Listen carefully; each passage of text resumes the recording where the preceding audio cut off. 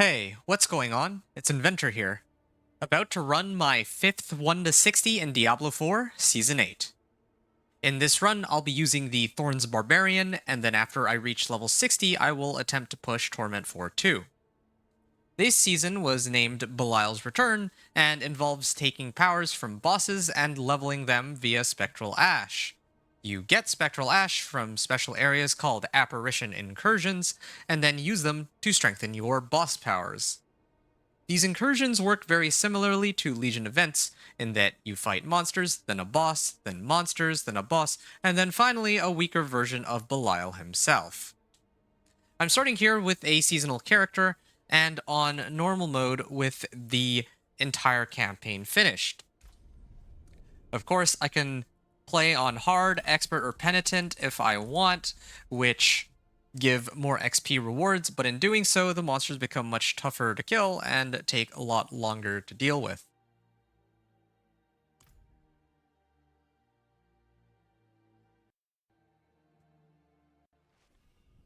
There we are.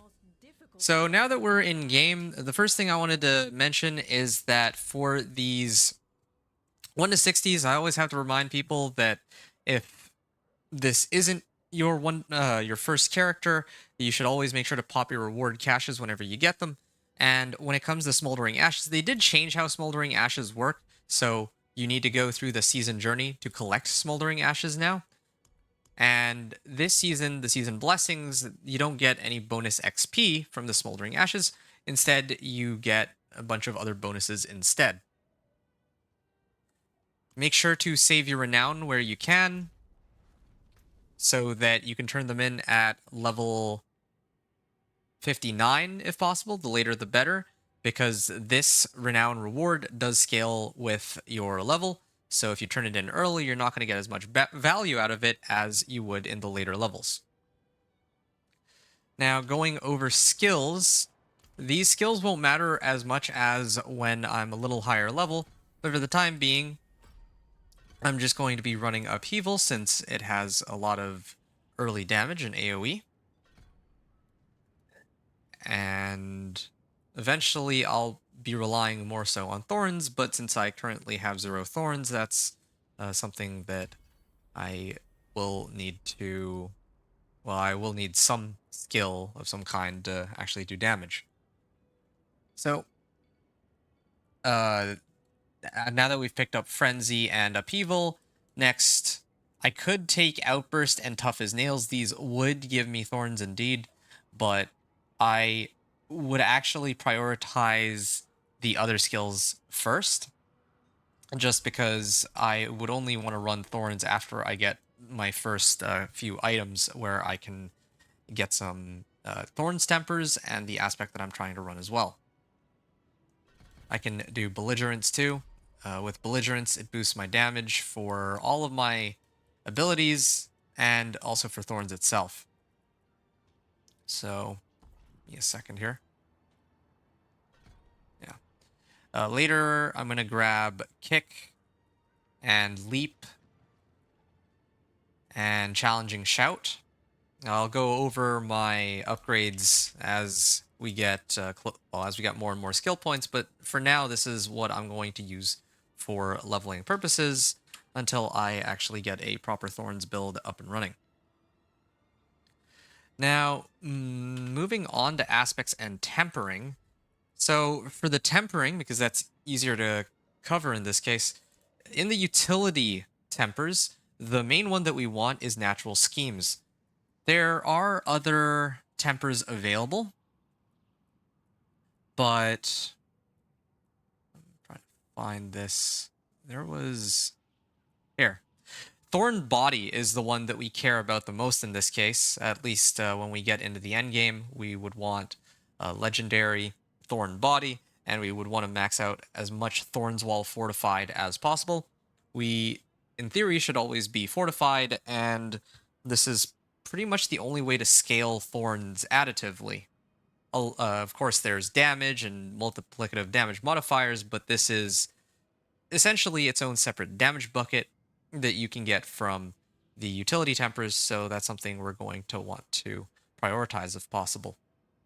But until then, if this were my first character, I could gladly run even the magic version of natural schemes. But since this legendary recipe is already unlocked, I will be using it because otherwise, like normally when I'm making these 1 to 60s, I try to emulate not having any of the recipes unlocked. But here I'll have to make an exception because this is where, this recipe specifically is where Thorns is supposed to come in from, but I just don't have access to it here since I have already unlocked the legendary version. So my leveling run will be a lot easier in that regard, at least, since monsters' health doesn't scale up as quickly as Thorns does, or the legendary recipe. You'll see what I mean later, but if I play even on Penitent, I'll actually be able to instantly kill many of these monsters, given the nature of how Thorns works. Okay, so there are other recipes that are helpful, but this is far and away the most important one. I can just use any recipe that boosts thorns. In this case, I would ideally, like in the future, want probably more damage while berserking, since that goes with some of my Paragon board modifiers. But the one that I would be using today is Natural Finesse. Similar situation with what I said just a moment ago. I can't use the magic version, unfortunately, for this run, so I'll just use the legendary version. And then for defensive and weapons, weapons, there is one in particular. Yes, there's Vehement Augments. The one that I would want is, I believe it's Belligerence. Yes, so Belligerence on my weapons will allow me to boost my damage as long as I keep using a basic skill. Right now I'm using Frenzy, but later I'll probably switch over to Flay so that I can pick up Thorns damage. And this Flay will actually scale as my own power goes up. In terms of tempering recipes, defensive, I would want to pick up Worldly Endurance for total armor, and, well, maybe some leap cooldown reduction or movement speed. So that's what I'm prioritizing on tempering recipes, but the most important ones are natural schemes by far, and a natural finesse second to that. And I guess belligerence recipe later on my weapon, but that's going to be for Torment. So let's not worry about that for now. Aspects. Okay, so for Thorns, there are 2 aspects that we need that are instrumental for this build. In fact, we're going to pick this one up first, and then we need Needle Flare second. These are the 2 most important ones, of course. I already unlocked Needle Flare, but I'm going to pretend I don't have Needle Flare, and then I'm going to run the dungeon to, I guess, get Needle Flare. And we'll pretend that I don't have it, just to simulate like a proper 1 to 60 run, or as close to it as we can get. And yeah, so these are the 2 most important ones, but like, let's say, for example, Inner Calm could be very useful too. Conceited works with Iron Skin later, and there's other ones that can boost my overall damage. Aspect of Elements is another one. If I get physical damage, then it would boost my Thorns in this case. So that is for my offensive aspects, and then there's one aspect in mobility. I believe it would be, maybe it's mobility. Yes, perpetual stomping. So later I'm going to have kick and ground stomp and leap. I would use leap and then kick and then leap and then ground stomp and then leap again, so that I am able to perpetually keep up my berserking, which will give me a lot of damage, among other special bonuses. So that's for my tempers. And then lastly, elixirs and incense. As a nice little reminder, if you ever get elixirs and incense, make sure to pop those so you get more XP. That helps a lot as well. And finally, for remember to get your pet, I'm going to use Dorian for bragging rights, since I did earn him in Season of Witchcraft. And now I would like to hire a mercenary. The thing about hiring a mercenary is that as a Thorns Barb, I actually don't want a mercenary in terms of, like, I would want to pull monsters to hit me rather than my mercenary. But an argument could be made if you're leveling through the game that you might want, let's say, Rahir and maybe Aldkin or something, because Rahir can give you some resistance to all elements. Aldkin can give you like DR with Field of Languish when you get CC'd. This is what I would usually do for my reinforcement, and this is what I would do for Rahir. This would give me more damage and resistances.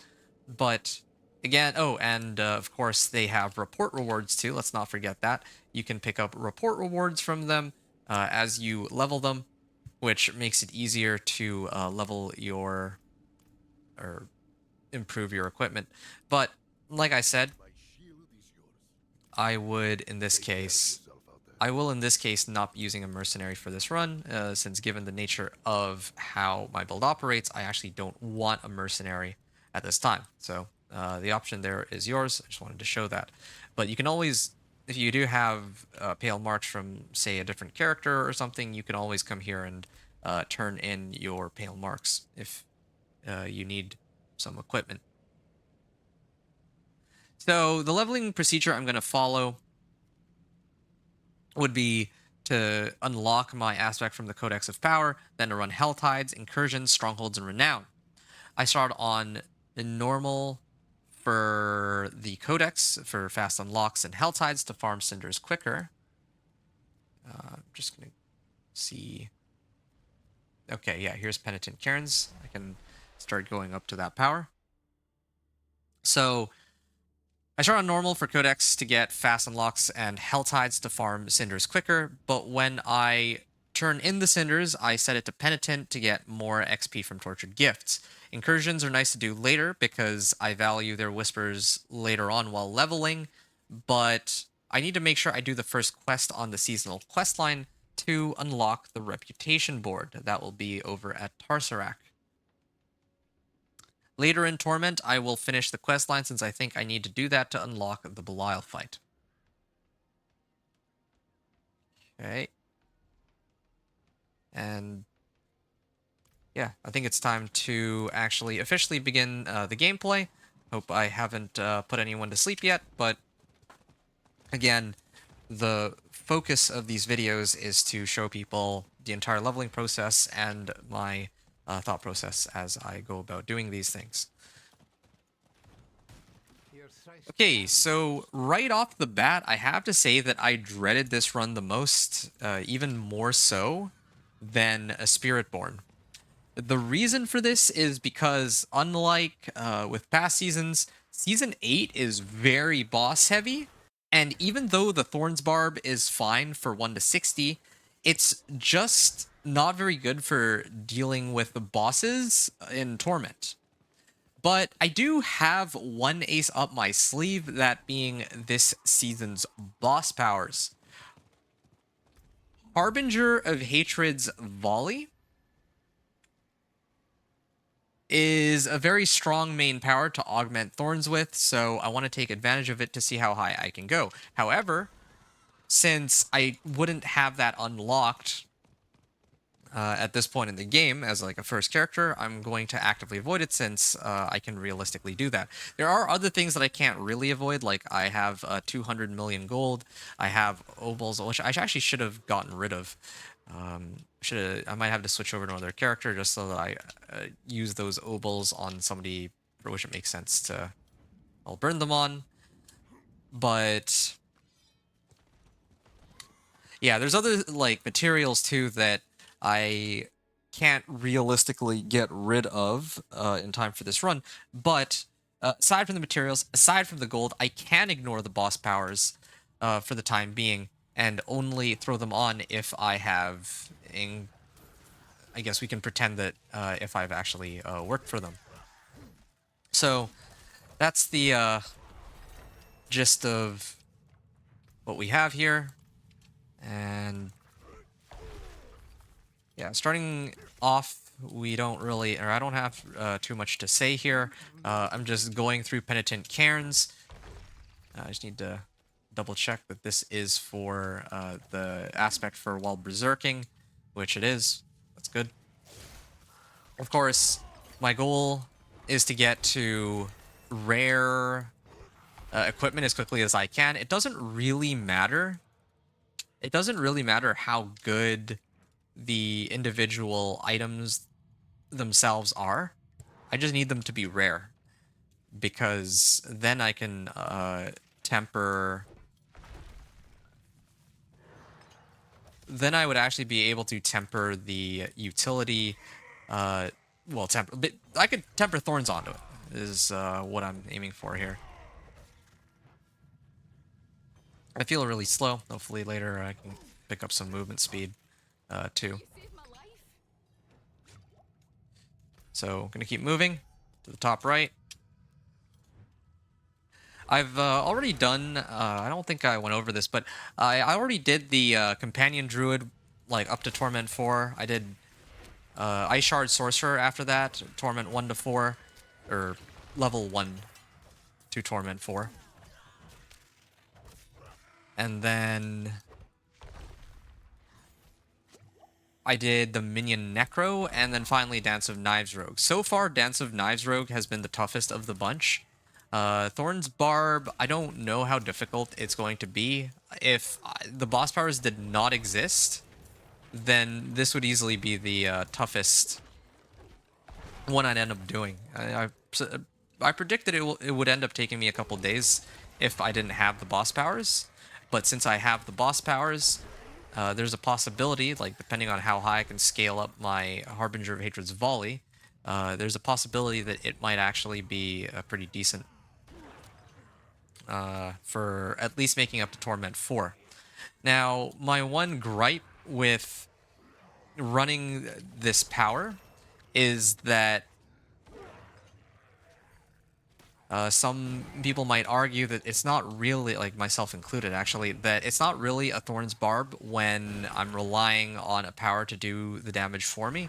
I, in this case, would point out that it's like Thorns itself is an effect, and it's activated through, well, a number of different things for me, right? My... Oh, I just put it here and I can... Wait, what? Oh, I need to keep going to the bottom right. When it comes to Thorns... Wait, hold on a moment. Why don't I... Is it down here? Oh, don't tell me I have to go all the way back and then come all the way here. Okay, shoot.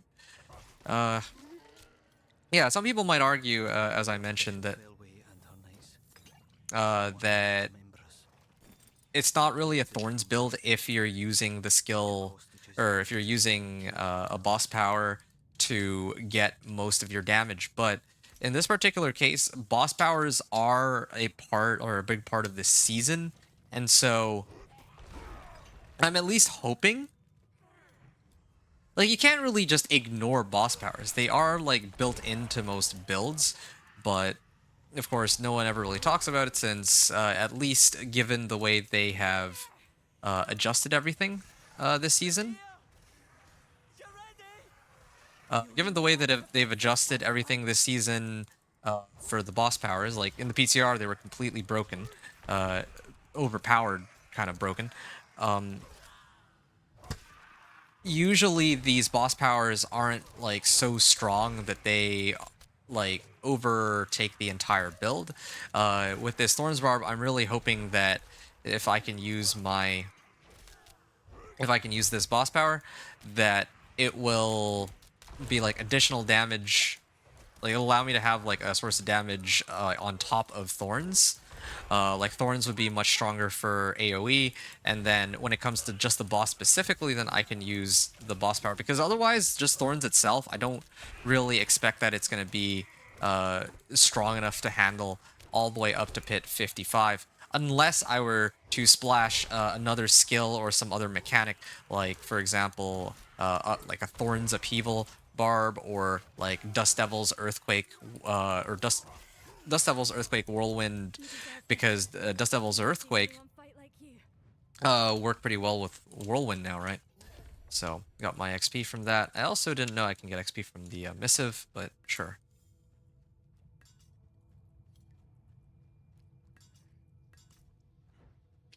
I'm going to keep going.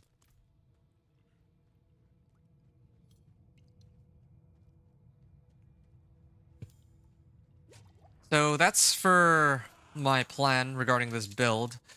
Of course, the other boss powers... Oh, right. There is one other boss power I wanted to point out. Oh, hold on. Let me just... Oh, ouch. I think I can bring him down. And... There, dead. So, unfortunately, I still don't have access to a legendary or a rare weapon. If I did, then I would gladly take this aspect that I just unlocked, fair and square, Deathwish aspect, and then I would throw it onto my, well, anything. Gloves, amulet, rings, whatever. That would be the starting point for my thorns, and then I'd work my way up from there. And I can talk more about that after, but I need to start boosting up the rest of my build here. Brawling skill damages an enemy I gain. I need to grab this in preparation of when I actually do get thorns. So usually I do leap and kick and ground stomp, and then perpetual stomping just so that I can cycle between these. This I can pick up from Charnel House. I don't think that it's one of those aspects I'd go out of my way to pick up, but one of the aspects that, or one of the other aspects that I should pick up is Needle Flare. So I'm going to head on over down to Imperial Library. I have it memorized off the top of my head that I need to go to Yashari's Sanctum in order to pick up the Needle Flare aspect. So something to keep in mind for the Thorns Barbarian is that when you're playing the Thorns Barbarian, when you're starting off in the early levels, right? If you were to play... Well, yeah, when you're starting out in the early levels, right, with this Thorns natural schemes aspect, usually... Hold on. I just realized that I have Fury per second on my chest armor, so this gives me a bit more leeway for my upheaval, which is nice. So usually the tempering from natural schemes, where you get plus thorns, is where a lot of your early game damage will come from. It's going to be a huge chunk of my damage here in the early game, and then later I'm going to get, as I get better and better weapons, the damage on the Deathwish aspect that I just got will scale, so that's where a lot of my damage will come from later on. And then finally, when I get closer and closer to the end game, I want to scale up my life, and as I scale up my life, that's going to work really well with Challenging Shout. And as you can see, there's Strategic Challenging Shout, which gives me thorns equal to a percentage of my life. So in the later Torments, at that point, I'm going to have maybe like, if all goes well, maybe like, let's say 20,000 life or something, at least. I think 20,000 should be a generous guess, but maybe I might not hit that on this run specifically, this 1 to 60, but that's the plan. To go up this way, and my leap is still on cooldown.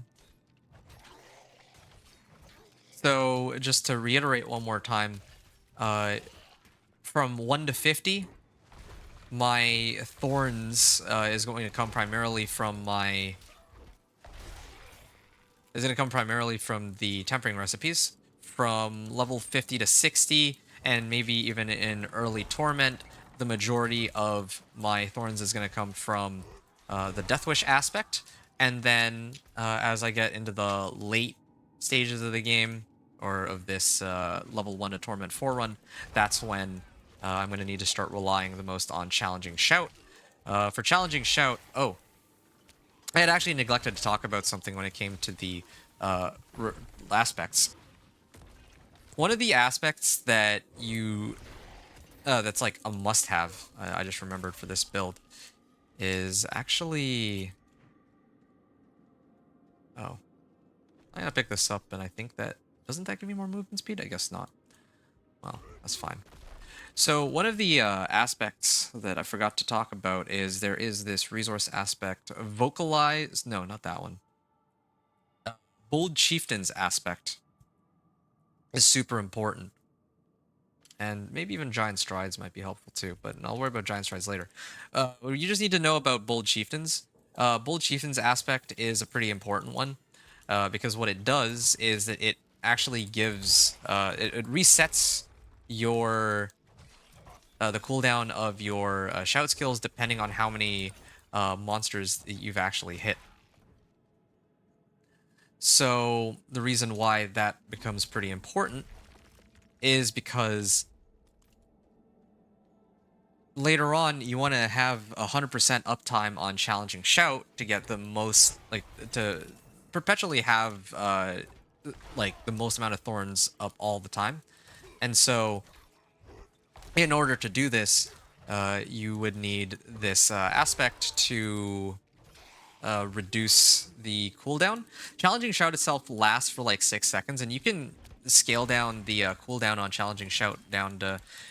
I don't know exactly, right? There's other tempers that reduce its cooldown too, but eventually it's going to go down something to like... or to something like... let's just say 15 seconds. And then if you use that... that Bold Chieftains aspect, or Vocalize Empowerment, or whichever one it was. Here, I'm just gonna... I need to actually have this memorized. Bold Chieftains aspect. If you have Bold Chieftains aspect, then you can reduce the cooldown all the way from like 15 down to like 7 if you use Challenging Shout on like a big pack of monsters. And then the Challenging Shout itself lasts for about 6 seconds, and so in this way, you would get pretty much 100% uptime on your Challenging Shouts. So that's like for much later. I'd have to re-explain that again later anyway, but just to kind of give an idea of what I'm sort of looking for here, what I will be looking for, that's the gist of it. And I can keep going up here. I don't have a source of unstoppable just yet. That's okay. I have lots of life. Barbarians typically have a lot more life than the other classes, just off the fact that they can run 4 weapons and they always get the bonuses from all 4 weapons, meaning, well, bonuses like the affix bonuses, meaning that these weapons that I'm using are sort of like stat sticks. If I can find like a 2-handed hammer, for example, that has like a rare 2-handed hammer with like life and damage, then yeah, I could just leave it like that for the next however many levels, since I'm probably not using that to hit monsters anyway. And the same thing applies to any of my weapons, really, as long as... Well, actually, even more so for this particular build, because Thorns is a rather unique... build, in the sense that...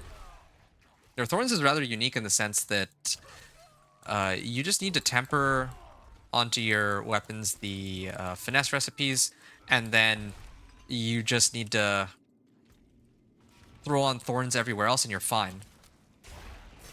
And none of that is going to scale, because all the damage is dependent on your recipes, right? Or it's not going to change for a very long time until maybe eventually like Death Wish aspect scales to the point where it's actually starting to do a lot more damage, and then that's another good source of damage. But what I'm getting at here is that because of the unique nature of the Thorns Barbarian, you don't need... you don't actually need to keep replacing equipment on your character once you have the correct tempers. At least if you're playing on... if you're not playing on like Penitent or Expert or something. Because on Expert and Penitent, you actually do have to worry about survivability a little bit. But when you're going through the game on normal and hard, you could wear probably the same level of equipment from level 20 all the way up until at least level 40, probably even 45. Unless you're going to scale up the difficulty, then there's a different story there. So, I finally made it to level 9 here. And then now I can actually start on these Helltides. I'm gonna run these on normal for now. And then if I get some rare items, if I get even one rare piece of defensive equipment, I would immediately go back to town and temper Thorns. That would just be the most sensible thing to do here. And I think everything else is pretty useless, so I don't think that there's anywhere or any of these will allow me to salvage, though.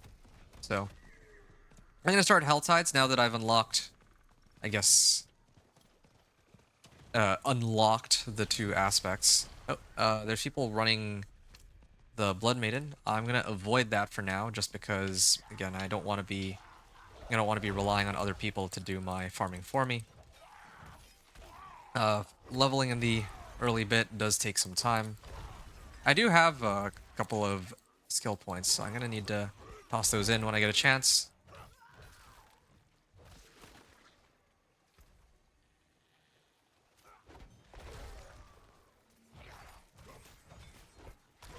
Right, so I can do kick. Later, I'm gonna want to do not mighty kick. It's power kick. It eats all my fury, but the idea there is that it will be one of my resource spenders later when I get my key passive. So Upheaval is still doing just fine for now.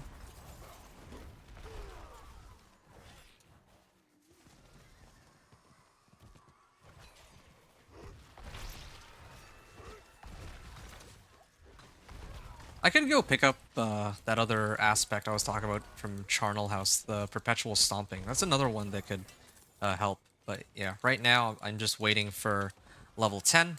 Level 10 is, or wait, no, it's level 15. Level 15 is when there's like a very noticeable increase in the number of rares that drop. For the time being, I still don't have any rares that I can throw on utility aspects into. That's another thing, by the way. I would need to find a rare weapon that I can temper Needle Flare onto, and another rare weapon that I can temper Death Wish onto. So, but the Death Wish aspect, that one will actually be kind of dependent on like which two-hander, or the item power of whatever two-hander I'm running. Because we want Death Wish. So we want Death Wish on, let's say, the hammer.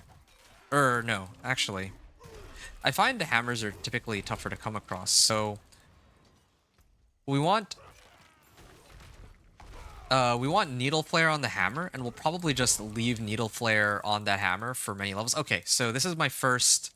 Yeah, sorry to get sidetracked here, but now that I've gotten my first rare, I can throw on the Thorns utility aspect, or the Thorns tempering, and now suddenly I can actually play as a Thorns Barb. This is, of course, what I would have wanted. And then as I get more equipment, maybe later I'll adjust the difficulty accordingly. So here, you can see, I can put on Natural Schemes. And I put that on. And suddenly every monster that hits me will die instantaneously.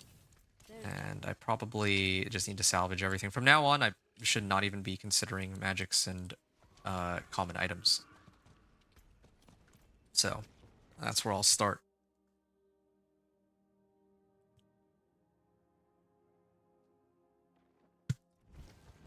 Oh, did I not bother to finish this? I guess I didn't. Okay, these monsters aren't, or the elites still aren't at the point where they die in one hit. That's because, again, I only have one temper so far. So what I was saying earlier, though, was ideally I want to have Needle Flare on my hammer, because as long as I have Needle Flare on a two-hander, that's fine. It will double the... So what does Needle Flare do exactly? So Needle Flare is a 39% chance that... Oh, ouch. I didn't expect that to do so much damage. Needle Flare, it's a chance to make the Thorns AoE. That's what Needle Flare does. And there's another aspect, that Death Wish aspect. I would put that on my... So if I put Needle Flare on a two-hander, then it would be, instead of a 40% chance to do AoE, it would be an 80% chance to AoE. That's super important. It's probably the most important aspect. The most important offensive aspect aside from Death Wish. And then Death Wish I'd put on my two-handed sword, because Death Wish also will get double the amount of damage if it's imprinted onto a two-hander rather than a one-hander, right? And so that's why it's most important to have Death Wish on the two-handed sword, or whatever, two-handed slashing. And also, I find that the two-handed hammer tends to be a little bit more difficult to come by, as I mentioned before. So that's why I usually prefer, if I have the option, to temper onto a to imprint, sorry, the Death Wish aspect onto the sword, and then the hammer gets Needle Flare. Ooh. This is Murmuring Obols. Okay, 1667 is how much I have right now. I'll just say, let's say 1650. I'll write that down somewhere. Oh. There. Nice. 1650. Okay, so 1650 obols to start. Just writing that in for myself, and keep going here. Yeah, this leveling process definitely isn't anywhere near as fast as when I was playing my Dance of Knives rogue. Like, not even close, but that's to be expected. It's to be expected considering the, well, Dance of Knives rogue is just way, way too fast. And this build does take a little bit of time to ramp up. Once it does ramp up, though, the good news is that then... wait, hold on. Yeah. Once the build starts to ramp up, then it'll actually... Like, you'll actually see how much stronger it can get, right? Like, I'm gonna actually try and run Penitent Incursions, because given the way... the unique scaling of Thorns... Since, again, like I said, monsters are pretty weak to Thorns. Like, all these monsters that are hitting me die instantly. Oh. There. Ran a little circle around that monster. So, trying to find... I just need some more rares, ideally. Still using Upheaval right now. Oh, okay, well, I can get credit for some XP. Maybe I get, if I'm lucky, some weapon that... I'm surprised there's somebody... playing as like level 60 on normal. So got a level up there. I'm sitting on 150 cinders. It's not bad. Again, definitely nowhere near as many as what the Dance of Knives rogue was able to accomplish. But still getting some cinders. I'm gonna wait until maybe another 10 minutes and then start trying to... Well, I think I have a little more leeway on this build because I'm not gonna have that many cinders. But piece, right? Oh.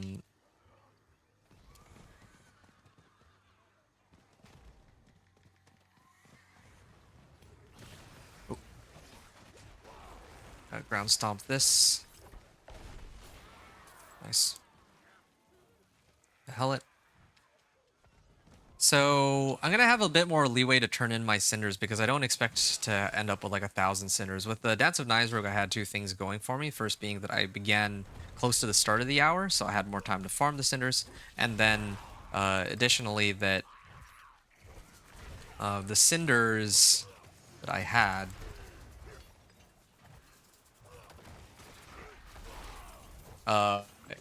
like the build is just much faster, like for farming them, and doesn't really need any preparations. Hey, Parker's Joan. Yeah, I am going to be leveling a Spiritborn too. Yes, that's going to be my last one though. I usually end on Spiritborn. Well, I pretty much always end on Spiritborn since Spiritborn is like my least favorite class, and I also know the least about it. I'm not exactly the biggest fan of... Like, at least with Barbarian, I have a pretty good grasp of what to look for on a Barbarian, but Spiritborn is like kind of like It feels like a very unknown class to me. I don't know it as well as with the other characters and builds in the game. So I can even actually just stand here and if I damage at least one enemy. Okay.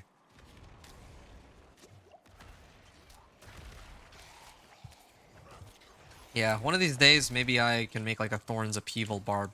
If this build is effectively unplayable on Thorns and the boss power alone, then I'll probably go and splash Upheaval. But for now, I want to just try to keep it as close to pure Thorns as possible. When I say pure Thorns, yes, indeed, I am running Ground Stomp, Kick, Leap, and Frenzy. This is, well, okay, minus Upheaval because I'm going to get rid of that. But it's true that I do have all of these, right?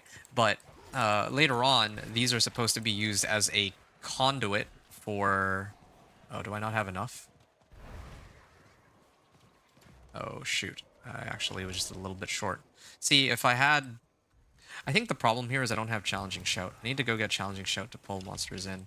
I'm still... Also, I'm lacking survivability. I need armor. I'm going to have to fix that later. So... yeah, like, these are supposed to be a conduit to boost my Thorns, because they're going to activate Berserking, which is where I get a chunk of Thorns from, as part of the Death Wish aspect that I unlocked. Right? Good. And there is a Harbinger. I actually should be running these Whispers, since I'm here already. Yeah, I do like 1 damage to this guy. Oh, Hellspire. Yeah, that's another problem too. With Helltides, I can't really afford to die. By the way, how are you doing, Parkers? Are you playing this season? Are you running like you were they pulled me out of it. Uh, yeah, are you planning to play Spiritborn this season? Because I figure that's why you might be asking about Spiritborn. And now there's this Ravenous Soulspire. Yeah, I can back out whenever I feel like I'm in too much danger. Again, it's not like as fast as... it's not going to be as easy as Dance of Knives Rogue or any other build. Even like, let's say, Minion Necro. At least with Minion Necro, my minions can hit stuff and tank hits on my behalf. With the Barb, I have to actually base tank everything, more or less. And because I have to hit everything in melee, too, it causes further complications.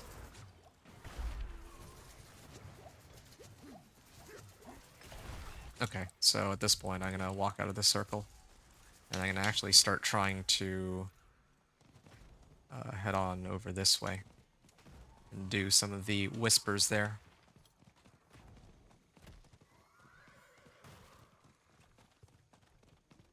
Necro as usual, and then Spiritborn? But you broke a finger. Oh no. Well, even if you break a finger, that does sound pretty painful. I mean, there are builds that you can play in this game which are like, you can play like either one-handed or, well, you could probably set it up so that you can play if you want to go through that trouble. Like, last night I was playing Dance of Knives Rogue. I finally made it to Torment 4. That was a very challenging run. And Dance of Knives Rogue. So, Dance of Knives Rogue was... like, the beauty of it when I was going 1 to 60 is that I only really need 3 buttons, right? Because I need the Imbuement, or Shadow Imbuement. I need Concealment, and then I can use Dance of Knives. That's, like, one of the biggest strengths of that build. And then, like, with Minion Necro, well, once you get Ring of Mendelin, there's, like, ways to scale your damage. Like, you could probably play up until Torment 3 without pressing any buttons, and as long as you have Ring of Mendelin on the Minion Necro and some decent like glyphs and other like damage modifiers, it might actually be okay. So yeah, I guess if you're playing Necro, it's the right class. But I do have to ask though, so this Necro of yours, what build are you running on it? Is it one of the more like ones they had to be like more active, or is it like a Minion Necro or something? Like in my case, I recently did a 1 to Torment 4, right, on on the Necro, like minion Necromancer, of course. And then when I did that minion Necro, I had... Ouch. When I played that minion Necro, I did... I actually did like a build video on it. Like I made a video where I kind of talked about the about how I put that character together. Now, if I don't know if you've seen it yet. I don't know if it would be at all useful to you, but I just wanted to throw it out there since you know, I put a fair bit of work into it, and I'm just letting people know that it's there, that it exists, all that good stuff. It's a little tough, but the minion Necro is best for a no-fight build. Yeah, that's fair. You only just got to 60. Oh, you didn't have a chance to watch? Okay, that's cool. You just got to 60 with 14 minions and a companion. I guess companion would be the wolves, right? Ooh.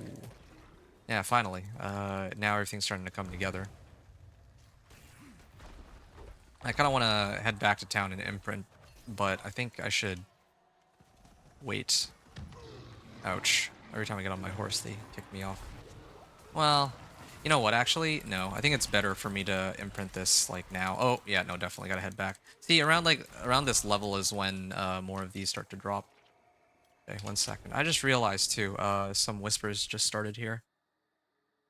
So, yeah, I have... Okay, so... Just letting you know, so on YouTube, I put out a video. I'm just gonna fetch it real quick. Necro, Diablo 4 Season 8, Inventor, and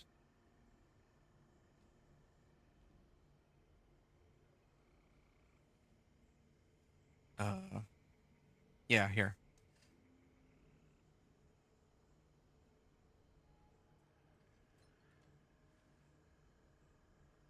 I think this would do it. Yeah, so that's the build overview video that I was talking about, where I kind of went over each of my pieces of equipment, and then I kind of explained, okay, because I cleared Torment 4 with it, right? So then I talked about, okay, this is what you need, this is what you should be looking for, etc., etc. Okay, and then here for this one, I would run Natural Finesse. So again, as I mentioned before, I'm taking some liberties here. I'm pretending that this is like a magic version of this recipe. At the end of the day, it's still going to have a very similar sort of effect. So normally I would do the other aspect first, Death Wish, but I'm going to do Needle Flare because I think it's actually more valuable right now to have the AoE rather than an extra like 14 thorns, since I'm already getting like 90 thorns from this. Like most monsters should die immediately after hitting me. Yeah, okay, great.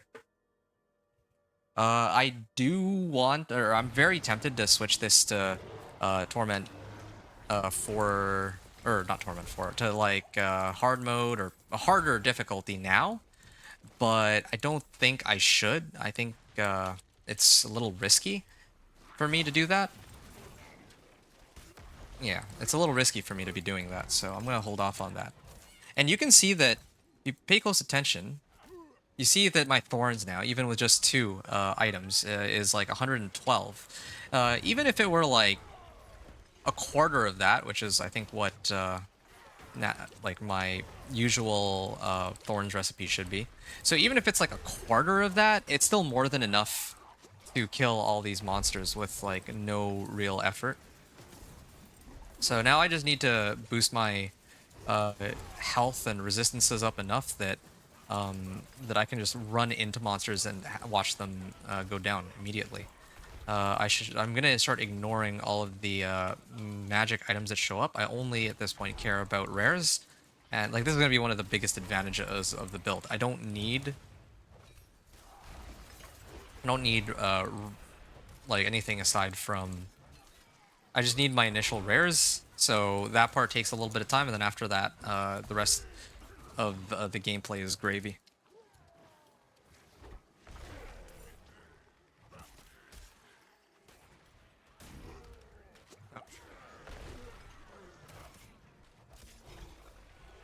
Alright. As far as corruption, I was supposed to go and grab this waypoint to make things easier for myself. So I want to commit to that. And then I think I can turn in Venus motes, but I think I'll turn in these... Well, I'm actually already passing by it, though. That's the thing. I don't want to have to come back here a second time. So I'm just going to go up this way. You know what? I'll just walk it.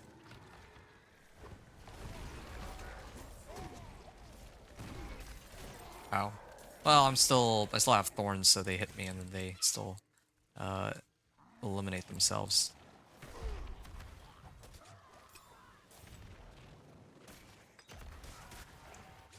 Okay, so I have 8 minutes now. I gotta be careful about that. I'm gonna need to...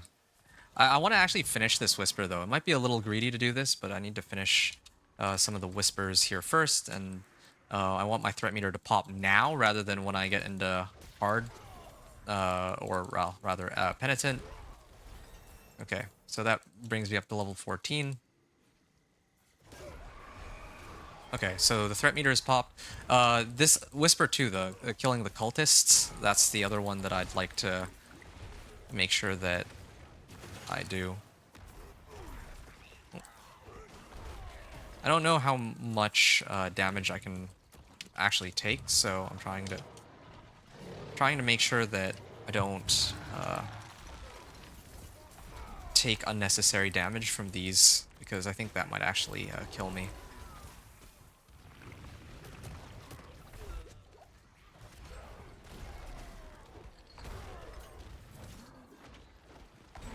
Okay, that makes 4 of these Harbingers. And... okay, the Hellborn is going to spawn, and I'm actually going to run away from the Hellborn, because I don't really think there's anything that the Hellborn... I don't really need anything from that Hellborn. Like, even if I kill him, as I have in the past, he just drops me, like, some magic items, maybe. Well, maybe not this level now, but it's not worth the risk, so, yeah.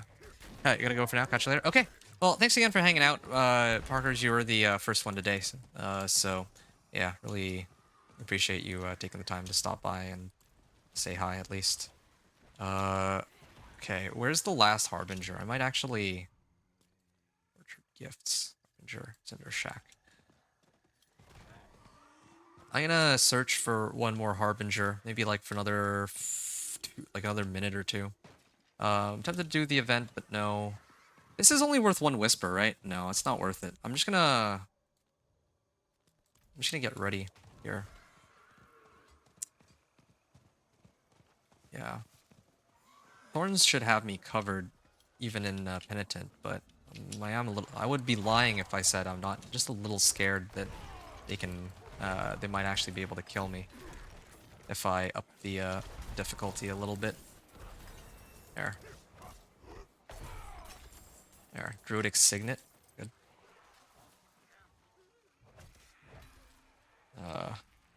Okay.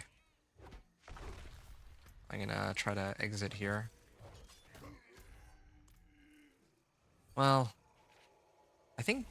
Oh, no, hold on. I'm just gonna leave the game from here. I think it's easier for me to switch it to Penitent. I should be able to kill them. Should be. Oh, I didn't get to finish the killing the cultists quest, or Whisper, but I think this is much more important, the amount of XP I'm going to get from this. And there are other Whispers here. I did the Venus Motes one. That one's kind of a freebie since I'm already killing everything else in this area anyway. But I think the mistake I made was that I didn't start in this region. I should have gone to this region first, but again, it should be all right. Yeah, you see, it's Penitent. But even with this level of Thorns, I'm still okay. Yeah, and this is like, I don't even have that many damage modifiers either, so this is just a place to start. And you saw I got like half a level out of turning that one in, and that's just the first one. Now there's other ones too. Okay, well, it's too bad I didn't find this Doomsayer sooner. Harbinger? Oh. Yeah, I could kill the Harbinger given enough time, but that's not worth it. I was hoping for like loot or a group of regular monsters. If it was normal and that was there and I hit it, then that would have been perfect, but...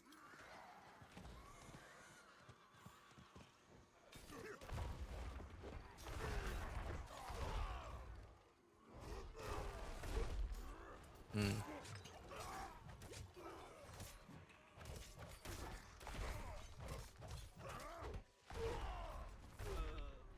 And... okay, I'm gonna hit this. There, finally. Okay, level 16, so that's 2 levels so far, not factoring in... and this is my first elixir. That's not factoring in the... oh,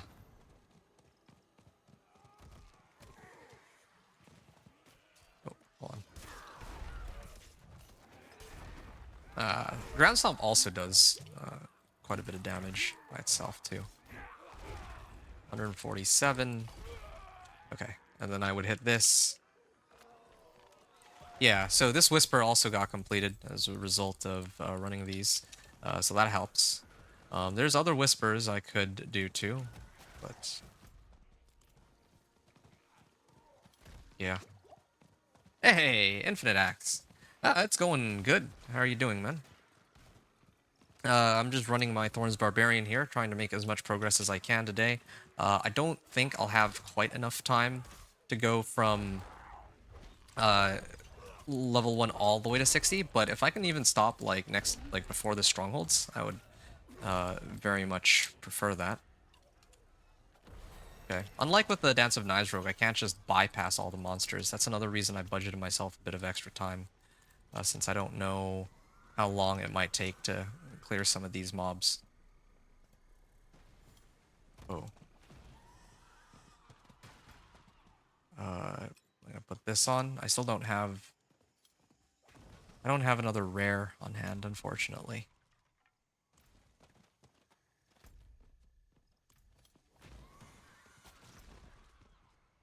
I think there's still 3 more on that side. And then there's the Blood Maiden Whisper. I could trigger the Blood Maiden, but I don't think I have a very easy way of bringing her down myself anyway. And I have... oh, shoot. Is this one?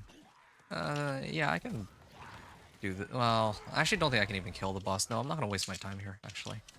That's pointless. Retrying? Yeah, how are you doing, Infinite X? Like, what are you up to now? Are you doing some farming too? I'm guessing you would be. Okay, I'm gonna grab an amulet too. Well, any of these are fine, really. Let's do plus life for now. And then I think I have 2 other ones. I kind of went the wrong direction in this. Well, yeah, I went the wrong direction for this, but it's fine. Oh, now they give me this warning. Interesting how that works, but... oh. Yeah, I'm being very careful not to get hit by those monsters that explode. Those explosions are usually the things that end up killing me. There. That puts me to level 18, and then actually maxed out, so now I have to get rid of this.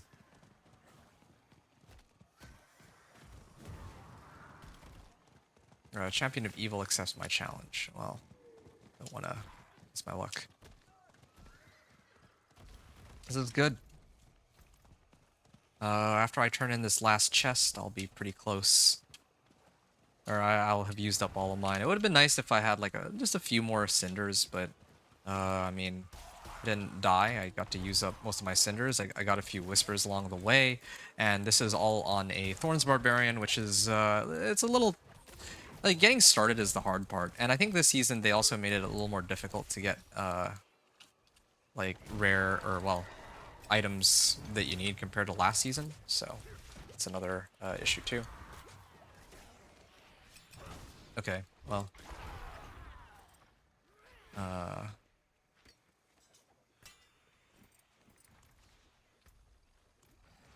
Actually, wait. I already have rings. Oh. Alright. I'm gonna head back to...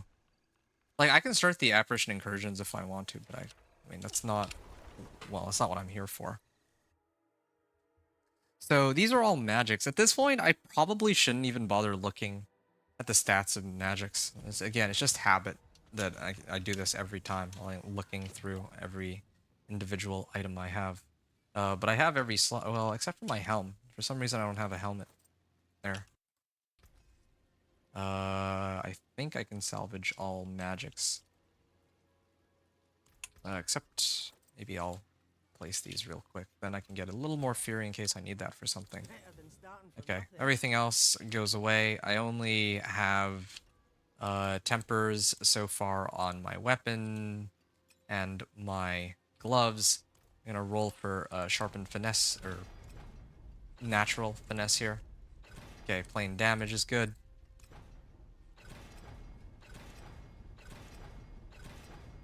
And I get regular damage. I would like to get... I mean, I think at this point, with the level of thorns I have and plus damage I have, thanks to these tempering recipes, I could probably get by with setting it on hard mode. I don't think I would want to run on... Actually, no, I should do it on normal, because I just remembered that there's going to be a boss fight at the end of this, and those boss fights will actually take forever. It's like, if I'm just clearing regular monster packs, then it's not a problem. Okay, I'm going to skip it, and then I'm going to go to the site of the Forgotten Crypt. This is like, since Helltide has ended, I have like a couple minutes to kind of... a little bit of downtime for me to just run this seasonal quest line. And then eventually, once I start getting a few more rares, I think I can set it to expert or even penitent, probably for the rest of the run. Again, this is maybe not something that like a level, like a fresh start Thorns Barb, like an actual fresh start Thorns Barb would have available, because you might not have all the materials, but this is sort of what, you know, you'd be working towards. See what you might find. Okay. Infinite, you're doing okay, just trying to get Obdicite and Glyph levels. Nice, okay. That sounds fun, man. I hope you enjoy yourself there. Yeah, I want to play some more, like, endgame stuff later, too, but it's just pretty annoying right now that I still haven't done all my 1 to 60s. Like, eventually when I do all my 1 to 60s, I'd like to actually play my... I think my first priority will be to get my orange ice shards build up and running, since I've been... I was like talking about that for a while. Huh. I was telling people that, yeah, wait, just you wait until you get... until I get the orange ice shards, and I haven't... part of the reason I didn't put that build together is because I didn't have the time, I didn't have the items, yeah, there's a number of reasons. But now, like, actually, like, just first thing this morning, what I did was I went to take a look and see which, oh, ouch.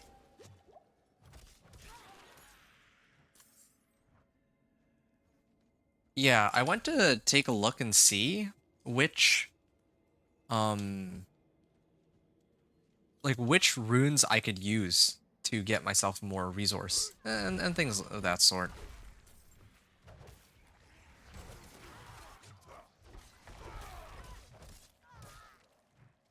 Yeah. Because for that ice shards build, the way it's supposed to work, the orange ice shards, I'm supposed to have... I'm supposed to use Banished Lord's Talisman. Banished Lord's Talisman works great if I have enough resource to keep pumping it up, the unique effect. But I need to actually get the unique effect. I need to have enough resource that I can drain out all my mana to get it faster. Ooh, that was Thorns in action. Vulnerable damage. I could like use this one, but no, I think not. Let's well, Finally, vulnerable damage. reveals No, it's not worth it because sort of light. this recipe is only useful. This tempering recipe is only useful if I don't have if I can apply vulnerable somehow, and I don't always apply vulnerable to these monsters. That's something I'm gonna need to sort out later. That much is apparent. I trust you know what you're doing. Okay. Wanderer, if you truly mean to snuff out these demons, I And imagine then boss powers, again, I'm pretending I don't have them. Ooh, I can drink a healing potion to get 3 point. Wow, I can drink a healing potion to restore 140 primary resource. That's actually kind of crazy. There might be a way to abuse that. I was actually thinking of so basically what I tried to come up with is I was thinking that I might be able to use I have it written down. Hold on, let me see. Okay. So it was Igni to Watt with Soul to Lum or Pock to Lum. So We can speak freely inside my Pock Rune is if I spend 5% of my primary resource, then I get 5 of my primary resource, right? So I was thinking that if I had enough resource generation from like yens and I have if I have enough primary resource from or resource generation from like axial conduit and yen's blessing and then I'm able to drain let's say like 130 or 100 and I don't think I can get it up to 275, but realistically I could probably do like every second hit would start an overpower proc. And so those apparitions. I'm thinking that I get enough resource generation that I can restore my mana after every time I use my boss power to drain out all my mana. So that's like ice shards though. I guess it's not relevant to this particular one, but it's just something I'm like trying to come up with right now for my ice shards build. That was the whole point of like my own take on that build. Only he decides what's real. This So is the realm of lies. damage reduction, I don't care. And then I think since I'm finally starting on Thorns, I can actually grab these. This one's not very useful right now, but this one is increased damage, or increased Thorns, and I think there's other ones like here, Pit Fighter. Belial attempted to wear your mind and So there's plenty of other modifiers I can grab. Slaying Strike was going to be only another. unfortunate mortals. But in your case, Yeah. something turned him aside. He Increased mentioned damage applies you. vulnerable. Such a thing is your affair. But And there's because also your additional faith max may have life too. mingled with yours, you've I wonder if I can get accepted more ranks of this. and with the powers he and his minions wield, by absorbing more of that Actually, presence, maybe I you can. can gain more power. Imposing Presence? Destroying as many of these apparitions as you can will slow Are these Belial's the movement, only defensive perhaps tempers? even gain advantages that can be used to defeat him. Masculine, Challenging Shout, Engage in more research to find Pressure Point. anything. These are usually for CC. Come outside. There's more you need to see. Raid Leader, Invigorating Fury. Okay, finally. Yeah, so yeah, it's good that I get to do this at the end of the Helltide just to save myself a bit of time later. And my reward for going through all this dialogue is to get a bit of XP and the reputation I'm board recording all. here. Now I can actually start earning rep from the caches, but I'm not quite ready to go there yet. What I want to do is I want to actually stay in the Helltides and turn. Well, I want to do the Helltides. Actually, before I go and do Helltides, I'm going to go to Karagar first, and then I'll switch the difficulty. I think I'll set it to hard. I think with this, level of power, I should be able to handle hard mode. Eventually, I want to get all the way up to Penitent before I begin the Incursions. Oh, one other problem I just realized. I also have my Spectral Ash maxed out, right? Like, not maxed out, but... No, I only have 98. Okay, 98 is fine. Don't expect to be... Hide from the likes of hell. We shall break the waves of blood. There's got to be something I can upgrade that I don't plan to use. Maybe this one. Well, actually, this is a pretty useful power for me now since I actually do basic attacks. Maybe Ashava's Poison Breath? Yeah, let me do Ashava's Poison Breath. I'm gonna boost that up. So I'm starting off with this much Ash then. I mean, this is close to 0 as I can really manage. So, whatever. That's a power I don't think I'm using on any of my up-and-coming builds. So I can drain out my Ash that way at least. Okay. So now there's like plenty of these guys. I should have these going. So now my leap and kick will be triggering Berserk. That goes hand in hand with Deathwish aspect later. But yeah, for the time being, this is gonna stick with.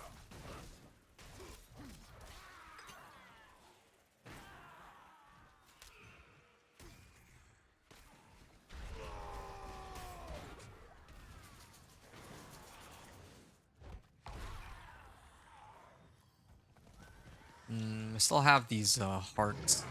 Oh, alright. Yeah, part of me kind of wants to just switch it back over to normal, since...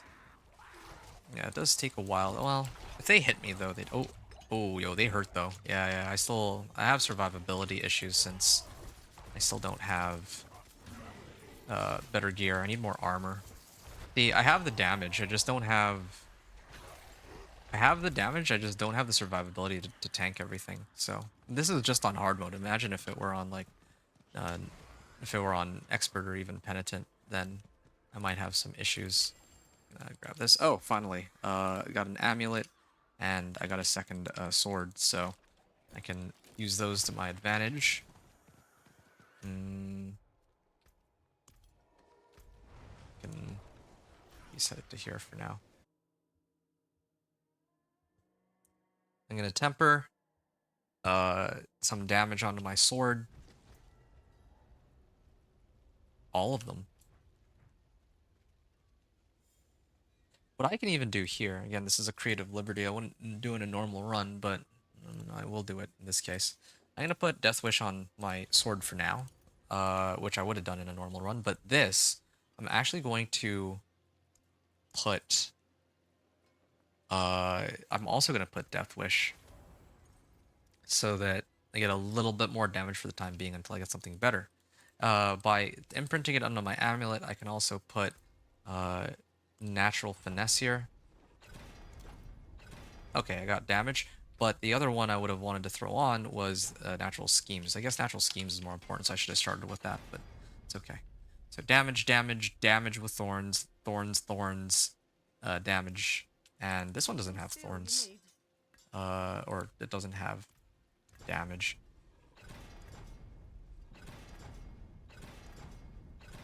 And I'm trying to roll for damage, but I guess it's fine. So that's how it's looking right now. And again, another creative liberty that I can take. I'm sitting at like 121 armor right now. I think it's about time that I boost that up, that value up a little bit, with 3 skulls. Okay.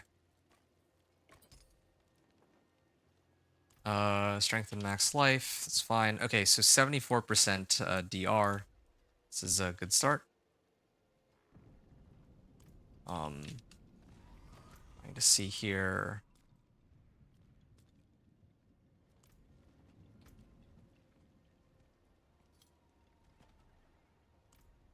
I can go, like, get more rolls on my gear. Like, plus life and all that, but let's not do that just yet. Yeah, eventually. Oh, that's another thing too. I want that weapon recipe for belligerence. Belligerence gives me like more damage when I swing with. Well, right now it's frenzy, but later I want flay.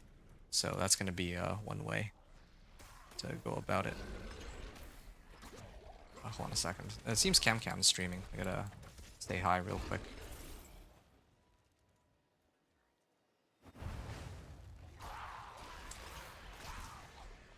Okay. That's 2 Harbingers. Yeah, see, I'm hitting for like 300 so far. I mean, this is mainly because of the legendary Thorns recipes. But if I didn't have it, then I would have done like normal instead. So, uh, however you want to look at it. I'm just waiting until I get all my equipment. Oh, here's a treasure goblin. This is Gilded Baron. Oh, yeah, the Thorns is killing him, actually. You get some gold out of that. Yeah, if this were like early game, that would have given me the means to do pretty much everything I would want on this character. Cinders collected, Harbingers. I'm gonna probably run this until I complete the Whispers, and then I can begin the and I can actually begin these incursions. Again, if I turn in the incursions now, for like each incursion zone, I can only do it once per day. So I'd like to save it until I get closer to like level 30, because then when I turn them in, they're going to be worth a lot more. Is the idea there.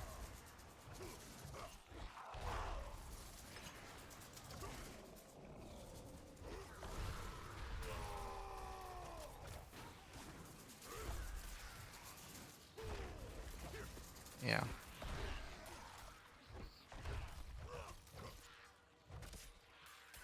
If I could get like an early Juggernauts aspect, that'd also be very helpful. Since then, I wouldn't have to keep paying attention to how I wouldn't have to, like, I could use, like, all resistance gems instead of skulls. That way I could get resistances to elemental stuff, too. Right?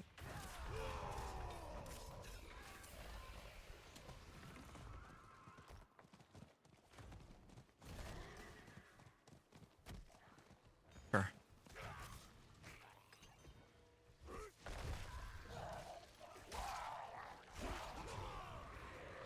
Any cultists? This cultist one takes way too long, I feel.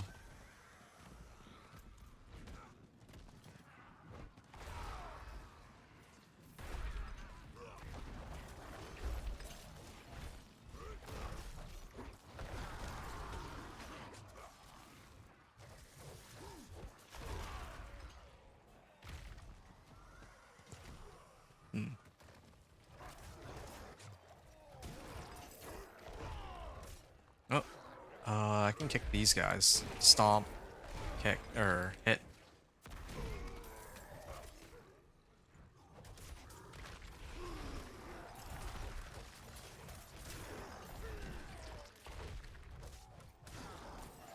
I'm gonna head up to the right.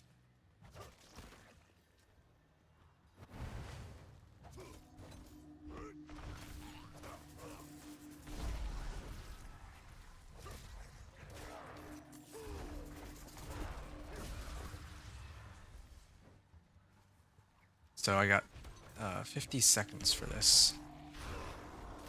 I think the really high damage I'm getting from my...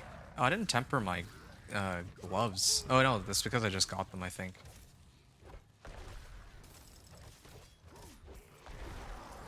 Okay. Alright, and then I kick this one. There. Where's the other bells?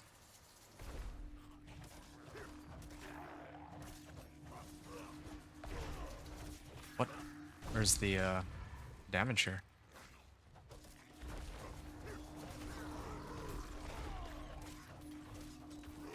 There. Barely made it. And then I think I just had to clear these guys. And... Good. I'm gonna pick this up. They didn't even give me... Oh, they gave me this. Well, not on this run, but...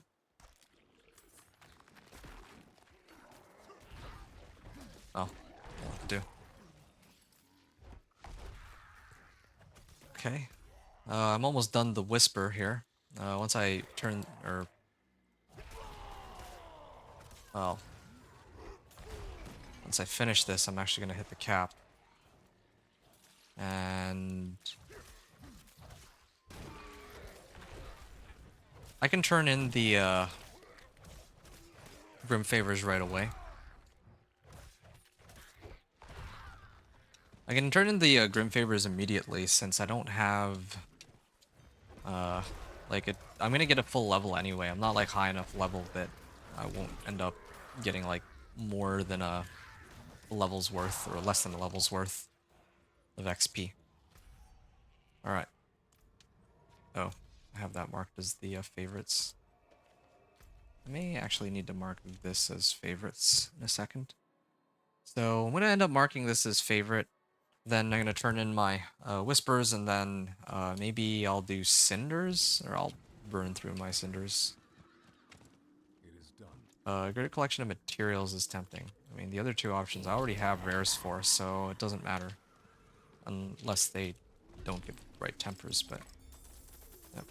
Weapon Mastery Efficiency? Weapon Mastery cooldown reduction. So I wouldn't even bother looking at any of these. The thing I gotta look for is... first... natural finesse already. I already tempered Thorns onto this, no wonder. Well, I should temper Thorns onto this too. That's the only thing I care about right now. Thorns, Thorns, Thorns, and I'm just missing pants and a chest armor. Once I get Thorns on both of those two, that's pretty much it. Slay Harbingers, I think it will take... Well, I could slay a couple more Harbingers or Cultists. The Cultists I can do. The Harbingers, I feel like, are a coin toss. And then when I do all... Like, when I finish all that, then I can... just same as before, set it to Penitent, and then turn in all of my favors. Oh, there's some boots. This one's got movement speed. Yeah, I think I would run that later over my current one, because I need movement speed, so that'd be worth it to try to retemper. If I can't retemper it, then I would... Well, if this were a real run, I would probably have enchanted off, like, probably strength in this case. Because then I can get more movement speed, and that's, like, more important.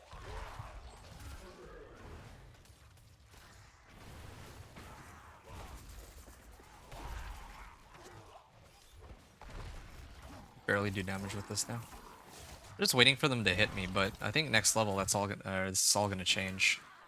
I'm gonna pick up this. I'm picking up all the multiplicative damage modifiers on the nodes so that I know. Okay. And then here, Waves of Darkness, sure. Okay.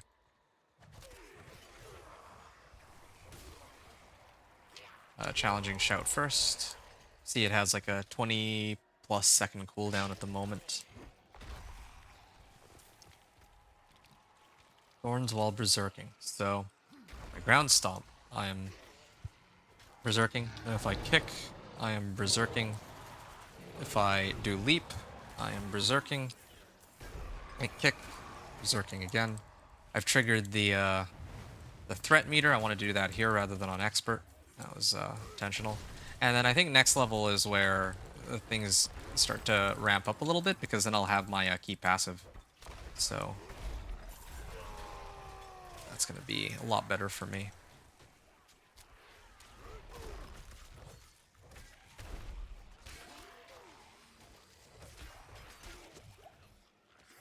Slain 57 cultists so far. It's too bad, really, the fact that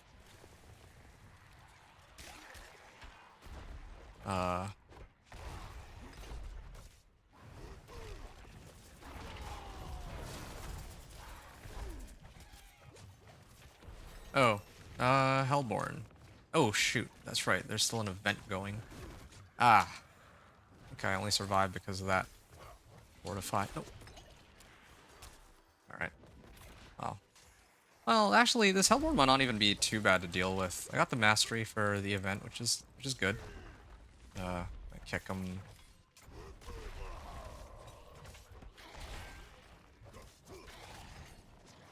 See, it's gonna take forever for him to die. Let's see if I can. There. All right. I don't really need to kill the Hellborn. I just need to kill everything around him. To complete this. Cultists, Harbingers. I'm actually almost done with these two Whispers, so I might try to finish these off before I move to the next area.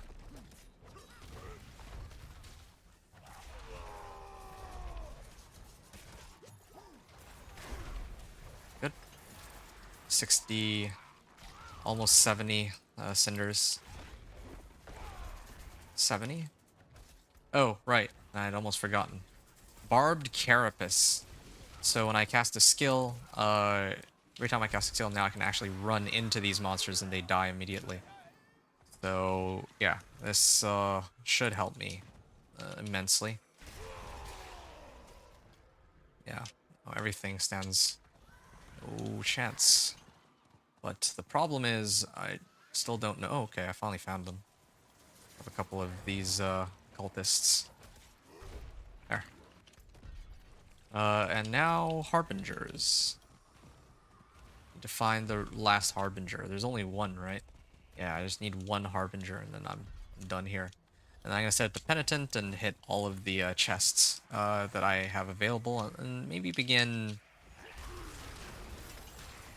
Oh, Scimitar. I mean, mine are already better. Oh, there's an event to the east. But... yeah, okay, fine, sure. I can run an event. Well, which event is it? Portal Invasion? Ah, that's okay.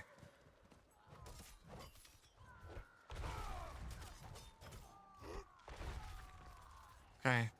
See, it takes a while. They're not fighting back.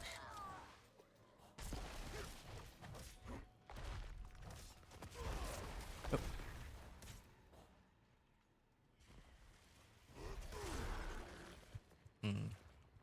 This isn't kick damage, by the way. This is just Barbed Carapace in action. Yeah, see, the build is definitely at the point where it can kind of start to function the way... oh, there we go. The way that I had intended for it to. Yeah, see, whenever I activate that cooldown... oh. I just have to run around here.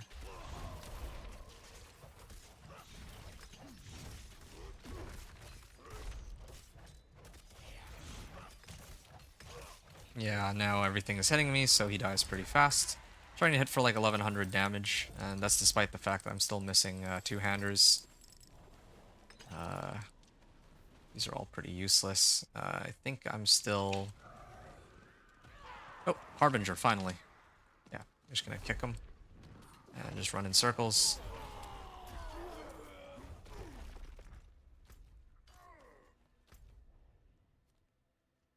Blood Maiden. Okay. I'm gonna head back to Karagar. I'm gonna switch it back over to Penitent, and then I'm gonna turn in these chests. It's about time that I do that. And I can actually start running incursions with others, and I think that's where speed of the run will start to ramp up. Furious Augments. Actually, wait. Furious Augments, which one is that? Oh, it's for Flay. At this point, too, I can... 5 Thorns. Yeah, I guess in the future I could use Flay instead of... use Flay instead of Enhanced Frenzy. because Flay actually does have Thorns early on, so that's one way I could get Thorns at level 1. That's something to think about. Well, whatever. Core and Weapon Mastery skills have a chance to make enemies vulnerable. Which one are my Weapon Mastery skills? This is not Weapon Mastery. Oh, after overpowering, I deal some extra damage for 4 seconds. But I don't even really overpower unless it's through Frenzy. Well, the points have to go somewhere. Yeah. Or maybe if I get it to generate more Fury. Yeah, why not? I mean, I need to spend my resource somehow anyway. So, I mean, I'm using Kick to spend resource. What do I usually put on my right click? That I don't remember. Oh, I'm missing a skill. I just don't remember which one. I think a Warcry, right? I think usually I have Warcry. Like Warcry on... yeah, this looks more in line with what I usually have. And then I think Warcry also grants me Berserking. So that's usually how I would do it. So now if I switch it to Penitent, also take a moment to see what else I got. No, I don't need this. Strength and max life. With 2 sockets. Yeah, sure. Maybe I can get some value out of the 2 sockets. I definitely need thorns here.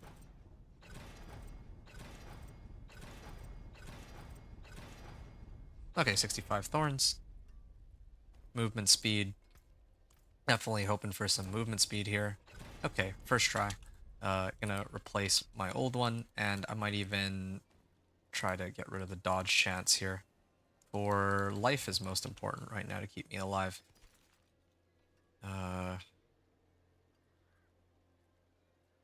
6 life. Yeah, this is what I was talking about earlier. I would not upgrade my current weapons all the way until like level 40 if I can avoid it. At least that's the plan. I still need like a 2-hander. Usually it's not the case that I don't have like a proper 2-hander after all this time, but yeah. Right. So far I'm about an hour 30 into the run. Maybe a little less, a little under it.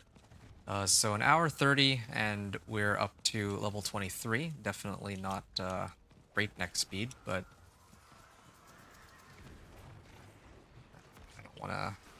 Oh shoot, yo, these guys can actually quite dangerous to me. Yeah, I mean I can kill them, but it's just a high risk, high reward sort of situation where if I walk into them, I can kill them, but if they hit me, then they can kill me. Oh, my elixir had worn off. Throw this one on. Somebody said in my chat that Thorns can crit now, that they changed it, but I need to actually test that for myself in this run, and I think this is fine. Strength and max life.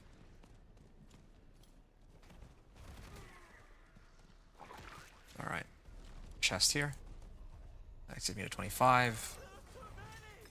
And I might even be able to get the Blood Maiden since somebody else has opened it up.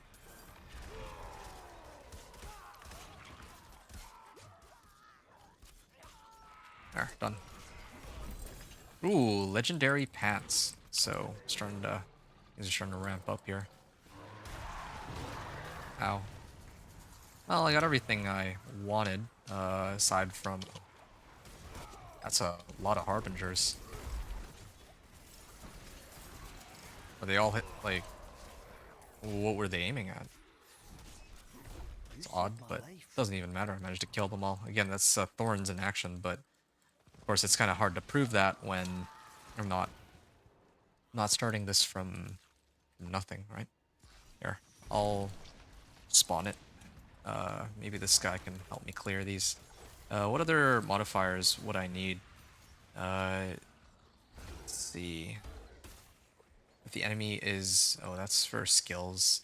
Overpowers, deal increased damage. You deal increased critical strike damage. Don't really do crit strike damage though. I'm gonna actually get more movement speed. I think movement speed might be most important right now for what I'm trying to do. I have enough damage. Even like this is penitent, keep in mind. Like that's the beautiful part of this build. I can just walk in and they die. No boss powers. I know I have these crazy recipes, but yeah, if I didn't have these recipes, then yeah, I probably would have gone like normal or hard, and I'd be able to kill pretty much everything in one hit. Just by like looking at them, they die.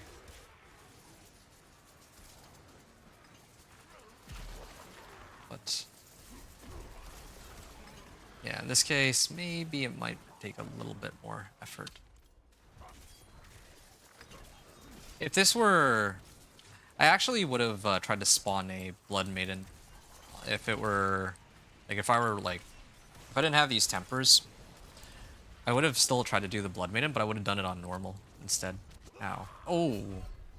Shoot. That was my first death. Yeah, I actually don't have the means to really kill that thing. Fortunately. Okay, fine. Just have to wait then. Ouch. Oh, it's going in another phase. Okay. Apparently tier 1 earned. Okay. Thanks. Alright. I'm actually curious about something, so let me take a look at this guy and... Oh, it's a druid. I thought it was a barb the whole time. I wonder... Oh, he's running companions. He's a companion druid. Oh, respect to him. Not expecting to see a companion druid here. And it's too bad that I died, because I would have actually had enough to open another chest after. Except the rewards on this one were not very good. Okay, I'm done. I could keep running these. Well, I could keep running these, but I think it's time for me to begin the incursions. Let me just sort out the rest of my gear, and I'm gonna actually begin on the incursions, I think.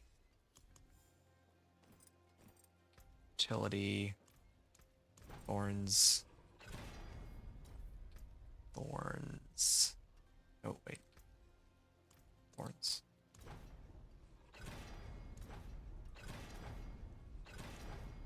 $51 thorns. There. I found belligerence. Can actually, if I want, put this on.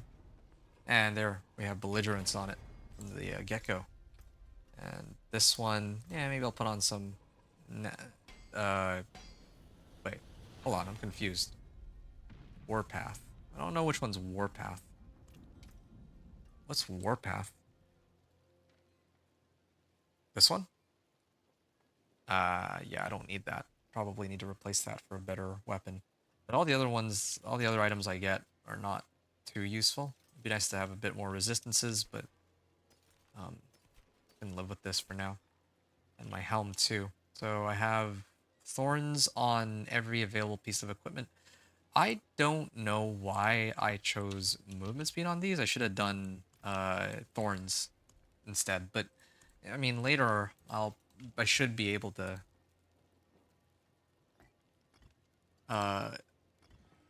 yeah, later I should be able to get like a set of boots that have thorns or something. So there. And then of course the incursion has begun. I'm impenitent, but I don't know. Oh, no, hold on. I'd rather do this one first. This one might take a while to get to, but yeah, might as well clear this one. Yeah, I don't know how many people are going to be around on either of these incursions, but either way.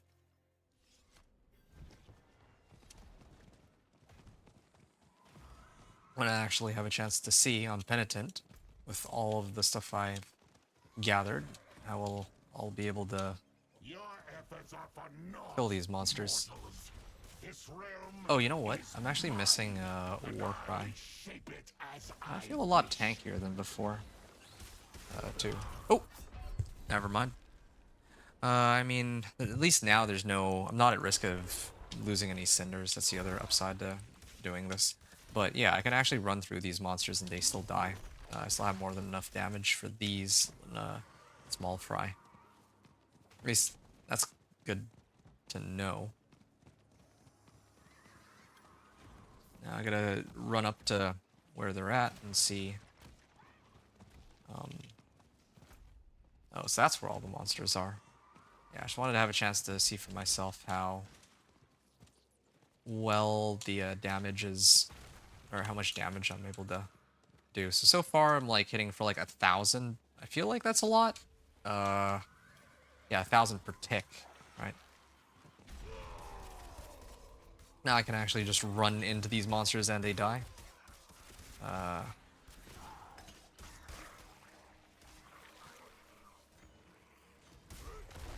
Alright.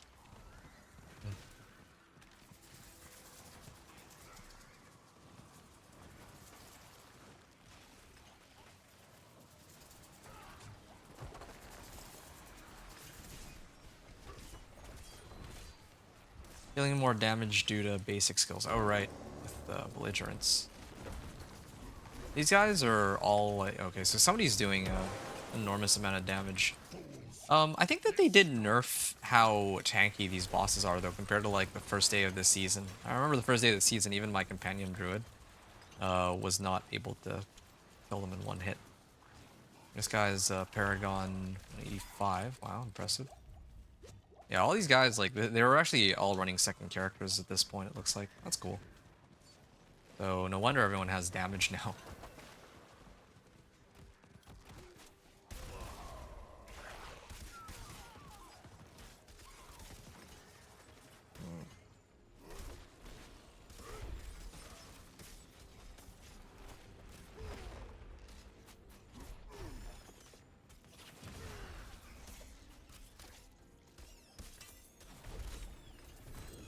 Oh, helm.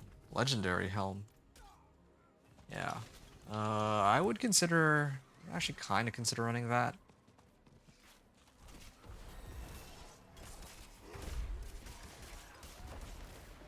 Honestly, I do feel like Helltides might... Well, I'm actually not sure at this point.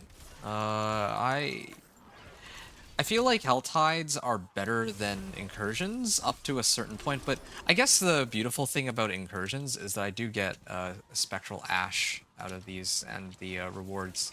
I get a lot more rewards when I do these Incursions on Torment 1 or above, but for now it's not too bad. Whoa. Whoa, that's a pretty sizable increase in damage, but again, it doesn't even make a difference since to begin with. The majority of my damage is supposed to be coming from Thorns anyway. So, I don't actually know... I wasn't paying attention. Which boss powers should I even have by now? It doesn't even matter, really. Like, when I make it a Torment, I'll pretend I have every magic boss power. But here... I'm just not going to use any boss powers. That should get easier. Insolence is at an end.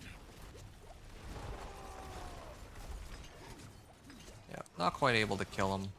The others are doing way more damage, but to be expected. I think one of these guys is like Dance of Knives, Rogue, and all that. Wings of the Creator. Okay, Berserking Finesse.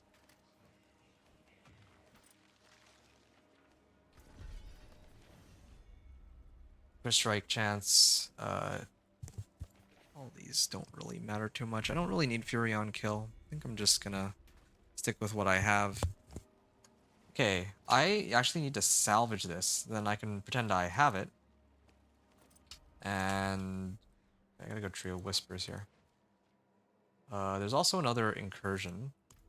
And I'm just trying to figure out if I want to run the Incursion or keep running Helltides, because... yeah, I think I'll just keep running the Incursions for now. It's okay. Well, I do feel like Helltides for like faster leveling or would be for faster leveling, but yeah, it's okay. I'll do gauntlets. Maybe I can get like a better pair here. 51 minutes to the world boss. I should probably go to this incursion, and hopefully I get put into. Hopefully I get put into one that's already started rather than one that's just beginning. I can save myself a bit of time that way since I'm mainly here to pick up whispers.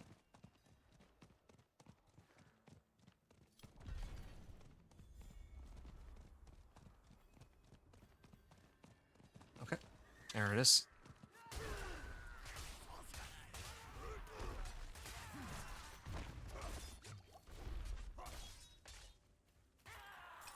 Alright.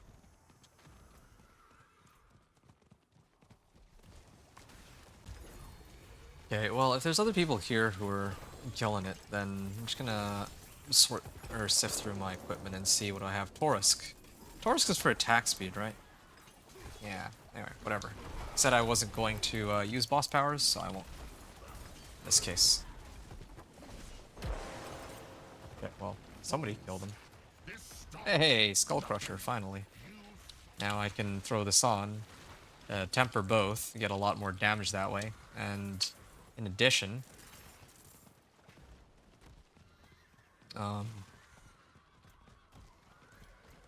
toss this out. I can actually get some extra damage too while I'm at it. Oh, those are Belial's eye beams. All right.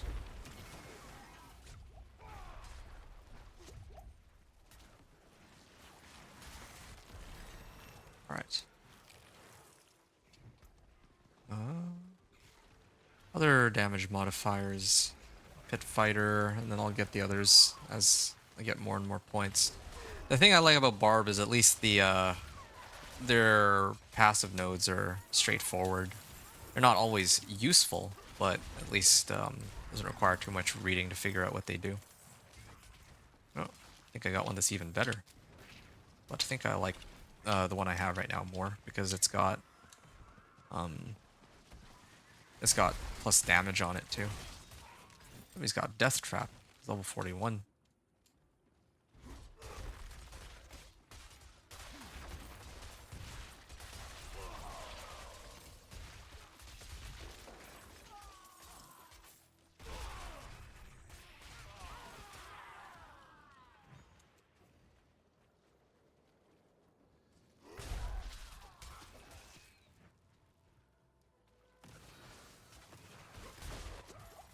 Okay. Yeah, like I can just run into these monsters and they die. Ow, ow, ow, ow. Don't want to get hit by these.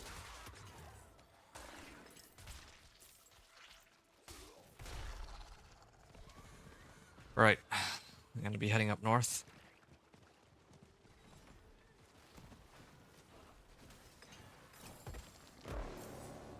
Get this recipe. Outlaw Sharpshooter.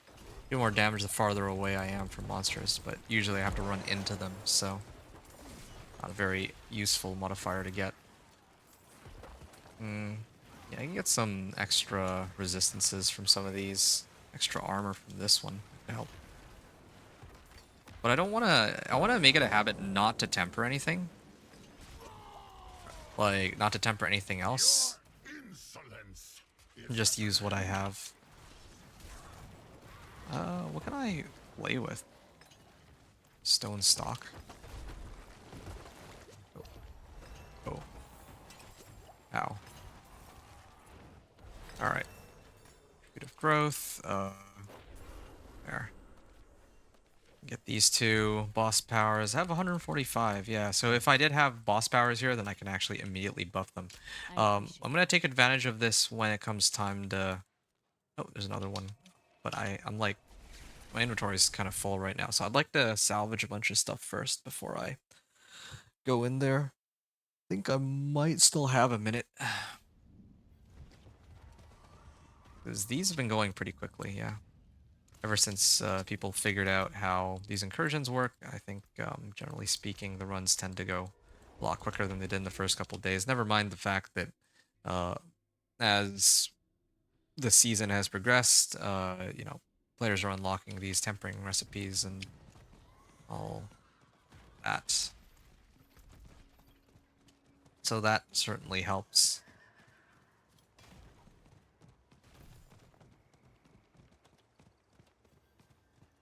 Apparition Incursion by myself on this one, and kind of curious to see how well I can do on my own, but I know that I have no way to deal with the bosses. Oh, I didn't even bother to temper these. This realm is mine, and I shape it as I wish. Yeah, see, I can like kill these guys, but it still does take a while. I need to do some more tempering and get thorns and all that. And despite the fact that I haven't actually gotten very many roles or aspects from any of this, so any of these runs that I've done of Helltides or Incursions.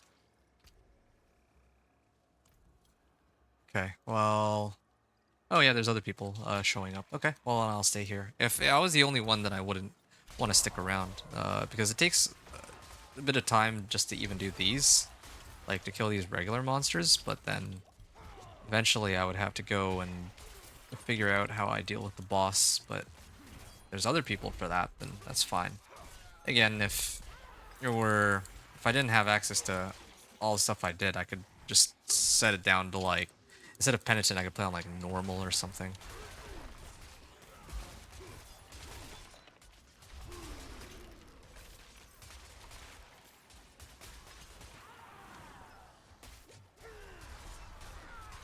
Alright.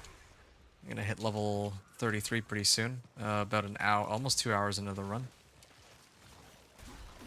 Usually takes me about an hour to get from 40 to 50, and then an hour and 15 to get from 50 to 60 because of all the strongholds, so... yeah, I think it's a pretty good pace. Just picking up the whispers here. Ow. Yeah, but I do think that maybe for the Helltides I should have started a little earlier. Or I should have kept it going until a little later, and then... oh, yeah. Ow.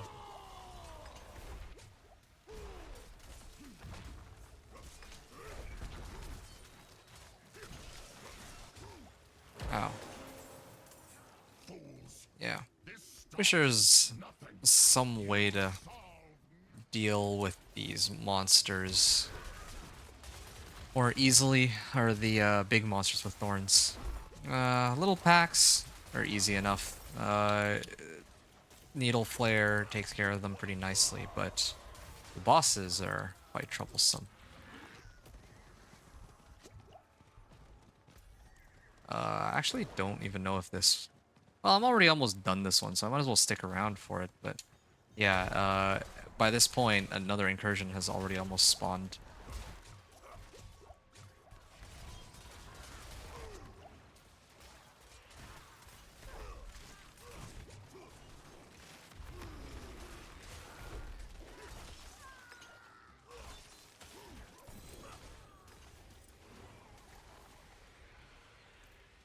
Ooh, this one has armor stat on it. And juggernauts? Okay.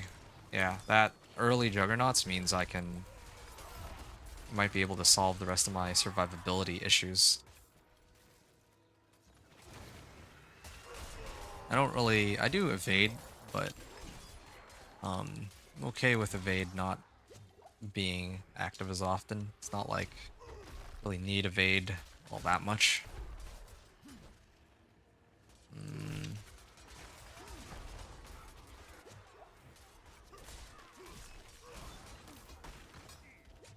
How much can I get out of this anyway?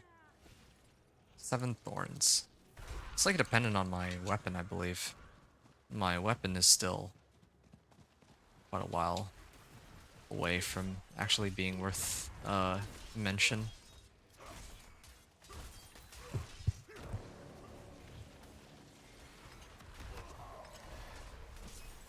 I think I already fought Apparition of Alec before, but sure. The one power that I would prioritize from these guys, Like, because when you're progressing the game level 1 to 60, if you don't have the powers unlocked, then in normal, you can't actually unlock a lot of the boss powers. But the ones that you can unlock are all the magic grade ones, and then the world boss powers. That's why, like, pretty much, like, if you're starting out, you don't ever want to miss a world boss.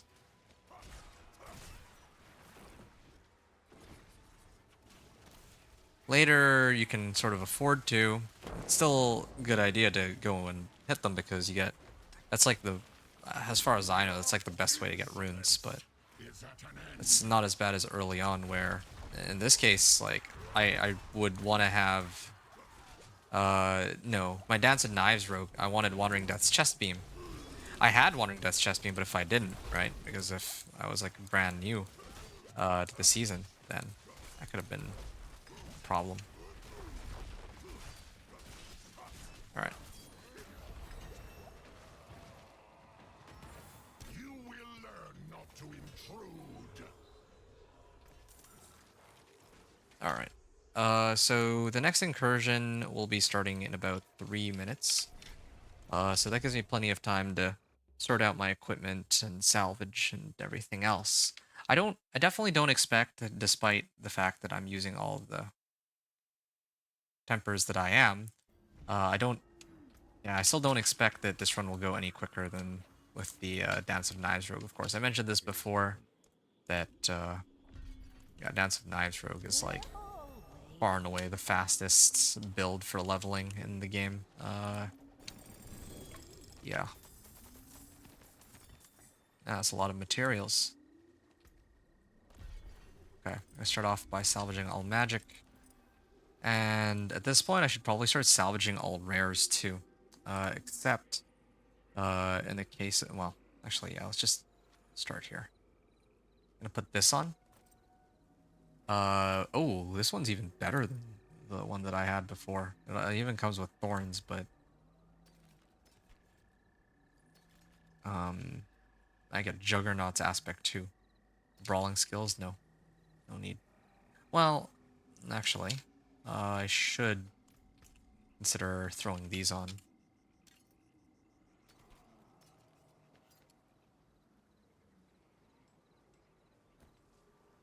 All right, gonna start here. Movement speed first try, and then I'm hoping for thorns. I'm hoping for thorns, thorns, thorns, thorns, thorns. Okay, yeah, got it on the last try. All right. Wait, I didn't even, I didn't even temper onto the right item. Okay, thorns probably is higher priority, but defensive aspect for temper, or defensive temper for armor seems pretty tempting, but I think I'd rather have mobility for now. Wow, this amulet, I managed to brick this amulet. What's the resistance to all elements in comparison? I think I'll just keep mine. The one that I had. Movement speed, brawling skills, dodge chance. I definitely don't need dodge chance. I would prefer movement speed. So now I have movement speed, max life, brawling skills, thorns, movement speed. So this one's good. I'm supposed to get juggernauts, I believe. So pretend I have juggernauts now, which I do. Or pretend that I just got juggernauts. So then I can put this on. My armor stat is now very high, maybe a little too high, which means that I would need to replace those for diamonds. At this point in the game, I think I would have enough for diamonds. All right. Resistances, resistances, resistances. And then for my weapons... Yeah, the ones that... Oh. Yeah, I'd like to roll for thorns here. I know that this is taking a while, but I'd rather just get this out of the way so that I don't have to look at this again. Okay, last try. Thorns, And then don't really need primary resource. I'll sort this one out later. Okay, salvage everything else.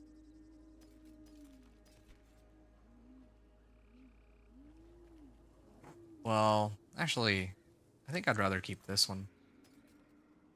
Just because I have to roll thorns onto this. That's the problem. Thorns. Okay, first try. 5.5 minutes. Where's the incursion? It's right here. Okay, well that's a convenient one. These ones are gonna have to be the next one that I do. Hey man, what's up? Hey, David. Yeah, hello. Welcome back. Once again, a lovely play pet quake. Yeah, see. And there it is.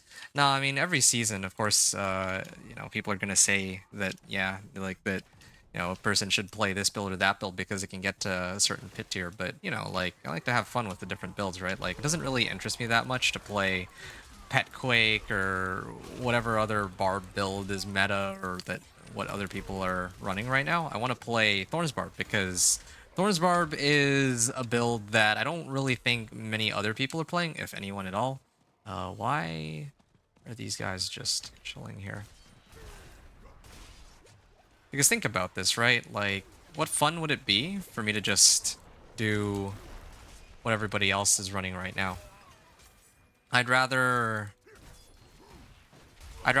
play Thorns Barb because, you know, it's a build that people haven't really done or seen. I mean, when I say haven't seen it, like, of course people have seen a Thorns Barb, but what I mean is that not everybody is, like, no one that I think either of us have encountered are running Thorns Barb this season. And so, and actually I did a search on YouTube just before I started today's stream, and I still don't think there's anyone who's put out any Thorns Barb related videos. And understandably so, like who would play Thorns Barb in Boss's season, right? Yeah. Your DOK Rogue only 55 still? Okay. Well, yeah, I think I mentioned to you, I'm pretty intrigued to know how your Dance of Knives Rogue goes. What time is it? Okay, so as a heads up for you, like yesterday we were you and I were talking about Dance of Knives. I actually finished last night the Dance of Knives Rogue 1 to... Oh, ouch. Yo, none of us do any damage on this one. This run is going to take forever. I might have to actually bail on this one. No, I'm getting out of here. None of us do damage to this. I still can't deal with bosses on Penitent. Yeah, so in about 4 minutes, my next one, is going to be released. It's the Dance of Knives Rogue build overview. And on that one, I basically talk about how what my equipment is. Okay, so because, like I said, last night I cleared Torment 4, right? I finally beat Pit 55, and then I made it to Torment 4, and then I had to, like, talk about what equipment I was running going into Torment 4, and then I talked about, like, how, like, my progression as I got there, like, what I think is the best way to go 1 to 60, and then Torment 1 to 4. So... yeah, you heard Thorns used to be ridiculous in PvP. I never do D4 PvP. I can't take it seriously. I've only done it one time. I basically walked in and then with like a buddy of mine, and then we died to some other rogue, and that was like when the game first launched. Ever since then, I've never seen anyone else in those PvP zones. And I think that there's a very good reason for that, right? Like, what reason, like, what purpose is there to ever go into the PvP zones? There just isn't. Like, the PvP zones are pretty worthless, I want to say, because you can't, like, we can't really get anything from them. Why can't I? Oh, I see why. Yeah, so... yeah, you have to do spin to win on Barb. You can't do anything else. Oh, that's fair. That's fair. No, don't get me wrong. Like, I completely understand, because when I played Barb... Actually, when I played Barb on launch, I wanted to do a Thorns build, but my Thorns build... I mean, in compare, like now when I do Thorns, there's like so many ways to scale Thorns. When the game first launched, it was a lot tougher to try to run Thorns because there weren't things like, you know, tempering. Thorns didn't scale off of. Thorns did not scale off of damage modifiers, and they only very recently made that a thing. I think that was back in season 5, I think. I could be wrong about that, but yeah, so they definitely made some adjustments to make Thorns more playable in comparison to what it was when the game first launched, I would say.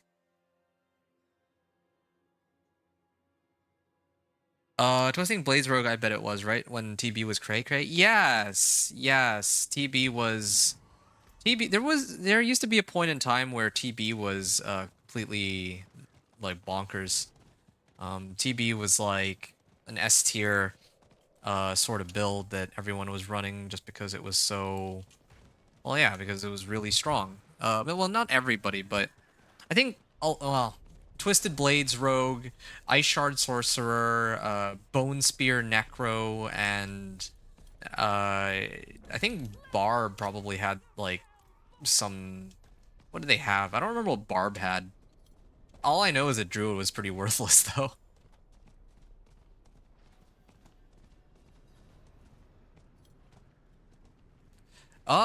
Thanks, man. I really appreciate that. No, it felt good for sure to actually make it there. Oh, okay. This region has whispers attached to it too, so it's pretty convenient. I can get both. Um, I might actually have to set down the difficulty because the monsters are scaling to a point where I can't really take out the bosses. Even though I can instantly kill everything else. Yeah, like, look at that. I can kill everything else with all the damage modifiers, but the much bigger monster like bosses are a problem. Um, Drew was like, I think I can. I think I can. Yeah, you've seen the meme before, right? I think it was 17 damage. Yeah. So, oh, there we go. It's 7 o'clock. All right. So my Dance of Knives rogue build overview is now officially out on my channel. You can check it out if you want, if you're at all interested. I'm not like, you were asking about like following a build guide. I'm not like one of those build guide creators like from Maxroll. I'm not like Wood Joe or any of the actual like rogue gurus. But yeah, I made a Dance of Knives rogue and I proved that it can clear Torment 4. So yeah, you don't like playing Druid, you just can't look at the character model. The character model, that's fair. It's not exactly the nicest looking of the character classes. I can't argue that. On the other hand, I like when I first started playing Diablo 4, there were 3 classes. Well, actually, I was interested in all the classes aside from Rogue when I really think about it. For Barbarian, I like Whirlwind and Thorns. You know, 2 separate builds, not Whirlwind and Thorns.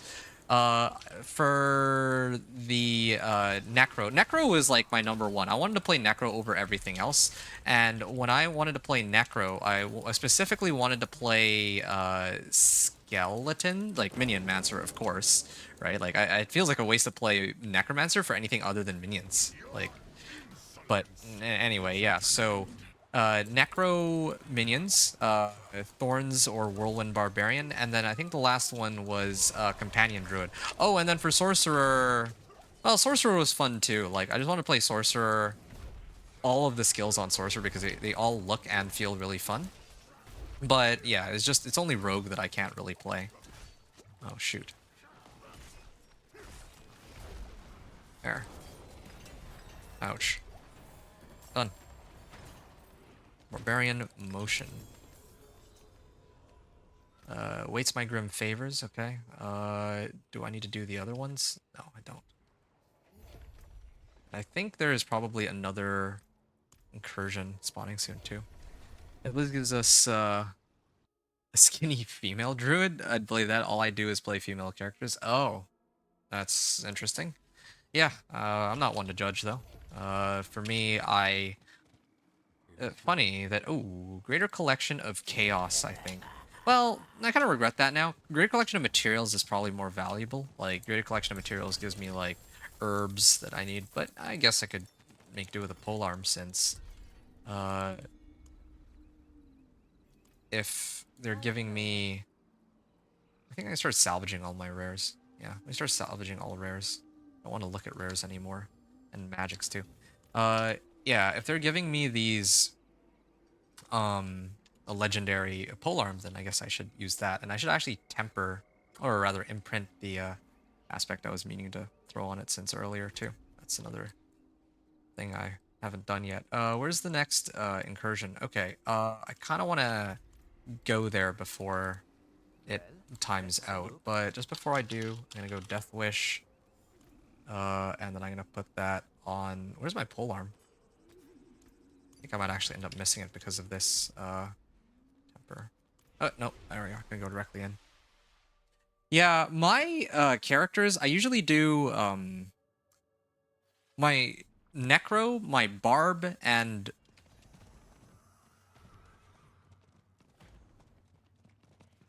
So, Sorcerer I usually make as a female because, you know, you're gonna be a sorceress.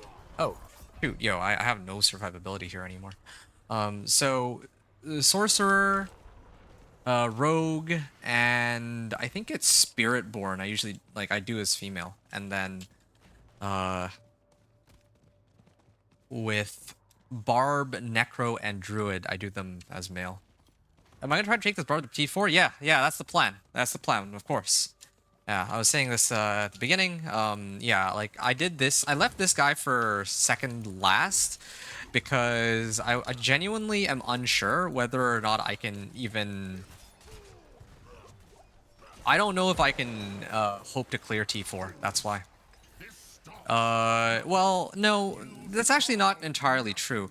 It's more like, I'm pretty sure I can hit T4, but I don't think... Well, yeah, I'm worried about how long it's gonna take. That's the main issue. I think I can take, yeah, I think I'll be able to get to T4.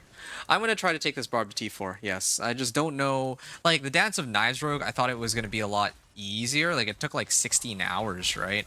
And I'm expecting the Thorns Barb is gonna take even longer than that, so I'm like scared.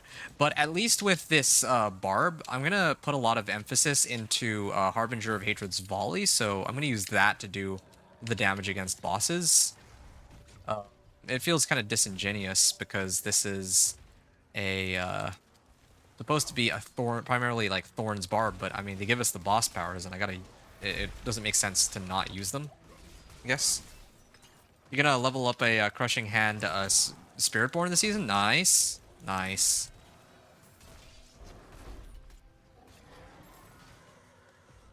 That sounds like it would be a lot of fun. So, I'm gonna see what else here.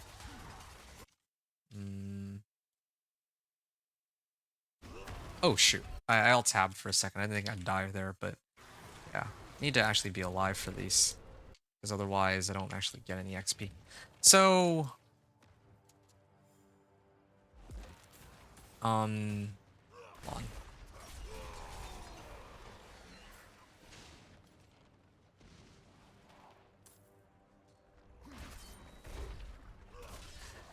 What else? I think there was something else you were mentioning earlier. Oh yeah, right. You asked about, you said congrats on getting to T4 on my Rogue. Again, thank you very much. What does it feel like on Pit 55? It feels like a struggle. Alright, and I'm gonna tell you, well, I mean, I know you're not asking for it, but I'm just gonna say it anyway, right? Like just to kind of tell you what really helped me out on my build. I had to get all my uniques, like, so Tybalt's Godslayer and Grasp of Shadow. And then... Ooh, wow. And then I got, like, Ancestral GA decks on, like, all of my other item slots. And I got all of my legendary items to rank 8 masterworking and all my uniques up to rank 4. And then I had like, I mean, you saw how many glyphs I had. So at that level of power, I was finally able to clear Pit 55 with like 5 minutes left on the clock. So there's like some good news and bad news here. The good news is that it is very possible to clear T4, and there is plenty of room for improvement on the build, of course, but it's not like I had like everything, right? Like I still had master glyphs I needed to level and masterworking to be done, and but on the other hand, even though there's room for growth, the drawback is that it still took like quite a lot of time to get there. It's not like the minion necro. Minion necro is crazy. Like I play minion necro, I get Ring of Mendelin, and then suddenly my damage shoots way up. Yeah, so Minion Necro was actually pretty easy. Companion Druid only was difficult because of how much time it took to find Storm's Companion. Otherwise, I think I would have made it into Torment 4 much, much sooner. But yeah, Dance of Knives Rogue doesn't have those strats unless you like do like a Death Trap, right? So yeah, it's troublesome. That's what I'm gonna say about it. How did it feel? Like I haven't. Keep in mind, like I haven't touched T4. Like I made it into T4, but I didn't play on T4. I just wanted to get to T4, and like Pit 55 is a bit of a slog. Like you probably won't die, at least is the good news. But even with like a pretty considerable amount of prep, it still took a while to clear Pit 55. So it doesn't feel great, but there's plenty of room for improvement, I guess is what I mean. What some people didn't ow. Okay, 1 second. I mean, I'm like half trying to read chat while playing too. It's the thing here. Oh, shoot. Oh, man. Done. Well, some people didn't realize why SB was so OP and S6 was bugged Viscous Shield, and however you spell it, and Rod of Big Capella K was OP too. Now it's like, yo, they gutted Spiritborn. Like they nerfed that into the ground. They nerfed it into the afterlife. It was kind of like it was kind of crazy just how well that was nuts. Like that was actually a really big nerf that they did to it for sure. Okay, so 2.5 hours, or I'm at like 2 hours 10 minutes now. It's good. While berserking, I deal fire damage every second to surrounding enemies. Yeah, sure, why not? Yeah, I don't want ground stomp to do earthquakes. That defeats the purpose of all this. Okay, I'm gonna get out of here. I felt they went a little overboard on the nerf. I just don't think they know how to really balance. They don't know how to balance everything properly. There's some things that they do know how to balance, but there's other things that are very strange. Like they went. It's like you said. Like it's well known by some people that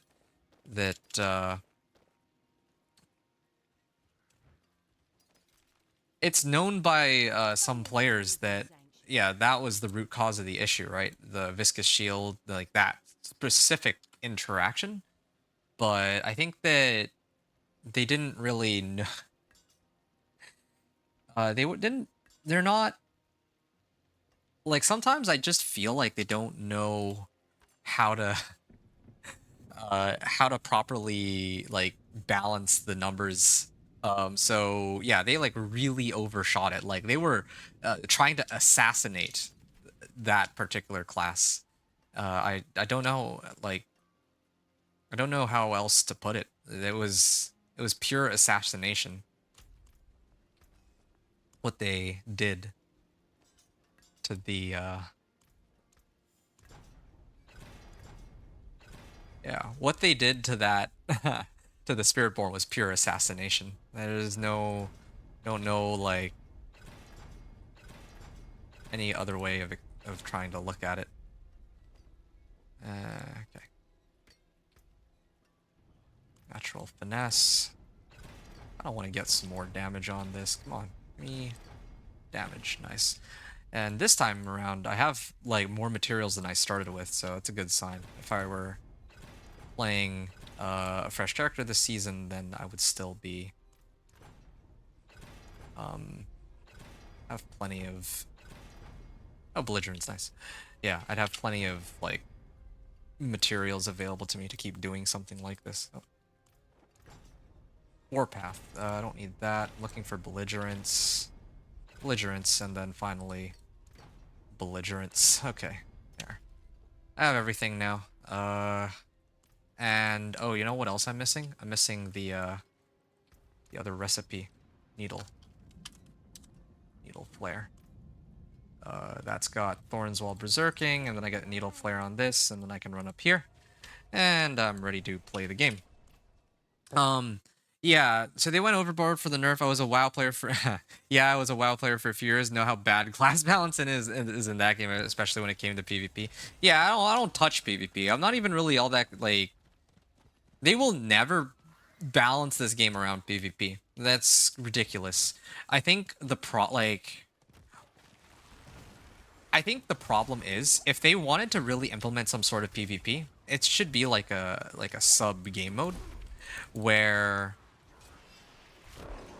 yeah, the way that PvP should work in this game should be that you have like you and a couple other people have like preset classes, right? Let's say you're given like a preset set of gear, and then you're given like a class, and you're hoping that well, I mean, other players will also pick some build or class, and then like you don't get to gear up your characters. The game automatically gives you gear, right? And then maybe they give you like a tournament format where you have to fight it out within an allotted amount of time, or like some sub game mode like that.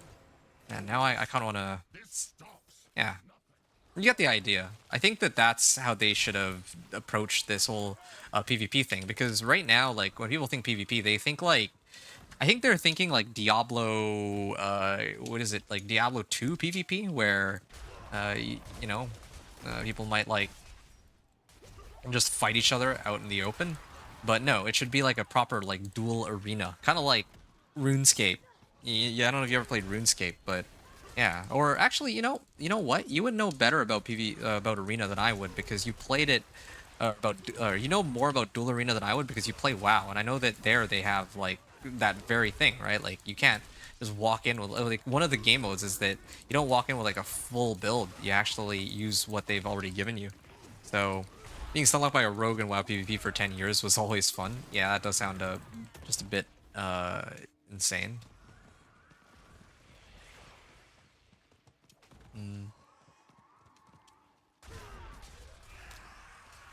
So Blizzard doing Blizzard things isn't anything new here to me. Yeah. Yeah, I mean... The one thing I will say, though, when they first introduced Spiritborn, I thought that it was by design that Spiritborn was far and away the strongest class in the game. Like, oh, well, there's a bug on Spiritborn. Well, that's too bad. I guess we're not going to do anything about it. You know, I thought that it was specifically because they wanted to... encourage people to get the expansion, and then well, it turns out that no, actually it has nothing to do with that. They just didn't it seems that it's just that they don't really know how to properly balance their game, I think. That's the hunch I get anyway, or that's the impression I get.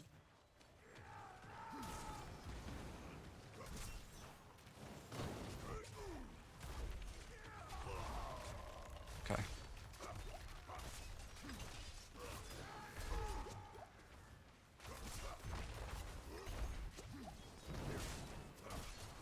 Okay, well, doing some damage to him.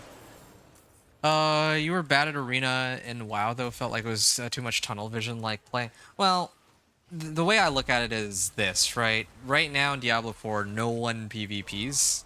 And I think that has to do with the fact that there's absolutely no balance whatsoever in PvP. And given the absurd damage numbers that are in the game now, like everyone will die in just one hit.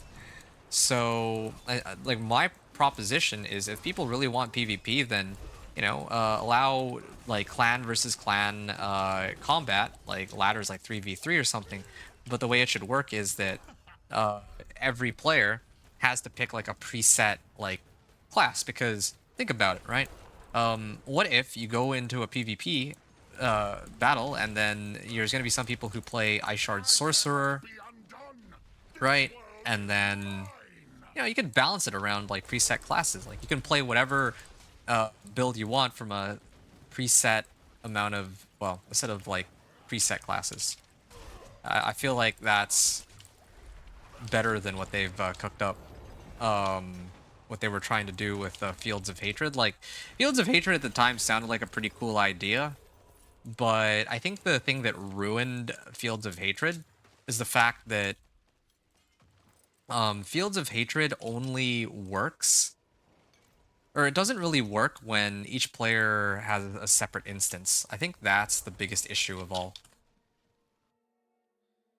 So that's why I'm saying I don't think that I still don't think that if they were to add PvP that a lot of people would love to play PvP, but I do think that at least some people would be down to try it, and you know, there'd be some sort of competitive.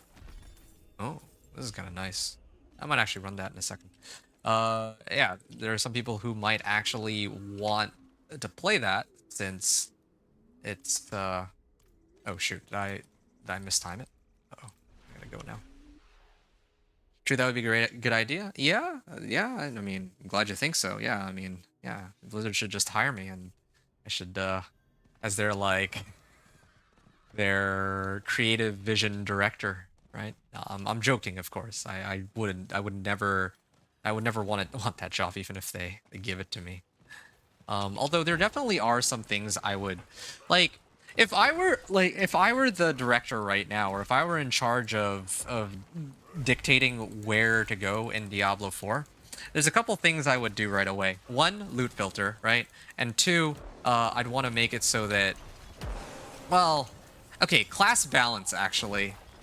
Like, class balance is a little bit tougher though, but I think loot filter, or implementing some sort of loot filter, and adding in leaderboards. Those are the two things that should just be in the game, period. And the thing is, like, with these leaderboards, it shouldn't be hard to put in a leaderboard. They had one for the Gauntlet. They just needed to add one for the Pit. And I think that they're a little reluctant to add one for the Pit because, you know, some people are just going to judge, like, oh, well, this build is worthless. There's no reason to play any other build, since, like, you know, this other build already cleared, like, a Pit 125. Okay, so I'm out of Apparition Incursions. Or Whispers, I mean. Yeah, I think that's the reasoning for why they haven't done it already. But the problem is, right, with that line of reasoning, and, you know, we don't know for sure, but I'm just guessing what their reasoning here is. The problem with them not implementing a leaderboard, because they might not want to hurt people's feelings or whatever, is that there's already leaderboards present, right? Like, there's already Helltides.gg, like, people are actively giving submissions.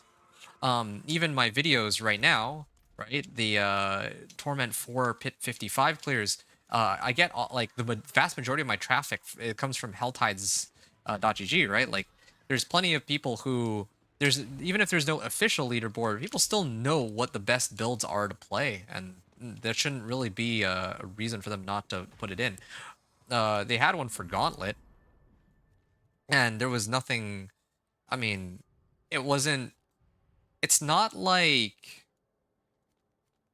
okay, I'm gonna move to the next one then. It's not like the Gauntlet, that it's not like people really loved the Gauntlet, but still, at least there was a way to compete with others officially with that, right? Now, people can still compete through the Pit, but it's just unofficially, so why not just officiate it? So right off the bat, those are the two first things I would do. I would announce those two things, garner hype for the leaderboards and all that, and then the next thing I would actually focus on is like class balance. I would love to also deal with like stability issues in the game, but, you know, sure, fine. Like, maybe those are more difficult to deal with than one might expect. But balancing, like, come on, why? Like, there's just some things that shouldn't exist. I feel like every damage multiplier, aside from like intelligence, should, like, you should either cap everything or not cap anything, because right now, like, look at like Lightning Spear. Lightning Spear was like the most busted build last season, and they still haven't made it so that the aspect for Lightning Spear has been nerfed, even though everyone was playing Lightning Spear last season. They're going to continue to play Lightning Spear now. So I think yeah, there's a lot of things there I feel like that need to be changed. Let me just A warrior. check some rares. How may I serve? How are you able to wait? Hold on. That would be a great idea. For my PvP picks, I'll just play Delta Force or something like that, which is fair. But I think there's a way to like make some people happy too, right? Like, you know, there's some people out there who wanted a PvP mode, but you know, the current PvP doesn't really work. I think that if they actually added something like Arena, then that's like a different activity you could do. They could have a tournament format, and then they could put like some rewards at the end, like, oh, if you come out on top first place, then you can pick, like, every player who placed first gets to pick out one mythic, and then it resets every 24 hours, like on like a tournament or something, right? Like there's all sorts of ways they could make it like fun, or they could be like, oh, you can add a GA to your item or some cool rewards like that, right? Like yeah, I remember there's another game, I don't know if you've ever heard of it. It's called Grand Chase, right? And Grand Chase, in that game, there's like an item where you can reroll all the modifiers on your items. Or sorry, there's an item where you can add all of the you can reroll all the modifiers on whatever item that you have, or whatever your equipment has. And then there's another one where you can reroll like one specific affix on it. And that's like, for me, I think that that's cool. I don't enjoy that game as much as I do Diablo 4, but I think that certain systems in that game, like the people in charge, like running the game here, could really learn from how they've done things over there. Is my 2 cents. Yeah. All right, this is a good opportunity for me to actually read through all of these. Dire Whirlwind. No, I don't need that. These are like starting to get a lot better. Even this one. If I temper onto this, my damage would go way up. But yeah, I'm gonna maybe I will switch this one. But how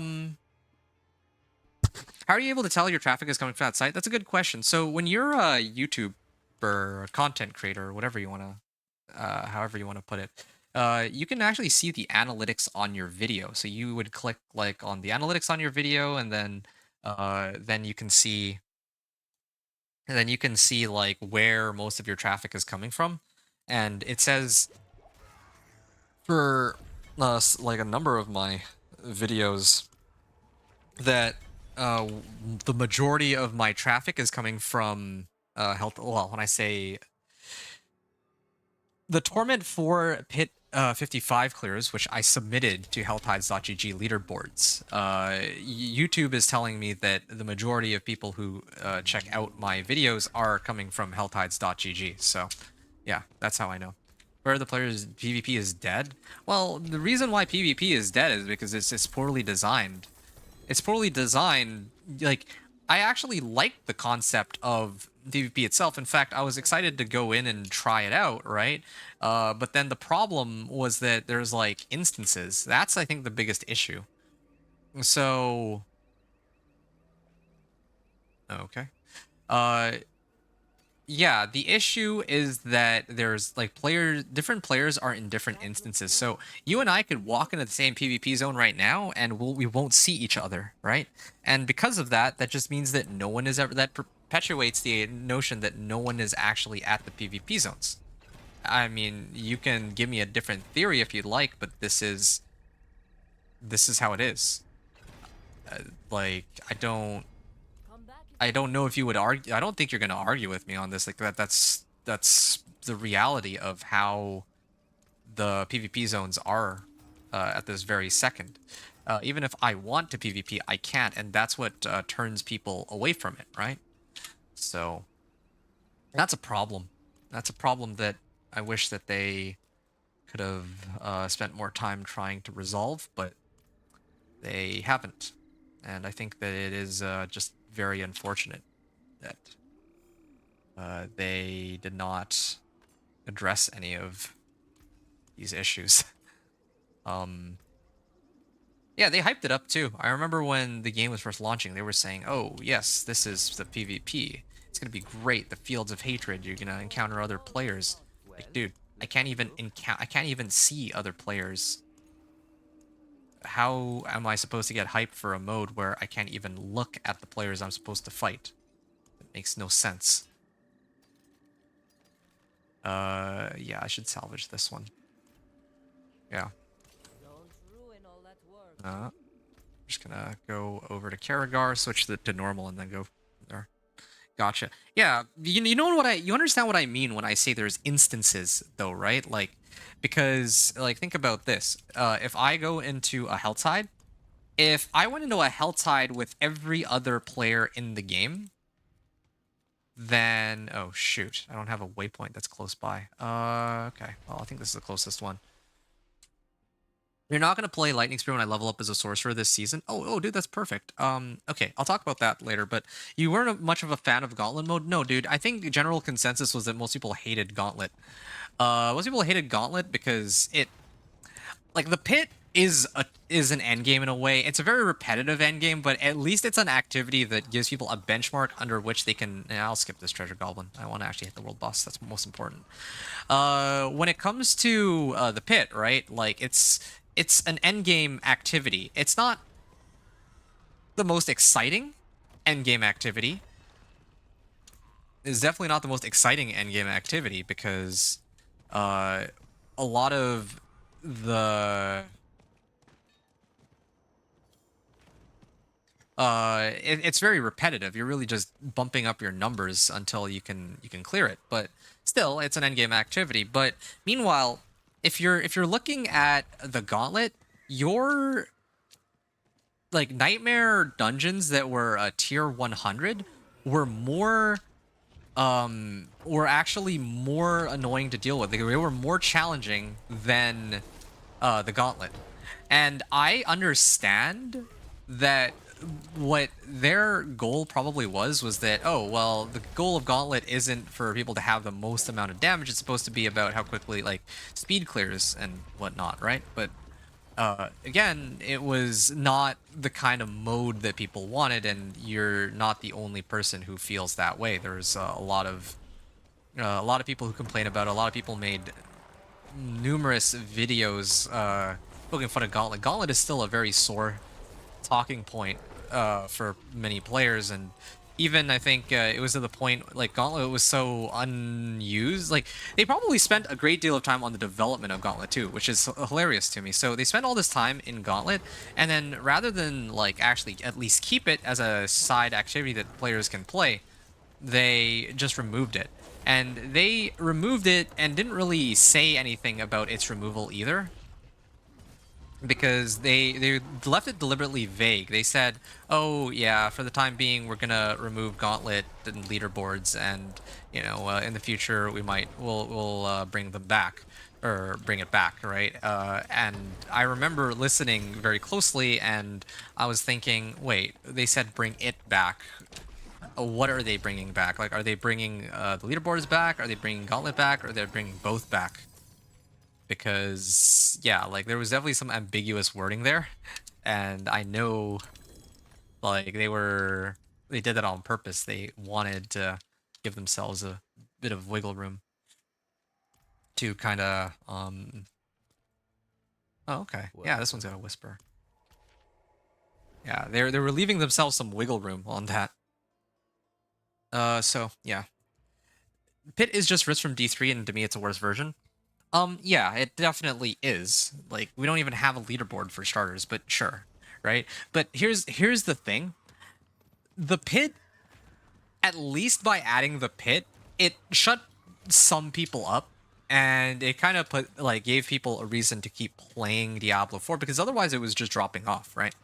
The reason it was dropping off is because players would reach Torment 4, well, actually back then it was World Tier 4.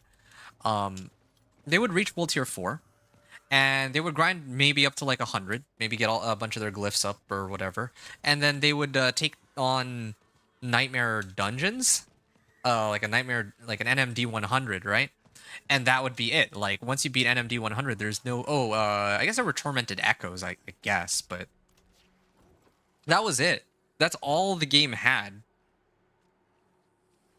So when they finally added the pit, then it actually finally gave more of a challenge for players who needed more stuff to do. So yeah, that's as far as I can tell anyway.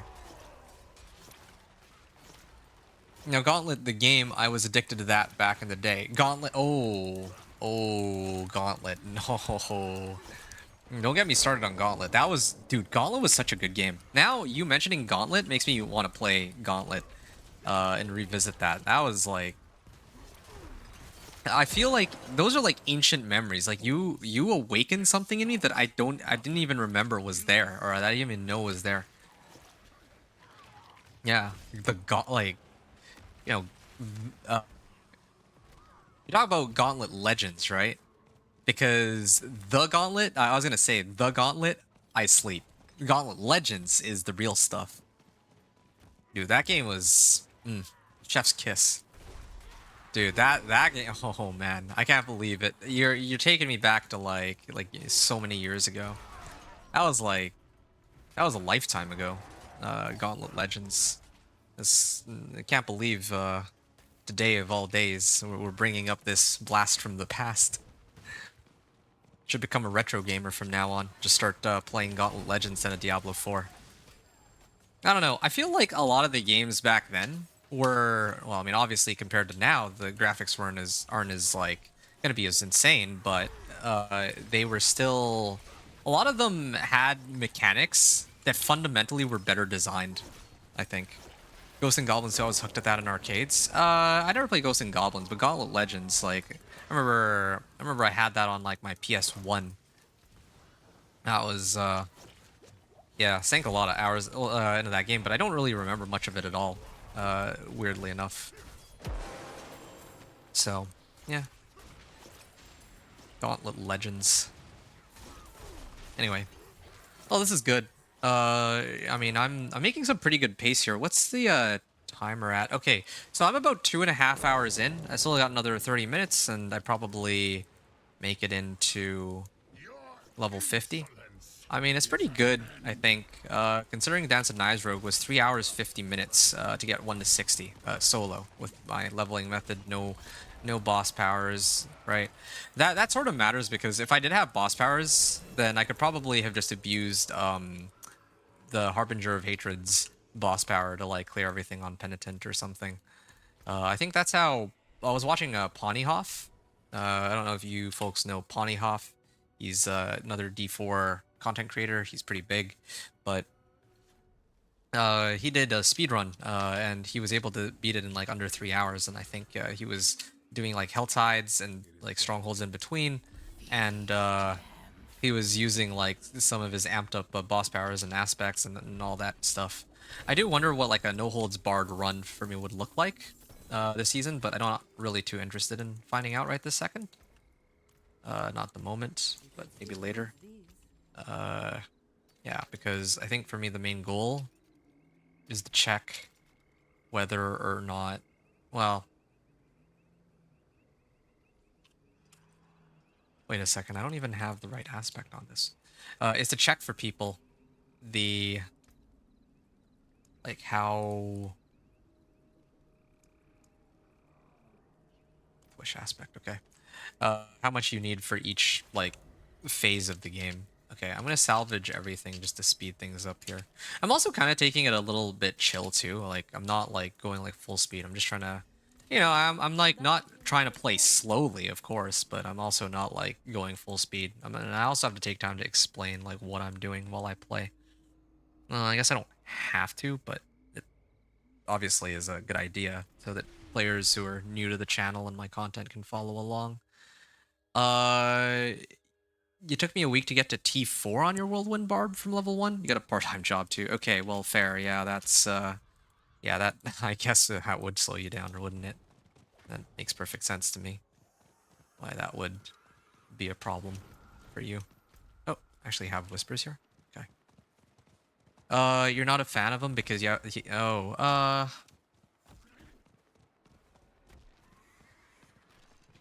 don't know his community very well. I just know, like,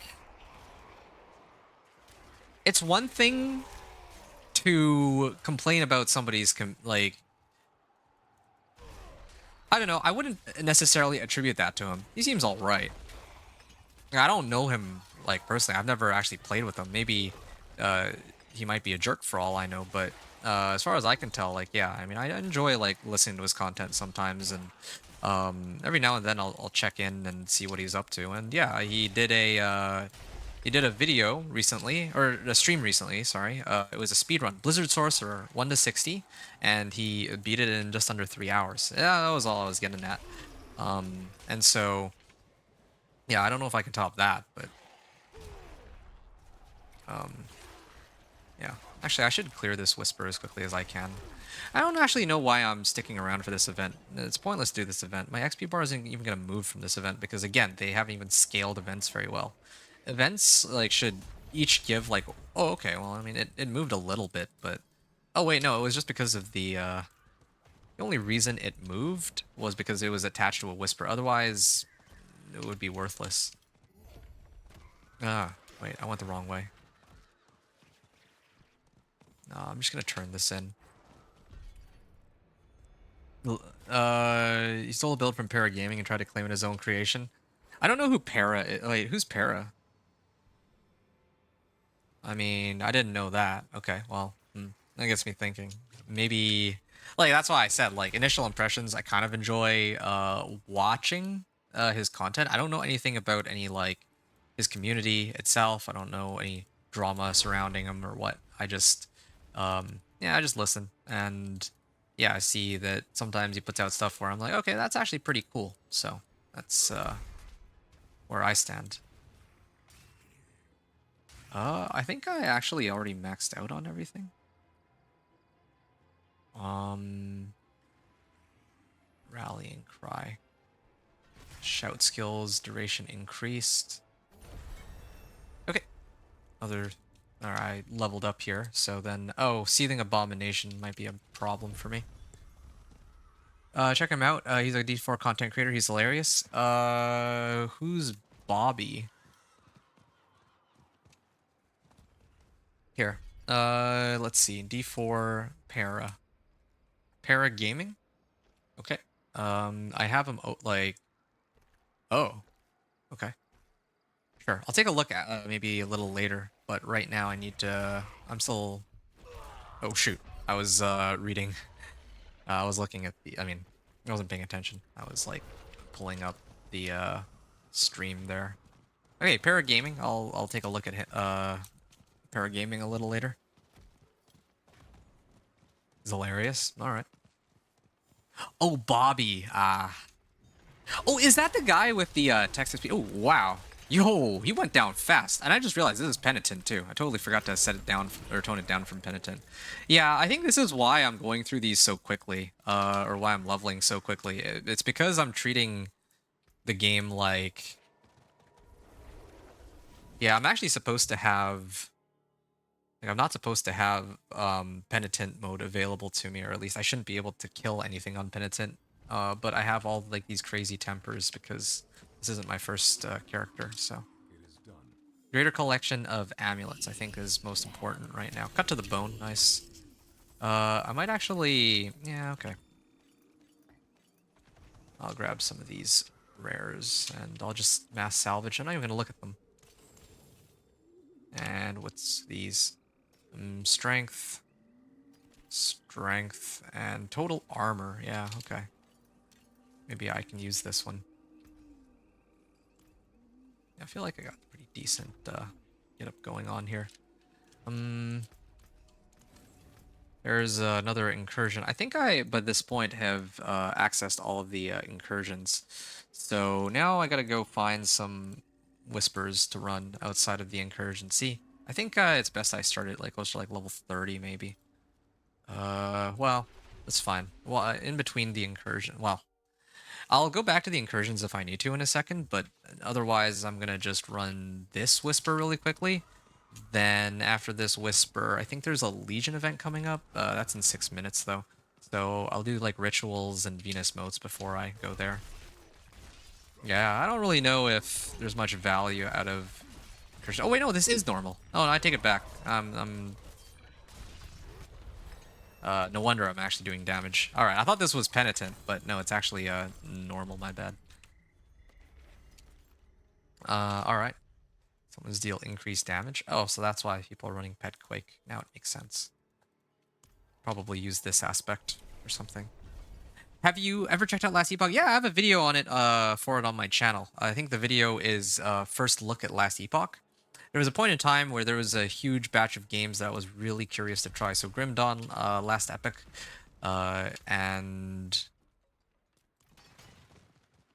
what were the other ones? I don't know if you ever heard of the game X Defiant, but yeah. So I did a first look at X Defiant. I did a first look at Last Epoch. I think I did a first look at Modern Warfare 3 too, when it first came out. The new one, not the old one. He called Rax the bald guy with a hoodie. Wow, that's crazy.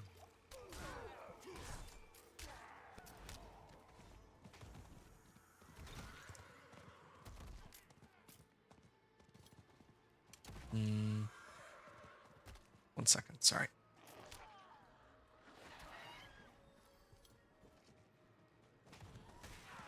Only downside for it to me, a bit too much of a MOBA feel. That's an interesting feeling.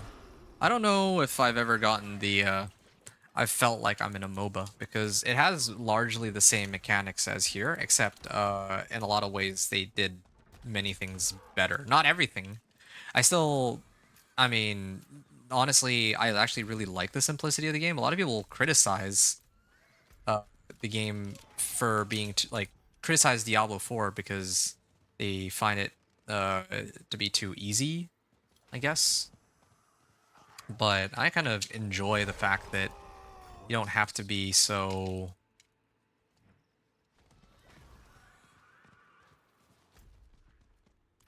complete an event. Maybe we'll do that one.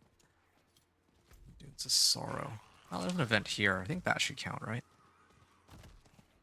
Yeah, I feel like it's good that we have the option to play a game that requires a little less complexity. And meanwhile, Last Epic is a little bit more on the complicated side, but not quite as complicated as PoE. So it's like a good middle ground. You tried Diablo Immortal and you couldn't get into it for that fact? Oh, because you feel like it's too MOBA-y? Alright. Oh, again, that's an interesting reason to not be able to get into it. But again, it's different people with different perspectives. It's not really... I don't really see... Like, I've never gotten the impression that it feels anything like MOBA.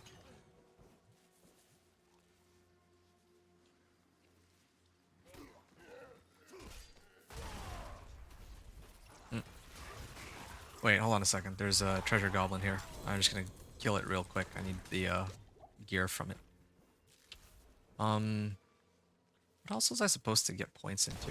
I don't remember.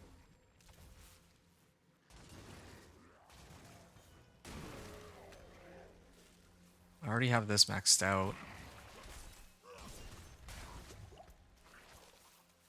Belligerence is maxed. Ah, damage reduction against elites. Yeah, definitely be needing that eventually. Alright. LE wasn't easy for you? You were dying a fair bit at level 79? I think HP is a problem. Oh, okay. Still trying to learn LE. I'll be honest, I really wanted to get into LE when it first launched, but there were certain IRL things that prevented me from doing so.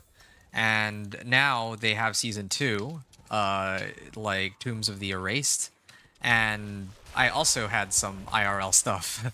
I know, like, believe it or not, right? Like, yeah, the timing for both, yeah, the timing just hasn't been there for me to get in on Last Epoch. And then, of course, by the time I got back, it was time for the Diablo 4 ladder reset, and that's what I chose to play. Like, I have a choice between getting into Tombs of the Erased or Last Epoch, or it's a choice between Tombs of the Erased or D4. Like Last Epoch 2 weeks late, or D4 when it's a fresh season start, and I'd rather do a fresh season start. Never mind the fact that I've already sank like hundreds of hours into this game, and I'm like trying to make content for people to help them figure out how to get to Torment 4 and all that. So I like already have and committed a lot of time into this game, and I wouldn't want to necessarily let that go. This is some Helltides here. Hey, Big Joe. You said you wouldn't say Diablo Immortal is MOBA. It's like it's 100% pay to win though. Yeah, I mean, yeah, it's a mobile game. I can't imagine most mobile free to play mobile games being anything aside from pay to win. Like yeah, these two things essentially go hand in hand. Dude, I don't have enough time to do this Helltide. Maybe I'll head to the Legion event, actually. Yeah, I'd rather do the Legion event in this case. And try to finish this quickly. Maybe get some cinders off of it, and then I'll join either the next Helltide or run an incursion. Hey, King CGLW, are you still here? On Twitch. Sorry, I missed your message. I was caught up with talking to people on YouTube. Do I have any build guides for DOK Rogue? You can check my channel. One just got uploaded. Oh, nice. Yeah, I appreciate your patience, man. So if you check my channel, you know, I mean, if you're here and you're asking about Rogue, then you know of me at least. I actually just released like a build guide or build overview for the Dance of Knives Rogue 1 hour ago. So yeah, if you haven't checked that out, I highly recommend you do. I basically broke down everything. It's a 20-minute watch. You can even, if you want, you can stop my stream for a second and go spend 20 minutes to watch that if you'd like. Or who knows, maybe you get bored after the first minute. I'm not sure, right? Like I winged it. It's like a new thing that I'm trying, and I still have to adjust it. So yeah, go give it a look. If you want, I can link you directly to it. You know what? I'll link you to it now, in fact, while I'm talking to... where is it? I mean, these guys are doing the Legion event already, so... where is my Dance of Knives Rogue? Okay, there, I found it. So, if you're looking for Dance of... You found it already? Oh, okay. Well, yeah, good timing on that. Yeah, okay, so I feel like I've broken it down fairly well. Definitely something for you to check out, and you let me know if you have questions. I'm here. It says you're a first-time chatter, so yeah, just please, like, by all means, anytime you have a question, just ask, because I'm here. I'm just playing my thing. Like right now, you see I'm on Thorns Barb, and then next time it will be well. I mean, next time I'm going T1 to T4. Like, I'm not gonna be able to do it all tonight, but the next time is gonna be like the next character I play is gonna be Spiritborn. But I don't know how many sessions I'm gonna need to get to Torment 4 just yet, because with Dance of Knives Rogue, I thought it would take one play session. I thought it would be like last season, Dance of Knives Rogue was my fastest T1 to T4. This season, it was like my slowest by like a large margin. And it was kind of crazy. I don't even know how that happened. Yeah, true about, heard about that. That was the other thing that turns you off. Warpath reminds you of Whirlwind Barb. I mean, like, it's a generic spin to win sort of like playstyle. I mean, it's not pretending to be something that it isn't. It just is. Well, yeah, I mean, it knows what it wants to be. Did you put need snapshotting in the video description? You know, something, I think that people will figure it out. Yeah, I think it'll be okay. But I should have, though, yes. What was the phrase? Just trying to trigger me here. Trigger my OCD and all that. well, I mean, it's not really OCD, but no, no, no. I mean, I'm glad we can have a good laugh about it for sure. I'm just glad you didn't take it the wrong way, right? Like, I mean, I'm the kind of person where, oh, if I see that something's like blatantly wrong, it like bugs me, and when I see that, I wouldn't say that it sent me off, but it just none of it made sense to me. I was like, what? This makes no sense, right? But you know. I thought about it though, like after the stream ended last night, and you know, Cam had a good point that like, yeah, maybe the way some people use the term snapshotting, they think of like setting up the build a certain way before you start, rather than like the mechanics that I have here. It's not a big deal. No, no, not for you perhaps, but I felt like I was being a bit rude about it. But you know, I'd rather. I mean, this sounds terrible, but I'd rather be come off as rude, but actually, you know, be saying like not lying, I guess, in this case, about gameplay mechanics. You're kind of new to Diablo, so be prepared, King, you're saying?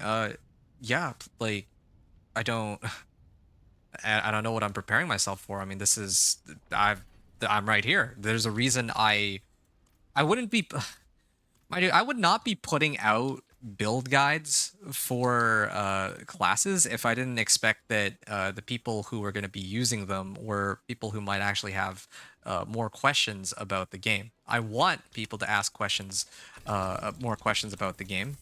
I want because I want to help them, right? Like that's for me. I've spent many hours on this game. I really enjoy it, and the thing is, you know what? Making things easier for myself. I'm gonna put it in this stash tab. The thing is, it's taken me many hours to like figure this stuff, certain things out about the game, right? Like, and there are people who make guides for this sort of thing, right? But uh, you know, sometimes it's one thing to read about it, and it's another thing to put it into practice. And now, because I've actually spent a great deal of time putting into practice, I feel like I'm a little more, not saying like I'm amazing, but there's a very tangible benchmark. One second, which one? Experience? Yeah, I'll do this one. This one seems to give a lot of XP, which is just great. There's a very tangible like metric you can use, which is can you clear pit 55 to unlock Torment 4? And I feel like if you like if I can make a build that teaches people how to do that, considering that yeah, like some people genuinely struggle. For me, it's like okay, it's easy enough. Like yeah, Dance of Knives Rogue was troublesome, but I eventually got there. All the other classes, yeah, it took time. It's not like I'm gonna play a meta build and just dog walk the game into Torment 4, right? Because you were able to do that with Bloodwave last season. I don't know if you could do it this season, but I'm sure there's other builds you could use that follow that trend. But you know, not everyone wants to play like that. Some people really want to play like let's say a Blizzard Sorcerer. That's like a really popular one. I made a Blizzard Sorcerer for the first time on stream in the PTR for season 8, and then all of a sudden everyone is like there was actually, as far as I could tell, quite a bit of attention towards it, surprisingly. Be a bit, man. I need to eat. Okay, yeah, please. Funny enough, I need to eat too, but I'll probably do that after the stream is done. I'm gonna end the stream when I hit level 60 today. Yeah, I feel like I've made a good pace. I'll have been streaming for like 4 hours, maybe like 4.5 hours. Well, actually, no, I gotta hit pit 62. So yeah, still a whiles to go, I think. Okay. Well, enjoy your meal though. Okay. So yeah, when I made Blizzard Sorcerer like on PTR, there were some people who were actually really hyped for it, and well, yeah, right. Like I want to be able to help as many people get into Torment 4 as possible, but perhaps using the build that they want to play. Because not everyone wants to do this thing where you start off with like a leveling build, let's say like Incinerate or Dance of Knives, and then they switch over to another character. Maybe they wanna start off with Dance of Knives and play Dance of Knives all the way to the end, right? So I completely respect it. I'm happy to answer anything you have. Any question. Well, you know, in-game related.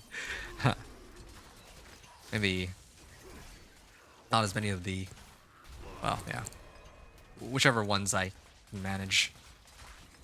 Yeah. Are there, hey, King, are there other builds you're at all interested in? Because yeah, like I'm playing Thorns Barb here. I don't know if you have any other characters. I don't know if if that's your like first character, second character, if you have like abandoned characters. So I'm really curious to hear. Uh, yeah. I'm still like after I finish my like this character, I'm gonna have to also figure out whether or not I want to start grinding the Ice Shard Sorcerer, or if I want to start like branching out my Sorcerer into other builds, go like Meteor or something. I bet I could pull that off. I just need some time to sort that all out. Get Meteor, get Blizzard. What are some of the other ones? Ball Lightning. Like my goal is to do every Sorcerer build, like a guide for every Sorcerer build. No, not a guide necessarily, but pit. I want to say Torment 4, Pit 55. Yeah, that'll be good. Yeah, are you still around, by the way, Big Joe? I didn't get a chance to really chat with you. How's it going? I hope you're having a great day so far. And I'm playing some. This one's the Thorns Barb, and in the past seasons, like I think a lot of people do get hyped for the Thorns Barb, but like for when I do Thorns Barb. But this is one of those seasons where I'm a little reluctant to play Thorns Barb just because I think I mentioned earlier that Thorns Barb is so well, it's a boss-oriented season, and the Thorns is great for killing these packs. Like everything is just dying. I know it's normal, but still, even if this were on Penitent, I should have actually set this on Penitent now that well, no, but then I have to fight the boss, and I don't know how difficult that boss is going to be if I set it to Penitent. I don't really want to find out, and I don't want to lose time in the process. So when that all happens, yeah, like when I make it into Torment is where I'll really start to struggle. Okay, I'm gonna leap in here. I need no past, only the hunt. All right.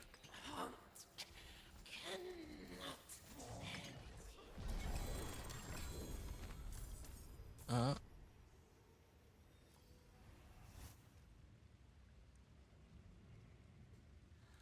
All right. Let's see. Oh, that was a nice batch of XP, and I think I also managed to get 10 Grim Favors, so I could probably go over there too.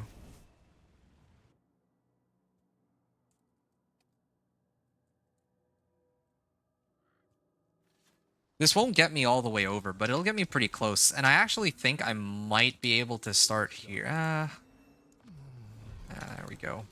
Yeah, I'll do a couple more. Maybe I can actually start on this. Or I could go this way and just... try to think of like the quickest set of whispers I could do.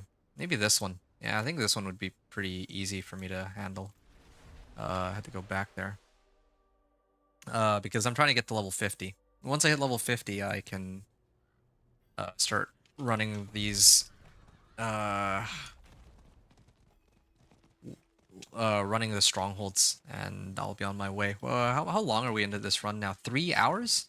I'm actually 3 hours into the run. That's actually pretty good, I think. Now it's probably going to take me another hour and 15 to get all the way through all this. So, yeah, I think it should be fine.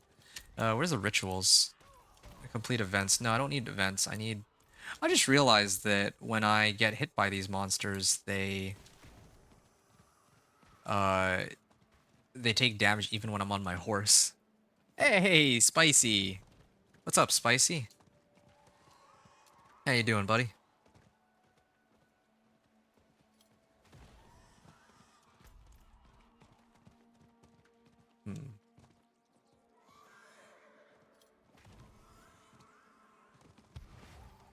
All right.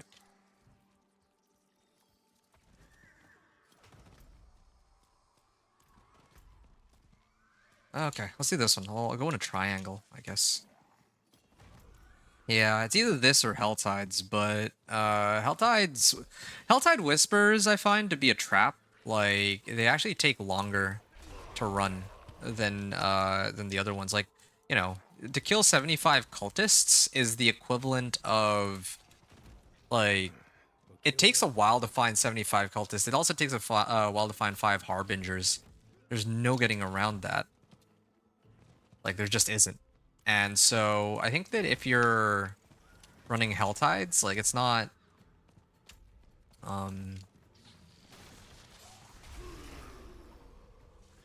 I think that if you're gonna run Helltides, it should be for the Helltide chests themselves, and uh, everything else, like the Whispers, are really just a byproduct of that. Maybe like you gotta farm in the right region. So where's all the monsters at? This is a bit troublesome for me. Oh, here we go. Finally. Ah, found it. I was looking for this. Usually in Nahantu, there's like a lot of monsters. I don't know why there's none here. What are you up to, Spicy? Are you doing some farming, or what's going down for you, dude?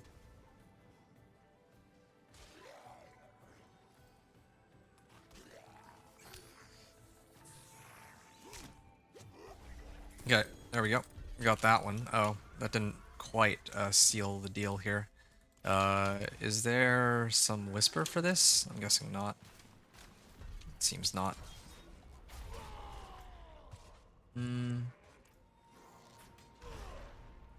There should be... Okay, now, finally, they can... Oh, that was it. I should have just waited for them to spawn more monsters on me. I'm actually a bit embarrassed now.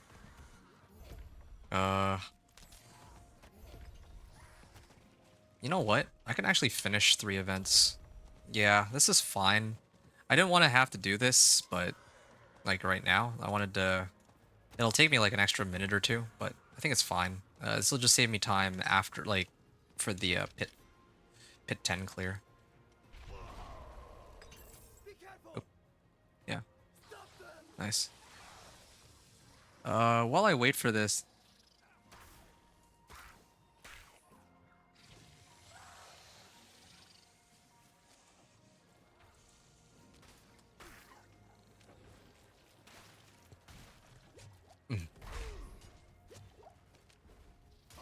Survive the enemy waves. Well, I mean, I can actually AFK this. Oh, you're just leveling a rogue. Gotcha. By the way, Big Joe, you're...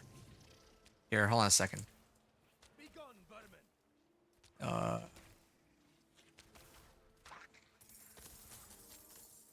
I'm just writing this in chat. I have a Twitch stream up right now, and anyone is more than welcome to just hang around and chill on YouTube.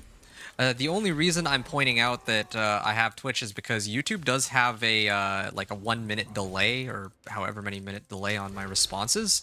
Like, I usually reply in real time. As soon as I see a message, I say something right away on YouTube, assuming I'm not like preoccupied. But Twitch doesn't have that. It's like, well, it does. It's like a 10-second delay, but for 10 seconds is not bad, like not terrible, but yeah, YouTube's is quite a bit more troublesome. So I need to point that out in case anyone is wanting to chat here with me in like real time or something. Yeah, I just want to point that out, you guys. Oh, another bag of obols. I'll open these up when I get into Torment, of course. So yeah, just loving Rogue. Okay, well, glad to hear it. Yeah, that's some good stuff. I'm guessing you're playing Dance of Knives, Big Joe. Yeah, I mean, I just finished my 1 to 5. Hey, I'm done that quest. Okay, I got one more, and then I'm ready to hop out of here. I think just last night I finished my 1 to 60 with the Dance of Knives Rogue. And that took, or not 1 to 60, Torment 1 to Torment 4 journey. That one took me like 16 hours in total, almost. Oh, is there no event here? Oh, I hate this about completing events. What if I leave the game and come back? I genuinely do not want. Okay. Oh, whoa. It respawned.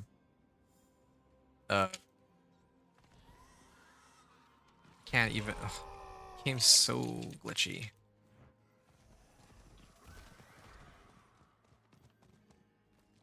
Why isn't it spawning?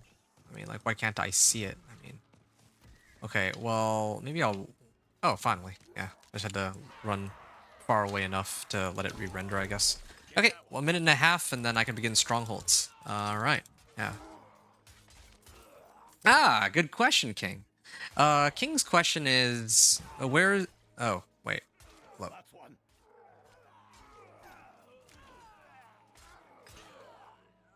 There's one. Yeah, shoot, one. Get that one. Where's the best place to drop living steel? Is the question was asked. It's a very good question. So, I actually... Well, actually, I'm curious. What do you need living steel for? Is it for Grasp of Shadow Gloves or something? Anyway, yeah, I talked about it during the Dance of Knives Rogue video. I said that living steel you can get from... The best place to get living steel is from Helltides. The Helltide chests, I think every Helltide chest you open gives at least 1 living steel. But if you open the one with mysteries, I think it gives you 5. And beyond all that, if, there was one other thing. Oh yeah, you can also do, like, if you have the expansion, there's this thing called Tribute of... There's a tribute, a rare, like, yellow tribute that gives you boss layer materials, and living steel is typically among them. And then finally, there's the incursions. Every incursion you run on Torment will give you boss mats, but there's no guarantee you get living steel necessarily. But you'll eventually, if you run enough of those, you'll get it anyway. So to recap, the 3 ways off the top of my head for getting boss mats. Helltides is the most, like... Most people just do Helltides if they want living steel. And I mean, like, if you have any tributes for layer boss materials, you can run those, and then incursions. So Helltides, tributes, incursions. There you go.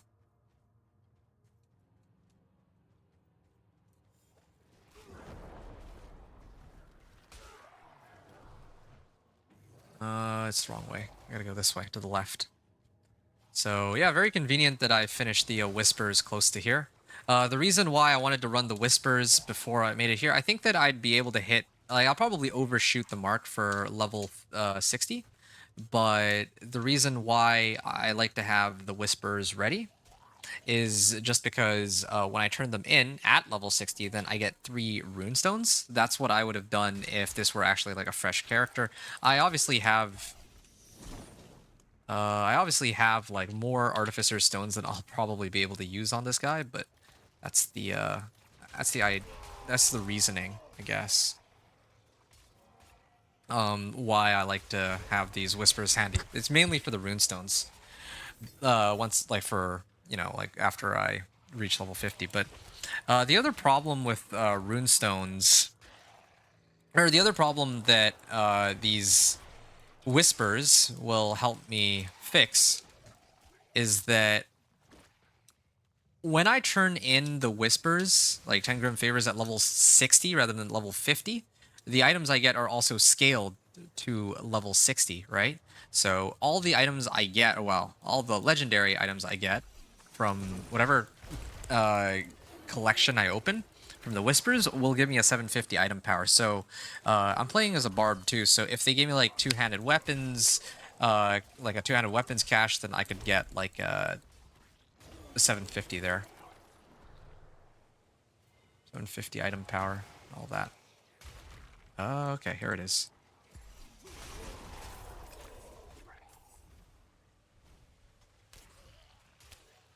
Yes, okay, cool.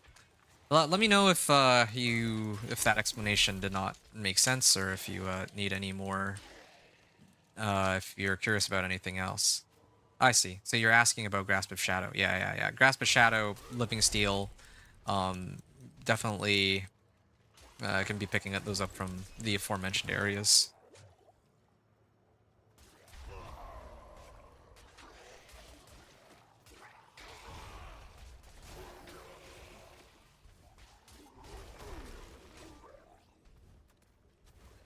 Hmm.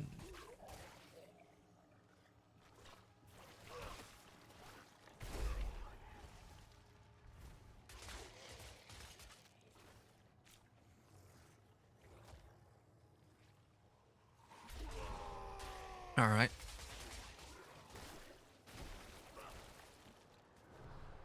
Reliquary Lantern.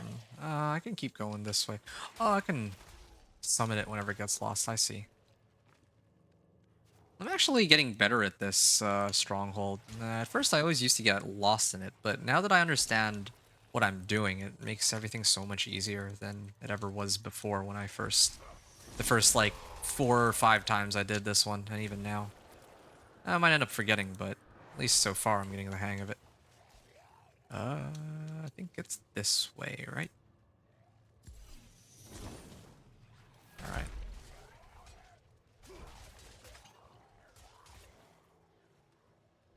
Yep.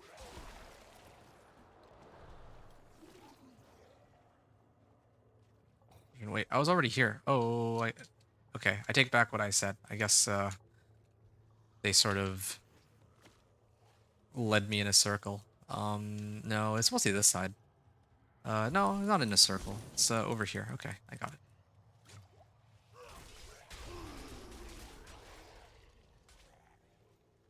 I'm so glad that this will probably be one of the last times I'll have to do all of the strongholds because, like, I think most of you folks probably are only leveling like 1 character, maybe 2 characters, or 3 characters tops in a season. But in my case, I usually level like I level a lot of characters. Oh shoot, I should have gone upward. I level like at least 5 or 6 characters in a season nowadays, so it's kind of annoying to have to. Nice. It's pretty annoying to have to redo. Uh, wait, where is he? Okay, whatever. I think it's this way. And it's annoying to have to redo all of the strongholds like 5 or 6 times every season. I don't have to, technically speaking, but I mean it saves a lot of time, and there's a very good like progression there. By leaving strongholds for last, it takes like an hour to get through these. At the very least, these are the slowest. Yeah, these take the longest. The ones in Nahan too. So, yeah, at least I can that out of the way. Wait, why am I getting these useless items?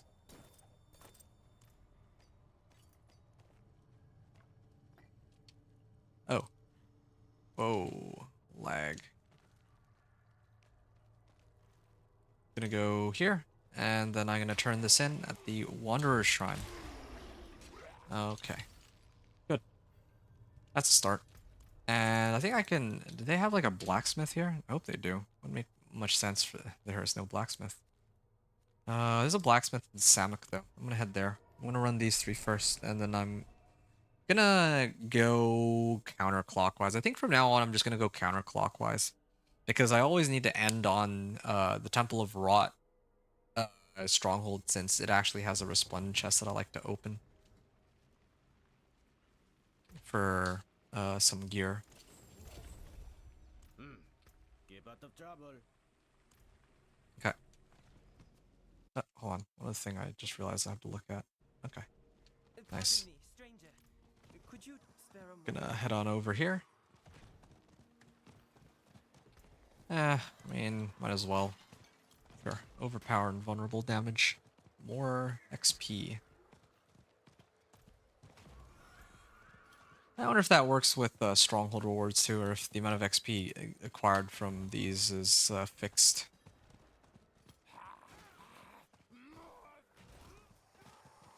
Hmm.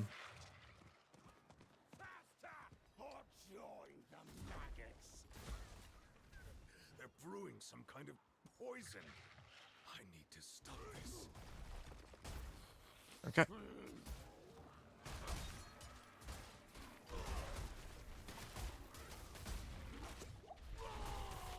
Oh, ouch. They did a lot of damage just now. I have no idea why. You will pay for that in blood. You know what? I know why. It's the way the damage scales, I think, around level 50. Because, yeah, around level 50, your gear starts to get progressively less effective. Like, the monsters, for example, now maybe each do, like, let's say, like 50 damage, rather than even, like, a couple levels ago, they were hitting for, like, 25. But my gear hasn't yet changed, so that's why. Bleed me again. Feed the planets. Oh, I go this way.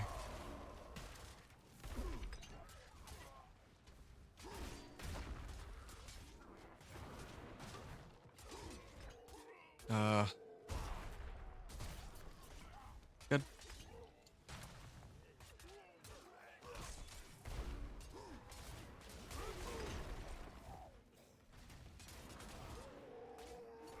I don't want to get that utility aspect, the one which allows me to keep repeatedly jumping. Maybe I should have picked that one up, but nah, I guess I don't really need it though. At least not yet. Oh, I could have actually also just gone on my horse. But whatever.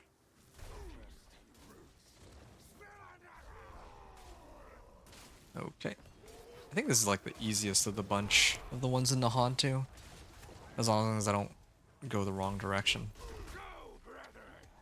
I destroyed all of them, and I gotta go to the middle.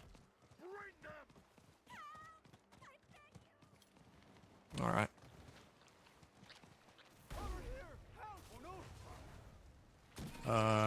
Oh. I gotta go to the main entrance. I'm wasting my time with all those. Test me then. Test my brew. Okay. What?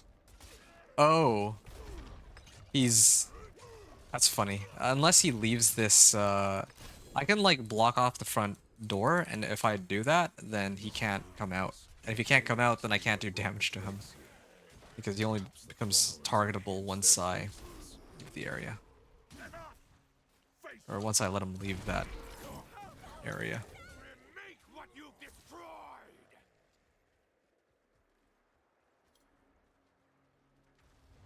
Okay. Cinerat and Scourge. They have some powers this season. For that. Oh, yep. It's time to get started. I never really remember, like, I should really make a build planner for this one. I never remember which things I usually pick up. Like, at some point, I'm just like, max out. Ooh. This place is Oh, yeah, Thorns killed him. Of Mystique. Mystique is magic runes, so. Good.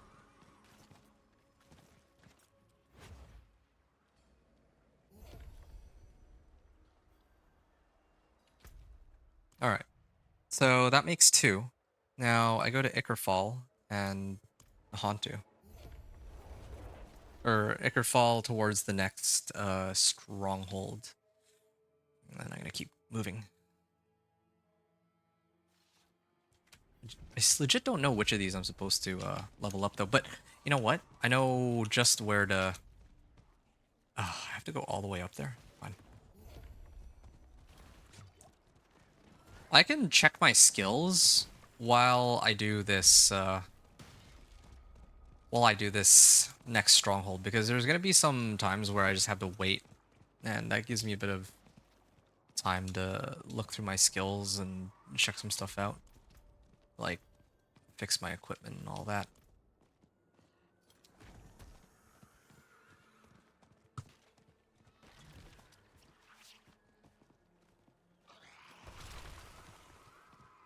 Okay.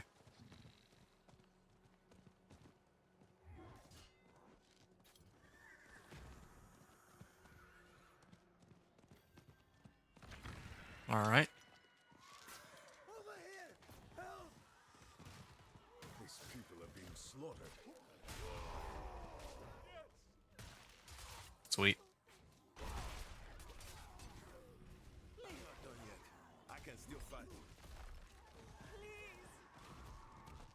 Okay. There, got all of them, and then I'm gonna go and run to the rally point. Not bad. 3.5 hours in. I think, like I said, we'll finish at like 4 hours 15 minutes, maybe. Yeah, this is one of those moments where I have to wait for them to finish all this. Have kick and ground stomp. Yeah, I need all these, but I don't know where the rest of my points are supposed to go. Oh, it's always this issue. I guess I can just get thick skin. I have counteroffensive. Fortifies me. Little strike chance out. These guys actually do hurt though. Some of them. I think usually attack is increased. This is with my pole arm.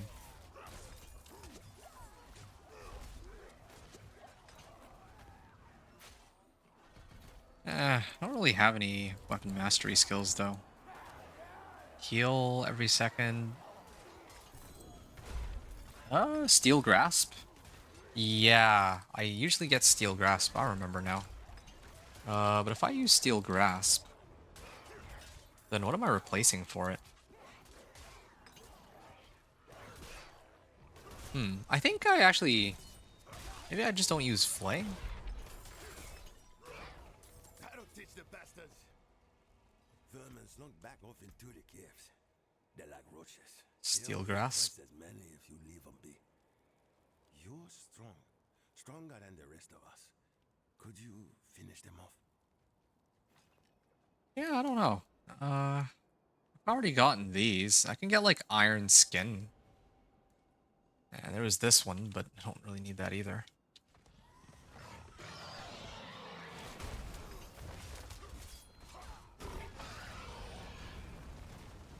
How much is one living steel worth if I want to buy it off a player? Usually people don't... Players don't usually, how do I put this? When it comes to living steel, people usually sell them in bulk, like packs of 50 at a time. They don't usually do one living steel only. Hey, Nocturnal. Sup, dude? Time tomorrow, I think you said you're Eastern time, right? So it would be 9 p.m. for you. Cam is online right now. He starts to stream usually 6 p.m. So I'm ready for that now.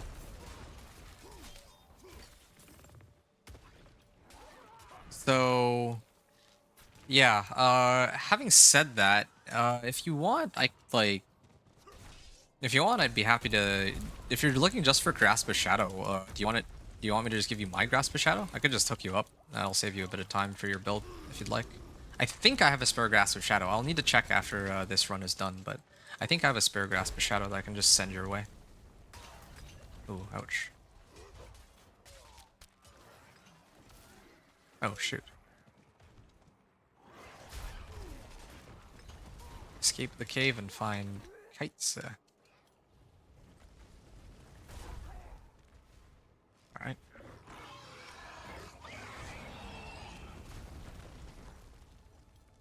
Alright. I mean, if you have a spare, you'll pay for it. Oh, no, that's okay. I mean, I'm not...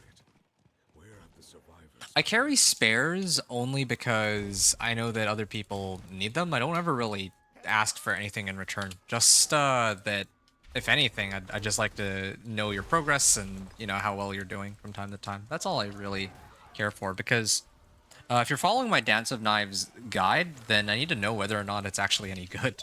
So actually, you're doing me a favor by... Oh, wow, that was a lot of damage. Yeah, by taking my Grasp of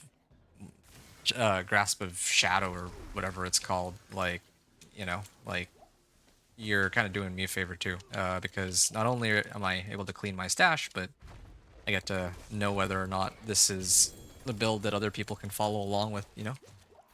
So I'm not really looking for anything in particular. Oh, slay the remaining Lakuni, no wonder. I thought it was bugged. Oh. Gotta kind of change the build, but I gotta try it. But I'll try it. Yeah, sure. Sure. Give me a second. I think, okay. Two things I gotta do here before I move on to the next stronghold. I gotta clean my inventory, and then I gotta check out my stash. So, you were looking for Grasp of Shadow, yes? Yeah, cool, good. I actually just sold one yesterday. I kept a spare, though. So, if you're looking for this, I can toss it your way. It's not ancestral, but it's, yeah, if that's what you're looking for, then yeah, I can toss it your way. No charge at all.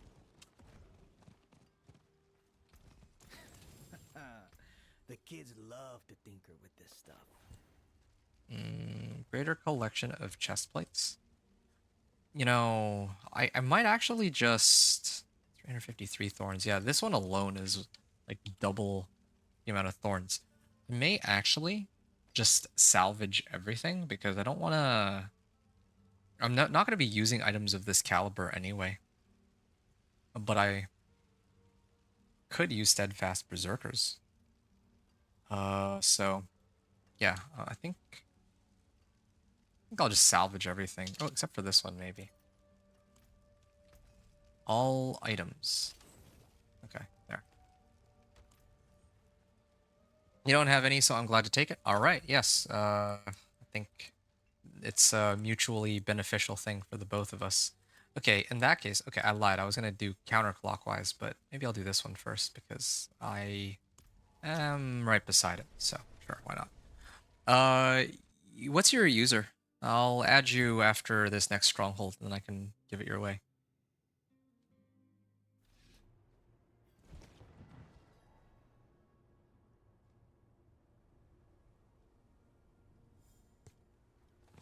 So...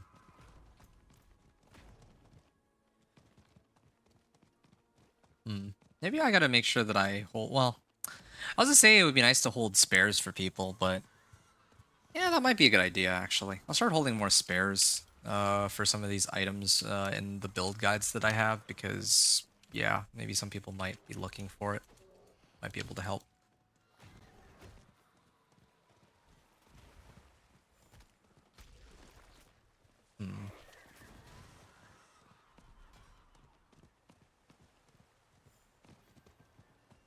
Oh, yeah, I gotta go up here.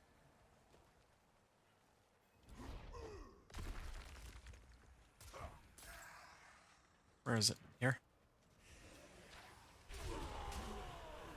Yeah, this is like one of the easiest ones. I just don't really have much movement speed. That's why this is going so slowly.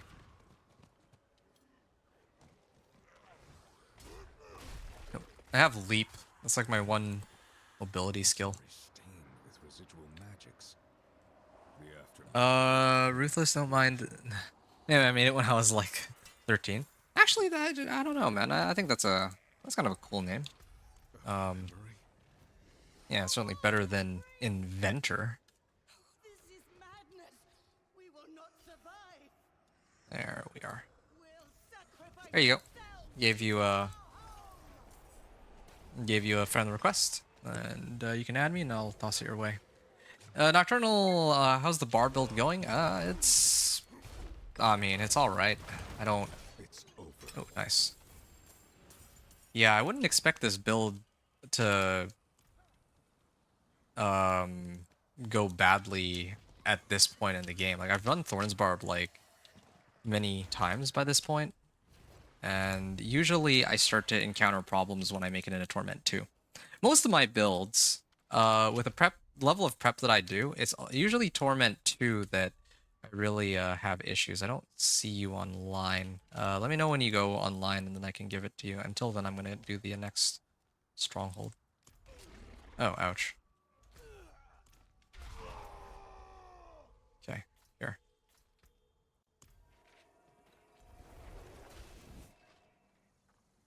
Yeah, I like how this guy has the same idea as I do. He's level 52 game.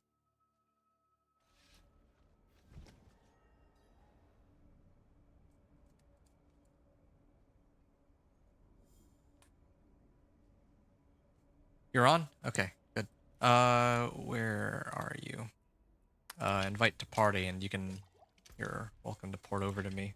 Oh, actually, the stash is over here, so I need to grab it. And I'll toss it to you, and then I'll continue my run. So, Dance of Knives Road. Yeah, this is exactly what I meant when I said I'm not, like, taking this run, like, as a super serious speed run. I think, just doing stuff like this in between is nice. And why can't I... Hey, there you are. I was waiting for it. Here you are, my friend.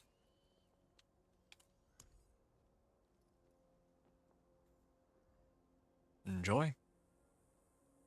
1 gold. You're asking what you can give me for it? 1 gold.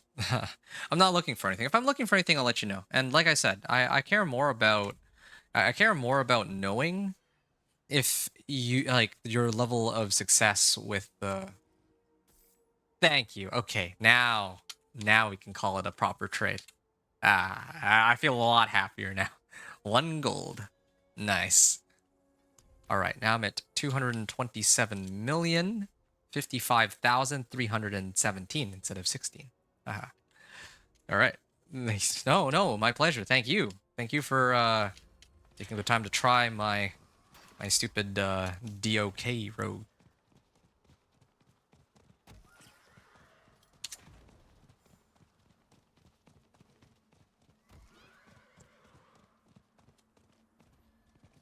What a good deal. It's worth at least 2 gold, maybe 3. Yeah, look, he's you know, he's a stream viewer, so I gotta give him a bit of a discount. 50% off, right?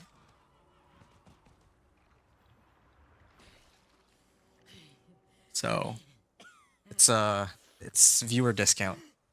But yeah, I respect that you want to, like, trade something for it so that it's not just like, oh, you're taking it for free and inconveniencing me. But yeah, no, it's really all right. I'm quite happy to just help you out here. Okay. And what happens if I... Oh, do I need to hit all 3 again? Yeah, I guess I do. Subject 23. The plague. What is happening here? Huh. But yeah, the Barb build is fine. I feel like most times when I play this, like, because I play Thorns Barb every season, or if I'm making a Barb, I usually do Thorns. It's either Thorns or Whirlwind. Those are really the only 2 builds that I have a vested interest in. All the other ones I don't care for that much. I'd love, like, the thing about Whirlwind, I'd love to play like a proper Whirlwind Barb, not Whirlwind with earthquakes, or like Whirlwind with like an asterisk next to it. I'm talking about, like, if Whirlwind itself, the skill, was like really good. Yeah, if it was like really good, then I would love to use it as like a proper build, but it's not. Like, it, for whatever reason, they just will do anything except for make Whirlwind, the Whirlwind's, the skill itself actually worthwhile. That's how I feel about it anyway. So, just my thoughts regarding Whirlwind. You don't have the Harbinger's Volley. Ah, yeah, wait a second. No, hold on. That doesn't make much sense. So hold up. Let me go to the next. Oh, Altar of Ruin. Altar of Ruin. Yeah, okay, this way. Hold on. On the video, I said that you should run, first I said Wandering Death's Chest Beam. You might not have Wandering Death's Chest... Like, if you have Wandering Death's Chest Beam, then great. If you don't have Harbinger of Hatred's Volley, you can just go into, you can just go do the fight in Torment 1, and you should be able to clear it. It might take, like, a few tries. Like, it might take a bit to get used to the mechanics, but at your level of power, you should be able to get through all the phases. It's really just, you know, you have to know how to dodge, like, his attacks, and then have to know how to hit the portals with the golden orbs. That's it. You don't have the DLC? Oh, you have Wandering Death's Chest Beam? Oh, you're fine then. Yeah. Well, then in that case, if you don't have If you don't have Harbinger of Hatred's Volley, then you can do... let's see.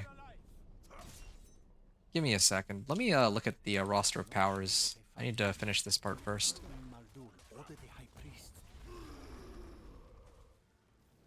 Yeah, as a modifier power. And hold on a second. Nock was saying you thought they buffed the bleed damage on the actual Whirlwind skill this season. So, but see, that's exactly it though. It's then that's like a bleed Whirlwind Barb. I want like I don't want to have to bleed them to death. I don't want to have to cast Earthquake or use some sort of like Dust Devils to actually do damage, and then Whirlwind's just a conduit for that. I want to actually play Whirlwind, right? Like Whirlwind's damage. I want to buff Whirlwind's damage to the moon. I have a similar gripe with Ring of Menelin on Necro, but it's not as bad. Oh, wait, what? So that's my 2 cents. Yeah, like the base power of the build is... Wait, why? Huh? Did it bug out? It's locked. Huh? This is my first time seeing something like this. Yeah, I mean, I might...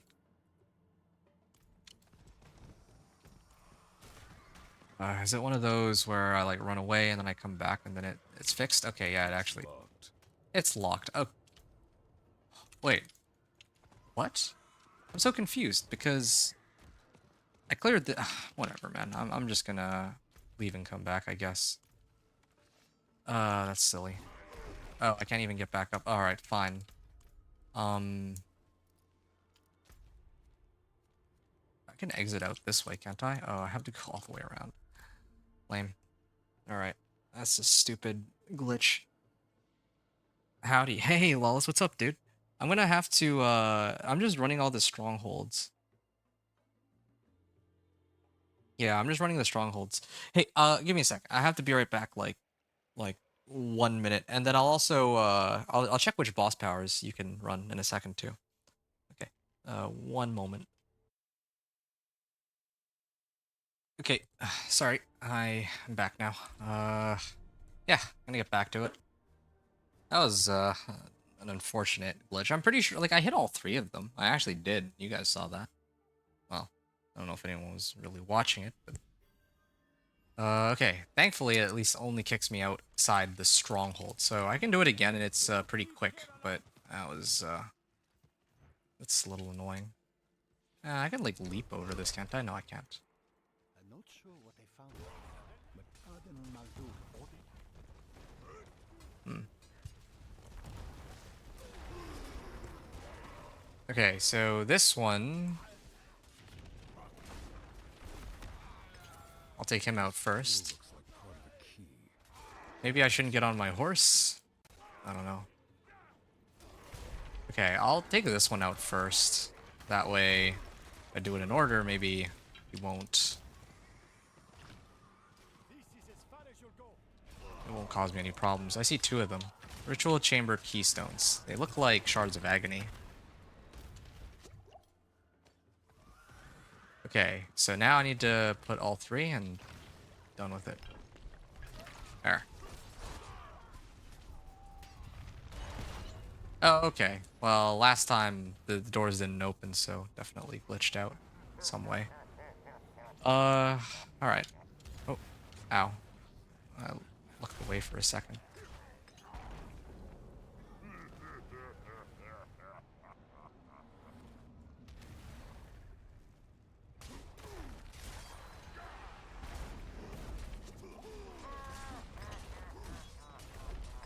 Oh, this is taking a while. All dead. Thorn body. Whoa. Whoa. Thorns Wall fortified. Man, outburst and tough as nails. No, Thorns Wall fortified is huge. That's oh man, yeah, I'm gonna need to temper that on all my equipment for the pit 10 clear. Alright. 1, 2, 3. And then Temple of Rot, Ruins of Karayisu, and then Onyx Watchtower, and then I can do these 3 now. So I'll head to Zarbinzet first, and then I can see what you folks are talking about. So, not much is relaxed today since we're gonna be having fun tomorrow. Oh, dude, I'm so excited. I'm genuinely so excited for this run. It's gonna be sweet. We're doing hardcore, right? I think it was a hardcore run, if I remember right. Yeah, and I think I have to go up this way. Nice.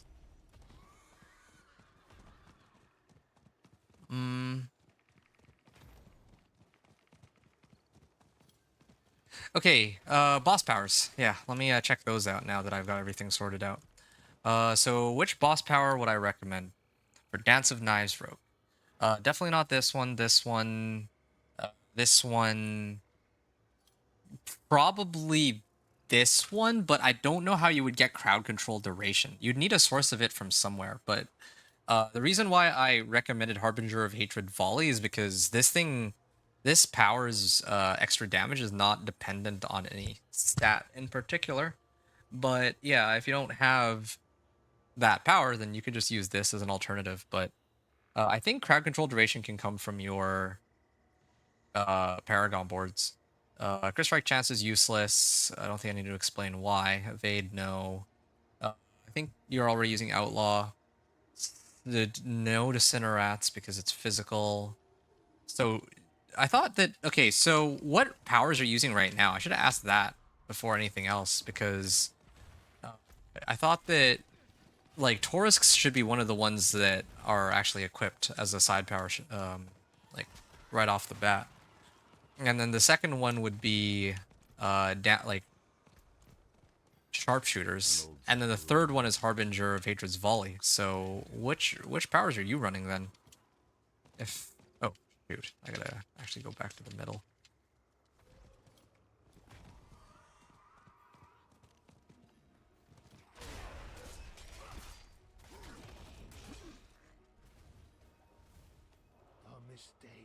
All right, Torisk's Beastmaster and Cinerats. Beastmasters? What? What? Why are you running Beastmasters on Dance of, like, you're running a Dance of Knives rogue and you have Beastmasters? I mean, I guess technically speaking, yeah, it works with Shadow Clone, but that doesn't really help any of your other, doesn't really help your Dance of Knives at all, or any of your other sources of damage. Shadow Clone? Oh, I see. Yeah, no, I wouldn't do summon. I mean, maybe like if you want to. Oh, I see. That's like your variation. Okay, well, yeah. The 3 that I'd recommend, without the one that you mentioned, is Torisk's, Wait, you said Cinerats. Which one's Cinerats? Cinerats is yeah, damage to all elements.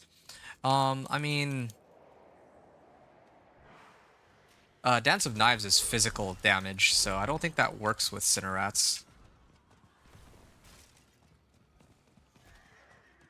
But maybe I'm wrong about that. I'm not sure. Here. Is there a way to... Give me a second here. 2... Alright, Cinerats. If I were to put this on really quickly, what do my stats say? Oh, hold on a second. I might have to actually fight these guys and pay attention for a second.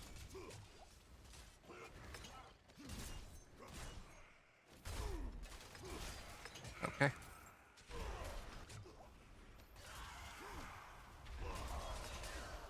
Alright, dead. Hold on. So,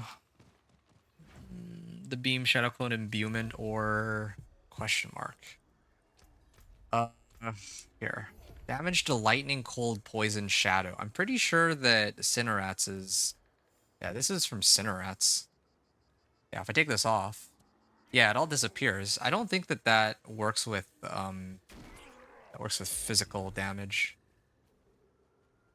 Yeah, I'm pretty sure that doesn't. So... Yeah, if you... I mean... I don't really use cold imbuement for extra damage on my weapon. I usually use it for like...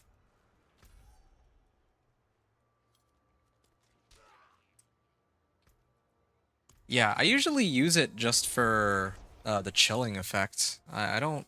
Like, I don't... Does it even give that much damage? Here, let's see. Diablo 4 cold imbuement.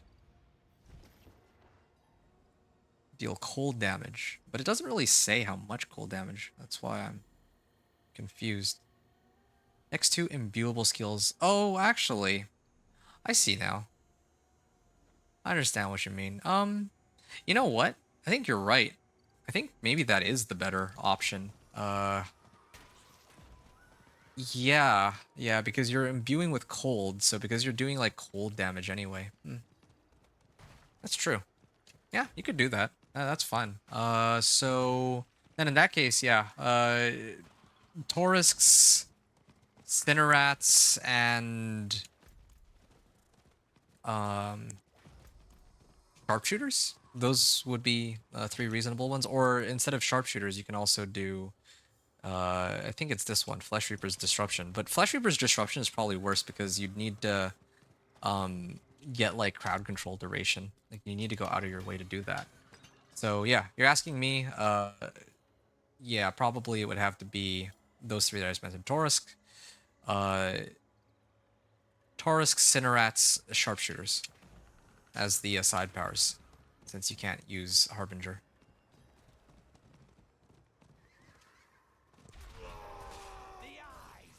I must be here for Okay. I should see if there are more like it. I'm gonna break this one. Then I have to hop over here. Yeah, it's just unfortunate I don't have very much movement speed. It's not like the Dance of Knives rogue where I'm swimming in movement speed. Alright. You good though, King? I think that answers your question, right? Little complicated, but yeah, I mean, I didn't even think about that you actually get some extra damage from Dance of Knives being like cold, deal cold damage. Does the entire skill become cold damage? Okay, well, I might need to do a little bit more digging into that. That's interesting to know. Yes, thanks. Okay, cool. Yeah, I may have to actually do some more digging into that. I mean, I think it's okay for now, but yeah, that's like, I didn't realize that's how cold imbuement worked. It was my first time using it. It doesn't really make much of a difference because most of my damage is like it's not like, oh, only physical damage gets boosted. But I do have one glyph that does suffer from that though. So, it's a problem for me.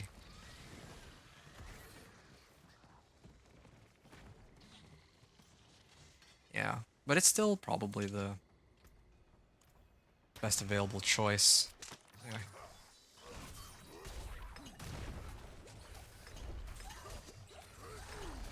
It's over.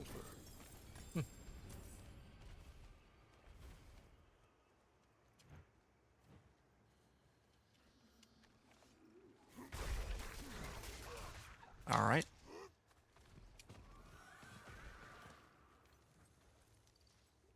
Finally, I can activate this, and I'm done.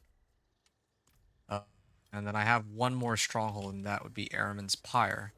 Lunging Strike, Ground Stomp, whatever it's called. And I have to go this way. Oh, what's that? I have Taurisks? Or not Taurisks, Tusk Helm. I need to actually read the thing.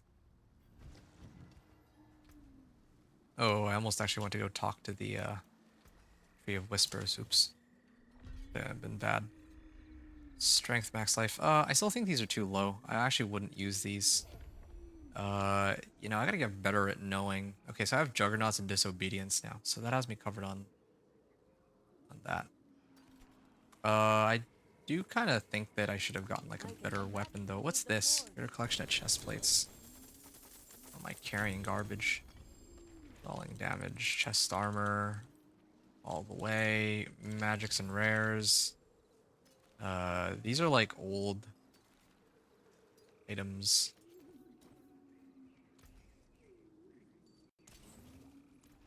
Alright. Gonna keep going to the next stronghold. And I think I'm halfway done after this, right? And then I'll still have another 9 strongholds to go. But the other 9 strongholds are much faster than the ones that I did here. Minus the one Ekiovashad. I forgot what that one's called. The really annoying one with the vampires. I might run that one first just to get it over with. Because all the other ones are a lot more bearable. I think the concept of strongholds are pretty cool, though. Although I do wish they had designed these strongholds in a way where, like, I thought they were going to lean a lot more into the open world part of it. I think that was a big waste in the game. Like, if they had made it so that, you know, like a stronghold was like something that you capture and you can hang out there with people, that'd be kind of nice. This body held us captive once. Maybe. Until his own people burned him. Now we Also, feast on their ashes.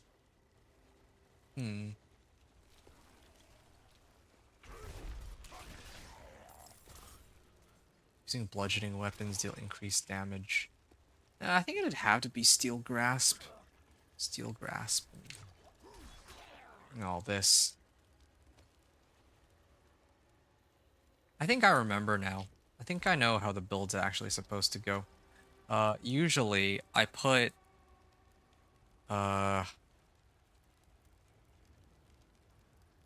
maybe I get rid of this one, but I know that one of the skills I'm supposed to have is Iron Skin. So grants this is Fortify, Heal. Yeah, sure. Let's get Fortify. Okay. And I gotta... on this one. Isn't Flicker Step good? If you want to prioritize Dance of Knives specifically, then... or not Dance of Knives, sorry. Well, there's 2 problems with Flicker Step. Flicker Step is good for if you want to, like, pump up your Shadow Clone's damage. But the purpose of my build was to be, like... it's supposed to be that you yourself are outputting most of the damage with your own Dance of Knives. And, you know, you have Shadow Clone and just, like, double whatever damage you're doing. If your build, your goal is to, pump out... is to pump up your Shadow Clone, then yeah, Flicker Step isn't bad, but... the reason why I prefer regular Legendary Boots is because Legendary Boots can actually have 3 ranks of Dance of Knives. Well, up to 4 if it's a GA, right? Or if it's Ancestral, and then more than that if it's GA. I think if it's GA, it's like 6. But yeah, like... Flicker Step isn't bad. I just think that you get a lot more value out of 3 ranks of... or however many ranks of Dance of Knives. I think that's, you'll get a lot more damage out of that overall, I think. It's... yeah, I mean, unless you're trying to make like a Shadow Clone Dance of Knives or something, then... yeah. Because Flicker Step, the only reason you're really picking up Flicker Step is for ultimate damage and its special effect, right? I don't think it really gives anything that boosts Dance of Knives damage directly. Oh, dead. He used his skill and my thorns killed him. So glad. There. I can kind of look at this while sorting everything out. I don't think I need that. Wait, they interrupted? Yeah, they interrupted me when I was on that Wanderer's Shrine. Okay, done. And Core Dragon, that was the one I was talking about earlier. I'm gonna run Core Dragon. I'm gonna go to Metastad and hit that, and then I'll maybe go to Nostrava and then end off with the one in the northeast. I haven't memorized the names of the strongholds. I don't know their names, I just know how to do them. That's it. Enough for me.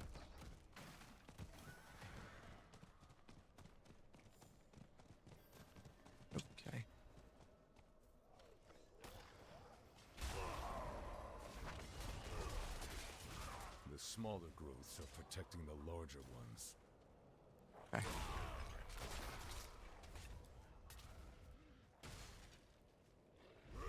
What? Why can't I go up there?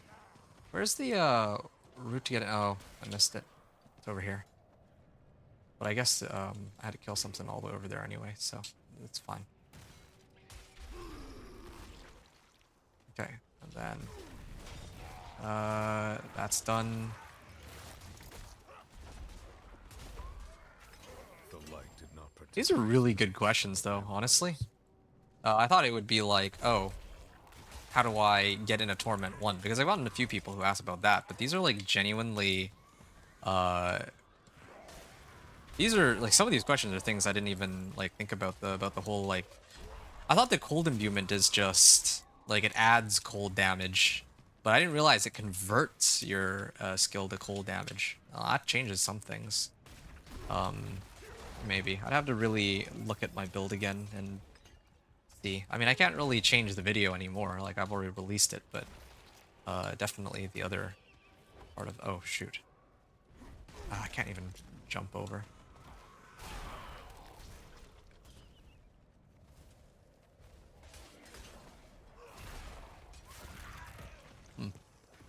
But I guess it doesn't really. Well, it sort of makes a difference because yeah, that means that then you can totally use Cinnerets.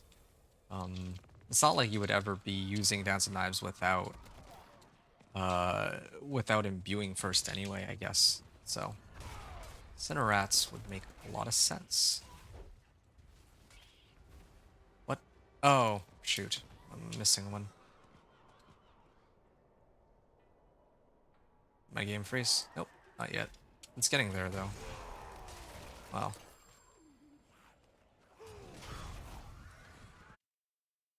Huh?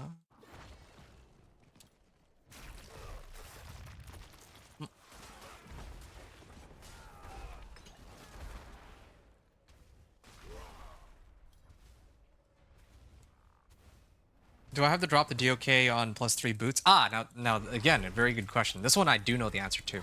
You have to like. Okay, so Dance of Knives can only show up on boots. Yes, that's why it's so important that you get it on boots. And then I think I mentioned Grasp of Shadow, those gloves, gives like +3 agility skills and marksman and agility skills. That also works with Dance of Knives. But yeah, you can only roll, normally you can only roll agility skills modifier or Dance of Knives modifier, or yeah, Dance of Knives as an affix on boots alone. That's it. You can't roll it on anything else.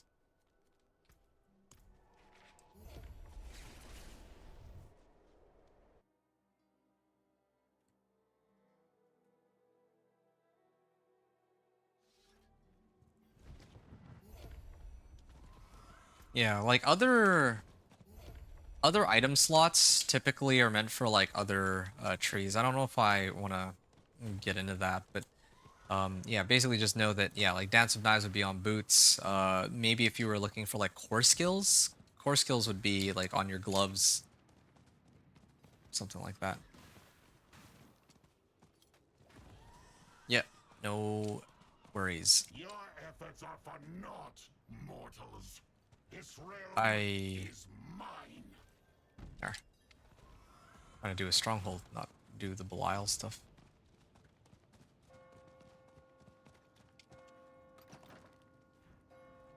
Blessed are you who will die. There's also, I think I mentioned an aspect. I think not the clandestine aspect. Clandestine. The stranger, the holiest of I think clandestine aspect has like plus ranks to agility skills too, and that also includes Dance of Knives. So those are the main ways you can boost it. Those are the main ways you can boost your Dance of Knives ranks. Another lamb for the sacrifice.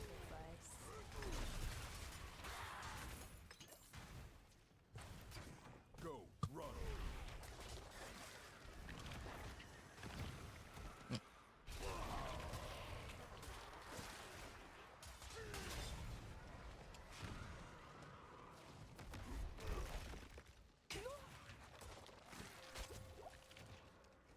Ow.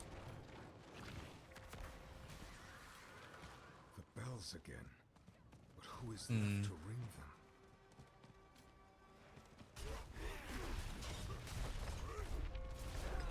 Get this one down.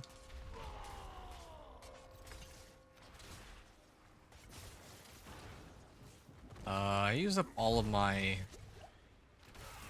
stuff here.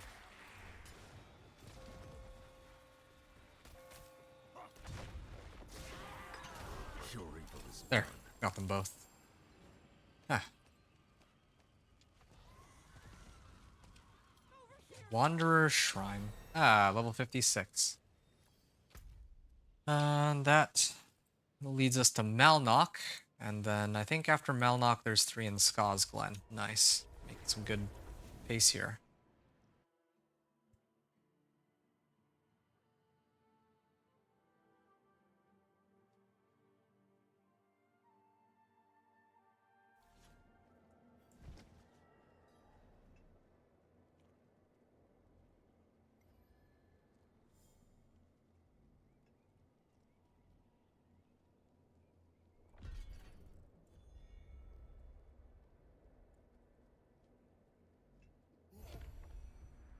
All right.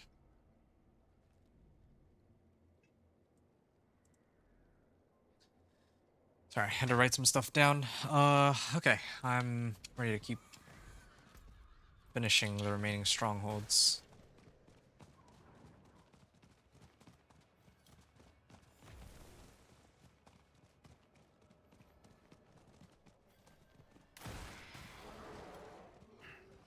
Oh yeah, the middle. Grown to cut. What unholy energies are flowing into this creature? I must end the ritual. And oh, I think from here, can't I? Oh, it worked. Good. All right, that was good. I think it's faster for me to go through here. And there we go. I like how inconsistent it is. Sometimes you can do that and sometimes you can't. And it's up to you to figure out which one it would be. Okay.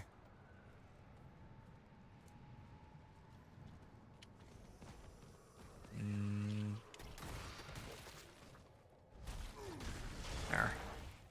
Yeah, I love Barb being able to do that. And Sorcerer too, of course. Actually, yeah, I never got to do the teleporting over the cliff thing with the Sorcerer, because I never actually did any strongholds with her, now that I think about it. The Khazra storm is ended. Oh. Oh, okay, that one I can't hop over, it seems.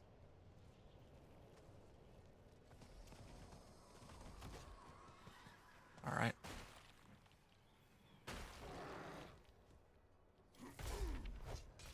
Oh, I just realized I haven't, where's, oh, this is Mordain Lodge.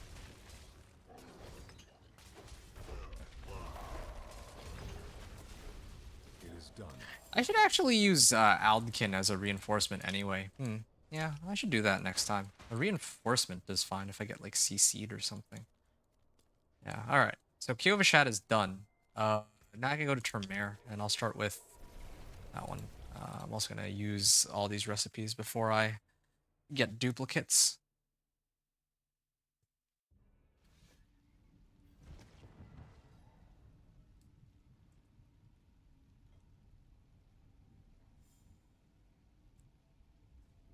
Alright.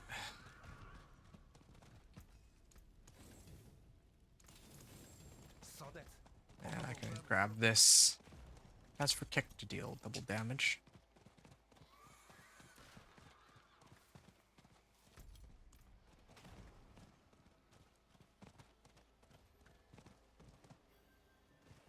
Signs of a bloody struggle. What happened here? Here's the hunting lodge. The hunters. I should go do the one in the top right first. I just realized. I should have actually done it, like, in the first place, since I was coming in from this direction, but okay.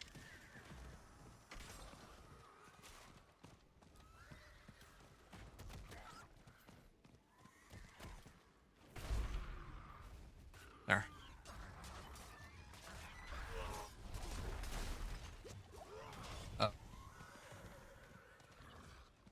I don't like having iron skin on my left click. I mean, I can like turn it off, but I like to be able to click and then have that be the like whatever action is there. So I don't think I'm gonna switch it, but there. I like how even though I haven't upgraded my gear since like level 42, I'm still able to like kill these guys without any issues. I guess that stems from the fact that, again, like I have so many, like my tempers are all like legendary grade, so I'm getting like 300% damage or something crazy like that. Merowin.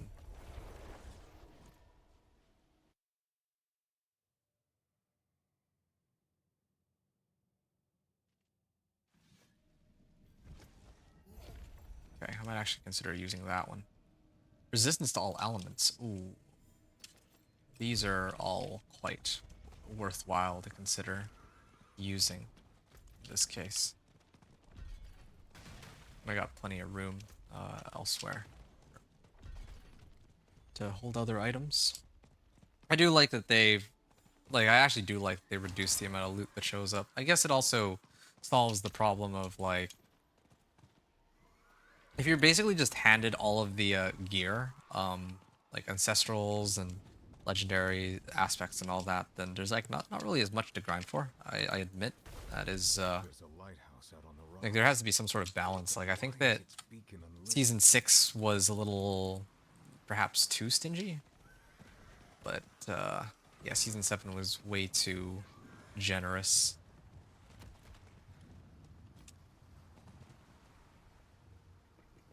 All right.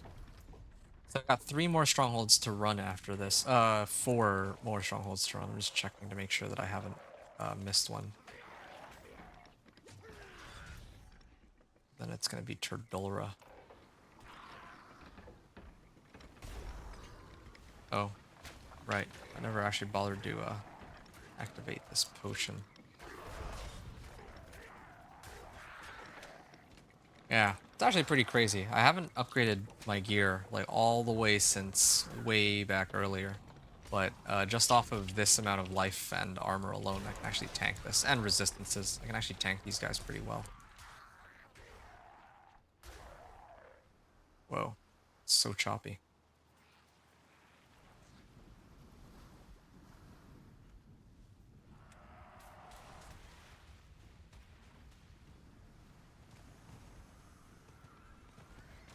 This way.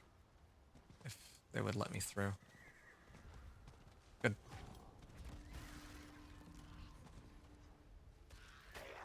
Ow. Okay. Alright.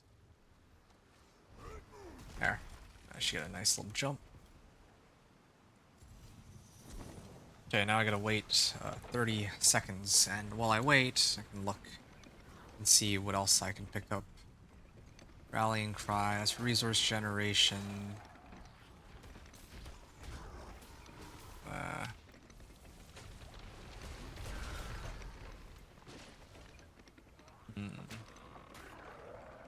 Can't really reduce the cooldown on this when I scale it. It's like one of the most annoying things about that particular skill.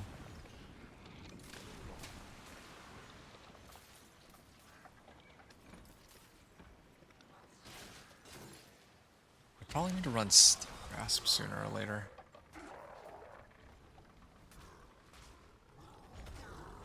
Oh, okay, I think I'm done here. Level 56. Weapon Mastery skill fortifies. I might need to max out Steel Grasp or something.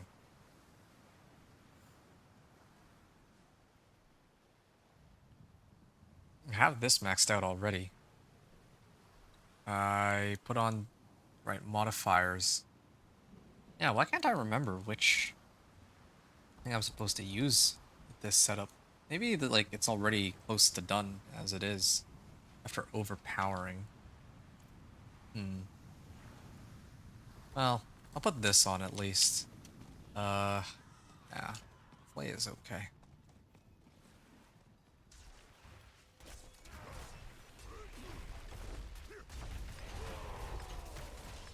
Yeah, definitely could use like a better weapon, but Wasteland Innovation. All right, gonna head up here and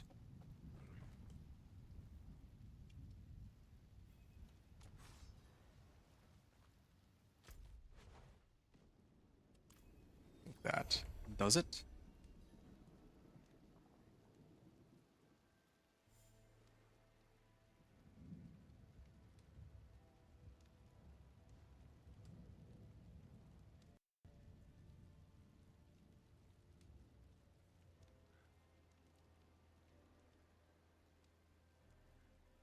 All right, gonna grab this really quickly, and then I can.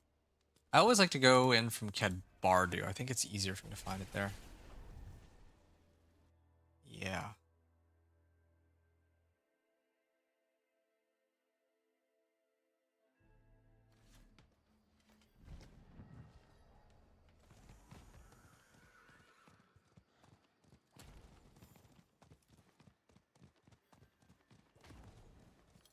All right.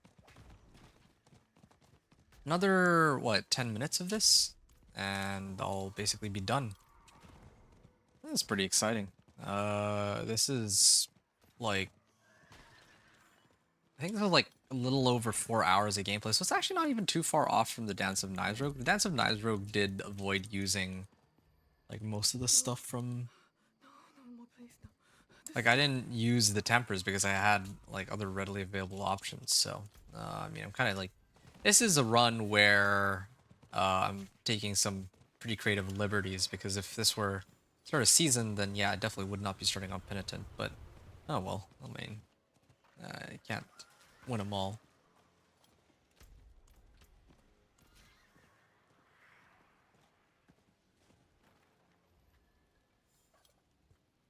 Okay.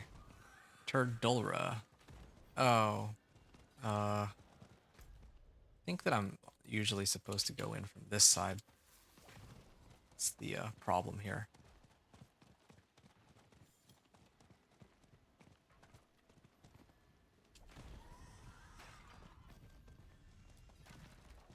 This whole place is in ruins. Yeah, I usually go from above, right? Oh, I can't climb it. Hatred burns eternal. I think I know this, like the voice lines in this one more than any of the other ones because I actually specifically need Turdulra for the druids. The druids like class specific quest way back then, which I always thought was really silly. I'm glad that they got rid of that because it was annoying being gimped.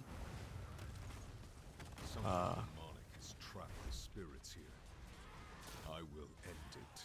Everything is ruined. Yeah, I always felt like I was kind of gimped by like one stronghold by like playing as a druid. I mean, it doesn't really make a huge difference at all, but yeah, it just druid already felt like one of the weaker classes like in previous some of the previous seasons, but then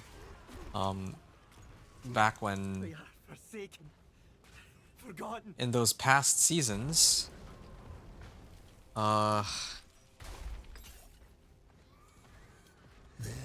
yeah, I just never really liked like I don't understand why this specific quest was so long. Like we had to clear this whole stronghold and then we would need to go and do the class specific quest after. No other like most of the other classes don't have like a two-parter like this. Like running this stronghold, it's not like the worst thing, but it's not. Why can't it be as easy as like the rogues, for example? Yeah. Anyway, it's fine. It's fine.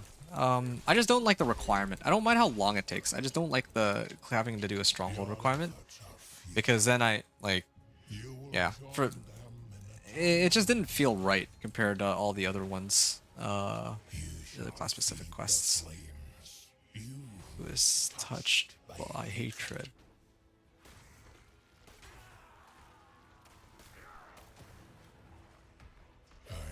Will feed on your torment for ages. Oh, almost. I got him. You will never harm another soul. That's Turdulra. That leaves 3. We should be able to do these in the next 10 minutes, and I think that would be, yeah, 4 hours and 30 minutes. That's pretty good. Onyx Watchtower. Kara Yisu's the one that I usually do. Yeah, I'll go Nostrava from here. I usually start off with Kara Yisu, then I go do the other ones after, since then I get the rewards. Or I get like higher level items from the resplendent chest on each one.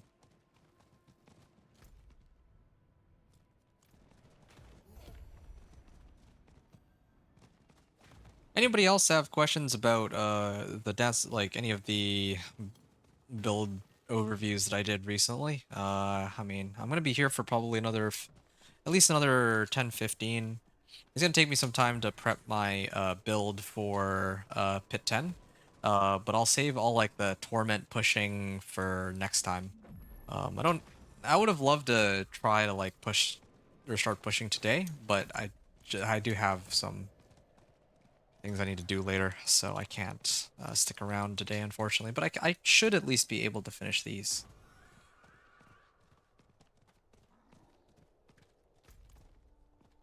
Yeah, I can do the strongholds, and then I'll see if I have enough time to run Pit 10. And in the meantime...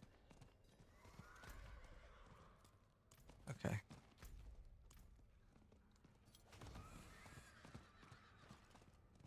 I want to take a look at something else real quick. How many... I mean, I had just released the Dance of Knives Rogue. Has anyone taken a look at that one yet? Oh wow, 24 views. I did not expect that. That's quite a few for... like, it's not a lot of views compared to other people's videos, but I'm not used to seeing that many so early on. Oh, hold on, I just realized I can... Can I jump this? Yeah. I love Barb.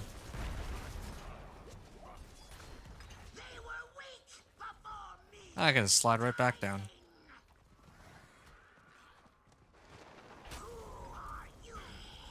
Ah. Easy. That came from the north. You care for these worms? I'll spend them all to watch you die! No! I will not go back! You will never harm another Dead. soul. Okay, that's a nice little amulet right there. And these two. Kind of wonder though. I think it's around level 45 that we can start to pick up these rare recipes, but I think legendary recipes you only get after like you get to like Torment. Oh, done. Okay, that was the second to last one. Now, Onyx Watchtower. Which one would take me to Onyx Watchtower the fastest? I can do here.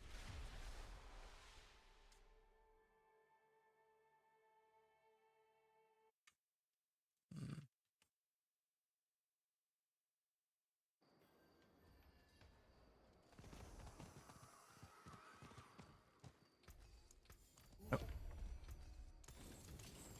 Sure. I'm not ever going to look at these rares, so I think it's okay to just mass salvage. Should only be looking at legendaries at most.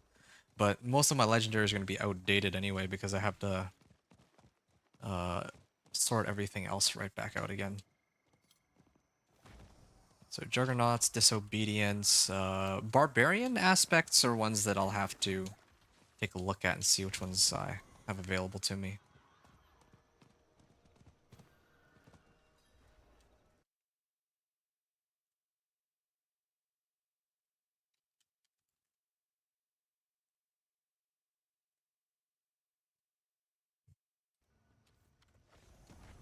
Okay. Should be careful. Oh yeah, when I played the Dance of Knives rogue, my spin to win killed everything before I could even look at them. I remember that. And so I missed the storeroom key and I had to run back. Yeah, or that was an issue. Okay, good.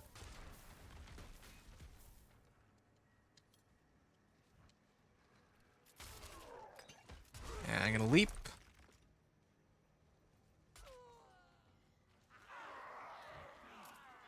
And What do you think you are doing? here we go. Captain Bataille. Hey, there's a legendary mace. Call the Onyx Watch to their aid. Get Doesn't really help me though, hold our posts. because it's a weapon at level. If it's like a ring or something, To march on the capital. if it's like a ring or something, then I think ring is like better because, or like chest armor or something. Because for weapons, yeah, I mean I guess it doesn't matter as much since it's Thorns build, but I don't run with bandits. I usually prefer my weapons to be 750 item power. Well, I mean, because yeah, like that directly determines your damage. You can get away with items like other item slots not being 750s, but you can't. Definitely can't get away with that on your weapon. At least that's usually the case for most builds. But I guess you could argue that this is a special case. This little barbarian right here. Okay, so this is the final stronghold that I will be doing. And that comes out to be a Temple of Rot. So off I go.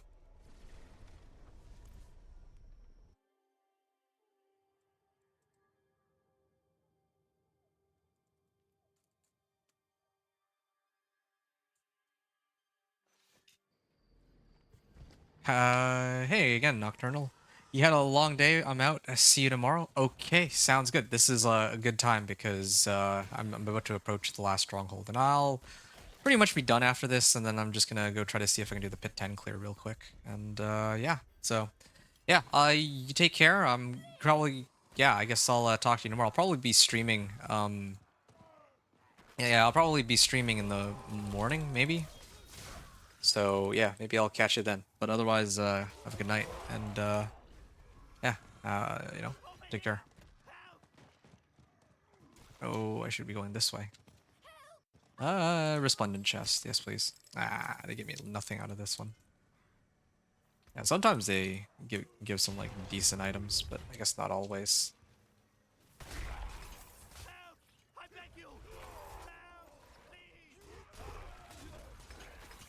Wow, I still can't believe that with this level of damage I'm actually one-hitting everything. I know it's normal, but still. I'm like struggling a lot more on Penitent, I feel like. Wonder how that'll, all those calculations work. Anyway. Oh, this is it. I think this is finale. You're off all day, so yeah. Oh, exciting. Alright, I'll catch you then, if that's the case. Yeah, get some... Hope you have a good rest for tomorrow's activities. Alright. So, that brings us to the end. This gives us one level up. I just barely reached level 59. And that was every... Oh, wait. I did Malnock. Did I not hit the... Is it because I didn't hit the shrine at the end? That's weird. Hold on. Let me just do something real quickly. So, I mean, I have 6 renown rewards. Would this get me over? I guess it wouldn't, huh? Yeah, I think I'm a little short this time around. I think I might not have triggered one of the wandering shrines, perhaps. That could be why. Oh, wait, no. I think I might actually hit it. That's kind of silly, though, that I still have the Malnock one just lying there. Oh. I could do the Incursion or a Legion event, but I'd like to see if I can finish all the strongholds, ending with Malnock. Well, that's kind of goofy. Well, it should have been. I mean, at this point, though, I should already be at level 60. So I could call this like a 4.5, like exactly 4 minutes and like 30 seconds, or no, 4 minutes, 30 seconds, 4 hours and 30 minutes, or something along those lines. Like, yeah, I mean, give or take. Give or take 4 hours and 30 minutes. Dang, I had to run this one more time. I could have sworn that I did this one already. Oh, yeah, right.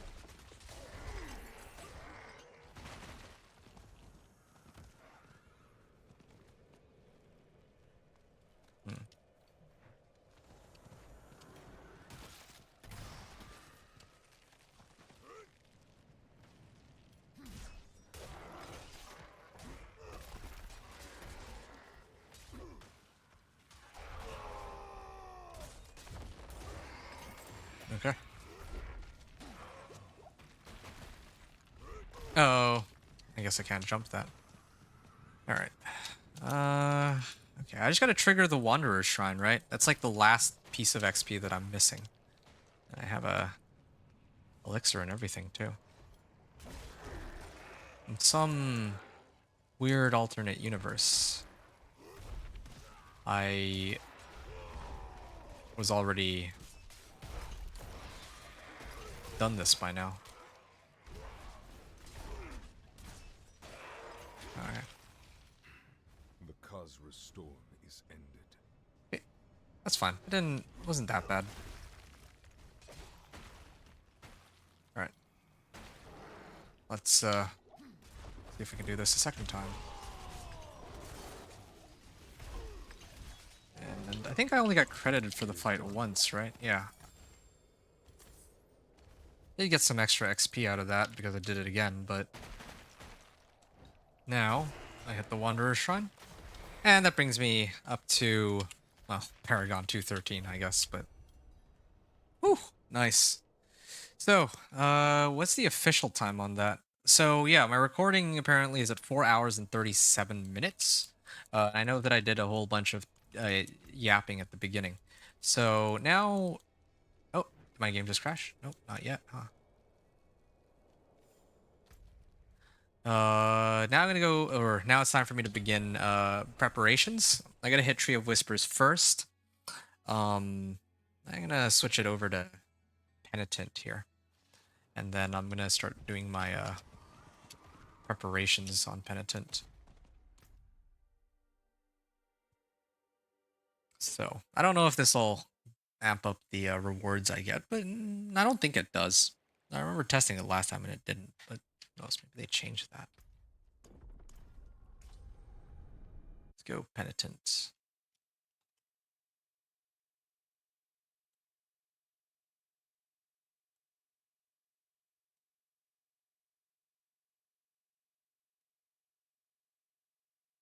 Okay. Penitent. So I'd hit this. And I mean, Collection of Chaos is an option, but I would do one-handed weapons, Earthquake, and I'd only ever consider... no, I want like... You know what? I can break that down. Legendaries only. Let's make things a little easier for ourselves here. Collection of one-handers. These maces are definitely... Oh, disembowel glyph. There. So, again, the reason why I leave the Whisper Cache is so that I can say that, yeah, I would have been able to get the materials necessary to open the pit. Right. Okay. Let's see what we can do. Okay, this is a must-have. I don't think I'm gonna... Have I not really, like... Where are my offensive aspects? I really don't have... If this were a normal run, I wouldn't have all the standard defensive aspects. I've actually haven't really had very good luck with aspects. That looks worn.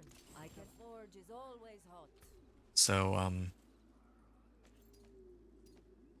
yeah, let me get rid of all the stuff that I don't plan to use going into this run. So that's, I guess, every item I'm currently wearing. This weapon, if I just sort everything real quick, this one I would wear. Like, these I would get rid of. This I'd get rid of. This, I'd probably... No, who am I kidding? I'm not going to use that. Weapon Mastery, have an additional charge. I don't really use that.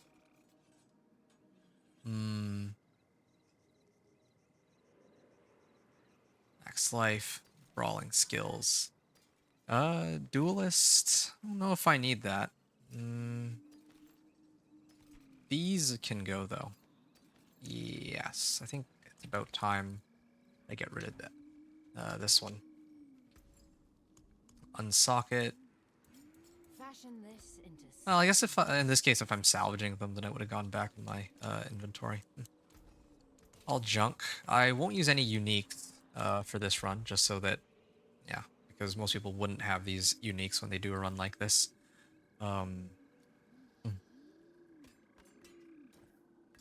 Okay.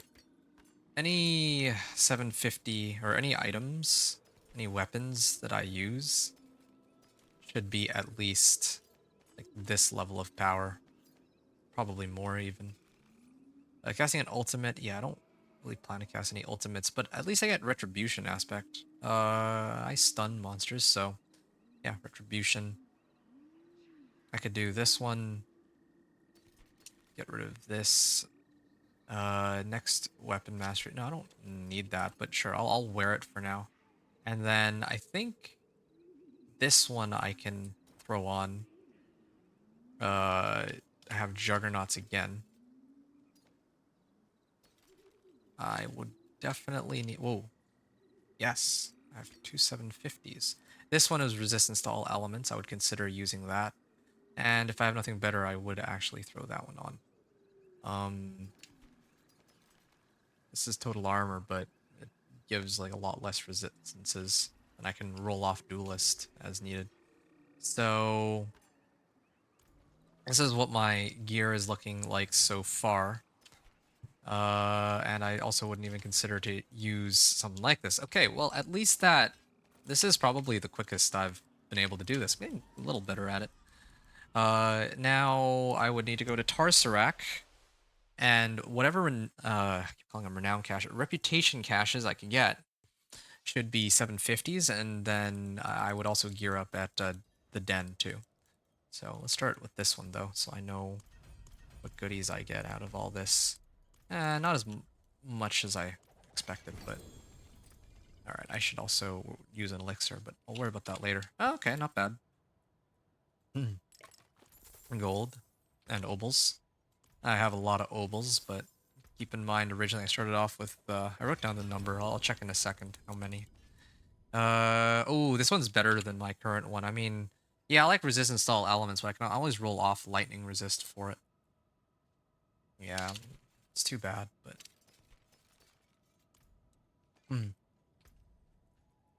still sitting on these two bags here. Okay. Then the den. And if I really wanted to, I could also go to the shopkeeper and pick up whatever I need from him. That's another option too. I'll try to make this quick. Ooh, that is a lot of stuff I could set myself up with. Like this. I mean, I already got... that sounds kind of nice though, but... here, how much... actually not... I have a ton of stuff. Did I count it out right? 3 pants? I don't need that many pants. Iron Skin grants unstoppable. Well, okay. We You know what? supply, you demand. Yeah. That's what Papa says. Can't believe I keep getting so many pants. Thorns, it's not the worst, but do better than that. Lightning resistance? Sure. I'll sort out the resistor. I think I should have enough to reach the cap with Juggernaut's aspect. In fact, maybe... well, I don't have a helm. Legendary axe for slashing. legendary, yeah, I definitely would be using my pale marks for this. Um, Regarding pale marks, I guess I wouldn't really have any pale marks in the future. Maybe enlist Aldkin as a mercenary, and then you'll actually get some XP with him at least. So, like, if I were actually playing where I didn't have these guys ranked up, I think I totally would be using Rahira or Subo. Either one's fine, just because like I would just need them to give me pale marks, and that's really it. Um, yeah, like at the very least, you should have like a reinforcement. But anyway, just because I wanted to run this by myself, that I didn't bother to use them. But anyway, skills deal up to 13% increased damage. That's pretty useless. And I'm still, well, I can still restock supply for free. So sure. What else can we find? Oh, that's a good one. Amulet of Grasping Whirlwind, Protecting Tunic. I don't have a two-hander though. Protecting Tunic. Okay. Amulet of Grasping Whirlwind is fine. Glad that's done. Okay. So those are fine. 750, 750. 701 is acceptable. Damage reduction for each nearby bleeding enemy. Yeah, then I just need some jewelry. If I wanted, I could get this, right? I could yeah, I could just buy it, just in case I don't find anything better somehow. Then still don't really have a good two-hander. And I've actually gone through my usual avenues too, to find them. Well, I mean, there's also the season journey caches and perhaps the like. Normally, I would save obols for when I reach Torment, but I mean, since I can't really find anything better, I could, I guess, just burn my obols on a proper two-hander, unless maybe they have one here.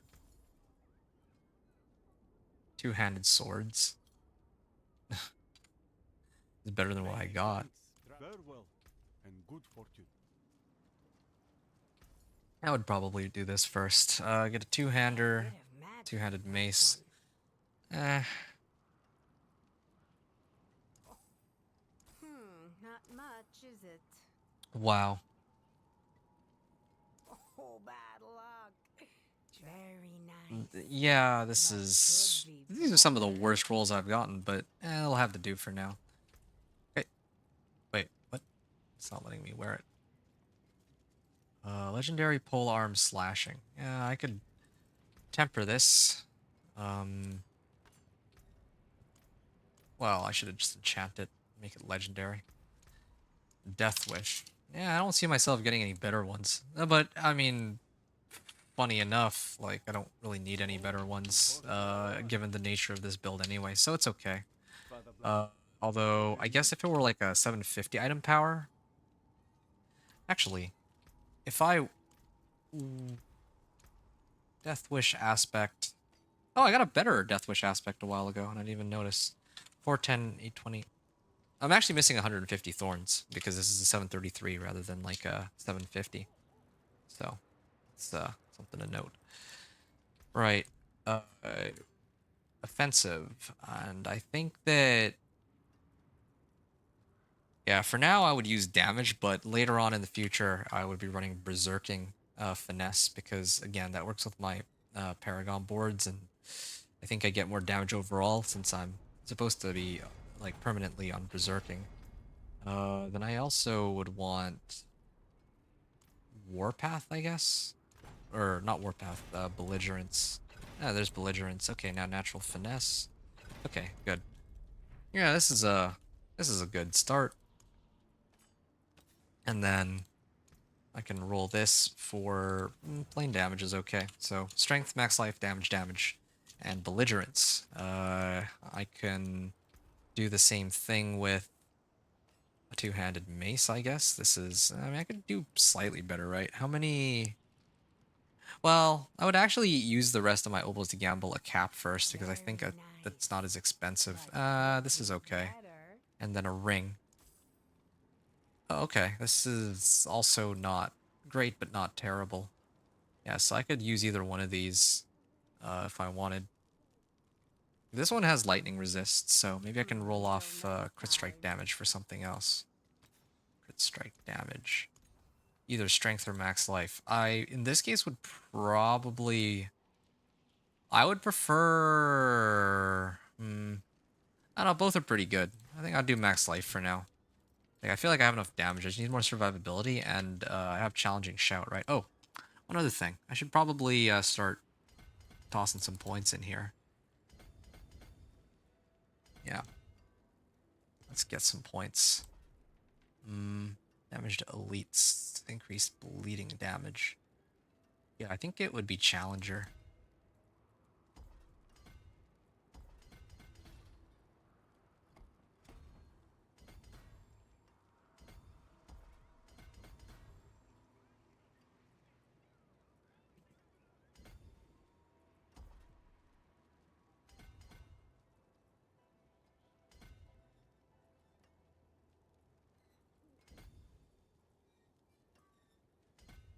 Okay, so this activates the glyph, and I still have 28. Yeah, I think this is reasonable. I do lose out on like a bit of max life though if I use this setup. What do I have a point into this? Yeah, I think this is okay. Yeah, I can grab these later. So I've activated Challenger. I got max life, and I got armor, or damage, I mean, and I guess more max life.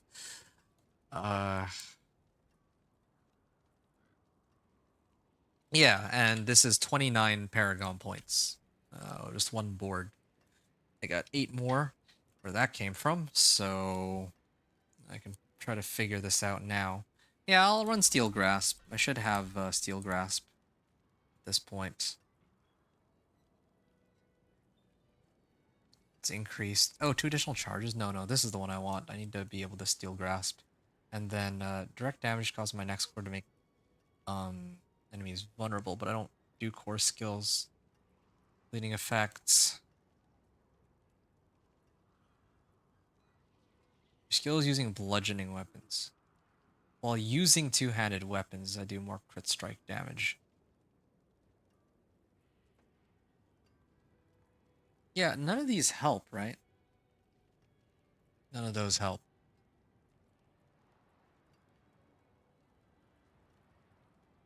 For each 100 fury spent. Why not? And increase crit strike damage. Maybe we'll think of something a bit better later, but yeah. I could reduce the cooldown on this by like a second if I wanted.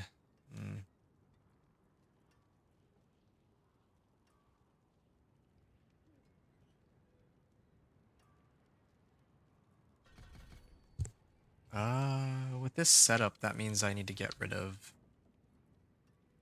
I just don't want to misclick with Steel Grasp. That would be the most annoying. You know what? I know how I did it before. I think I had Steel Grasp on 3, and then I used the Leap on left click. Yeah. The only question is, where did I put the rest of my points? Wait a second. While Berserking Fury Generation is increased, I actually need Fury Generation because I use Kick to drain out my Fury for Barbed Carapace. Alright.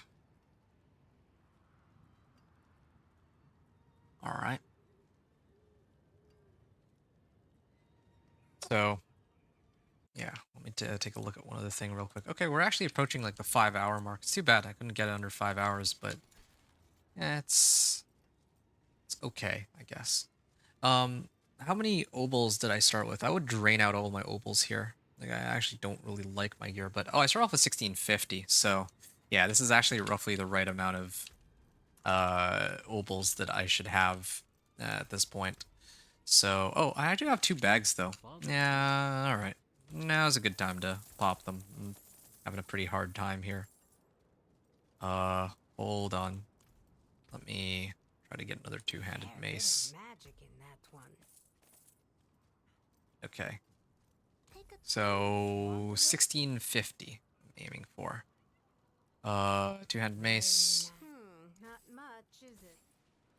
This, I mean, there's no Very nice. legendaries. Bad luck. Wow, I've just for good measure, just one more helm. Very Okay, nice. well, But wow, I've never seen that. I got no legendaries out of all those rolls. Well, I could just use the one, like, the best... Okay, wait, no. Magics I shouldn't even consider. But weapons-wise... Yeah, these go away. These go away. This is the best available one I have, so at least I got something out of my rerolls. And this is also probably the next best ring that I got. 735 item power. These ones are close to that same value. Strength max life. You know, I actually prefer max life shadow resistance in this case. Yes. Strength max life damage. No, this is like, I'm short like 70 life on this. Let's get that going. And then if I temper these, I mean, I should be getting natural finesse, right?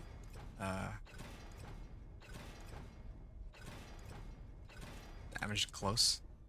I could just use it. That's fine. I can live with damage to close, but I was hoping for plain damage. Okay, this one at least rolled plain damage. And then the occultist. What's my damage looking like? I have 295 all damage. I can roll damage for something else. Hopefully strength. Yeah, strength, max life, and a resistance. It'll do for now. I'm gonna. I don't think I've seen this before where I'm actually struggling just to gear up my guy, but I mean, here I am. Like this early on.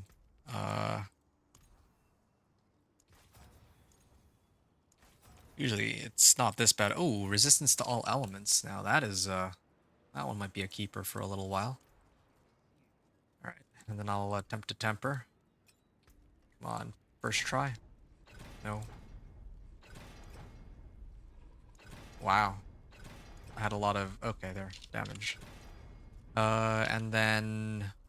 What aspects can I throw on here? Okay. Where's... Do I have perpetual stomping? No, I never did get that. Weapon mastery, have another charge, so that works with steel grasp.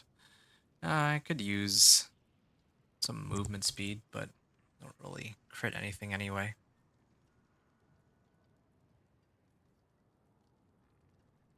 Gain 1,000 thorns while channeling. Yeah, this works pretty nicely with whirlwind if I wanted to go down that route. But oh well.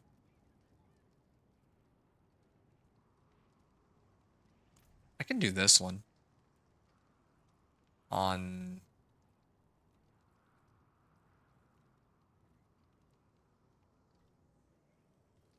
I kind of want to see what happens if I have 3 charges of Steel Grasp, but Wild Bolt wouldn't be bad. I don't think I need it just yet, though. Helm, this... Like, I don't...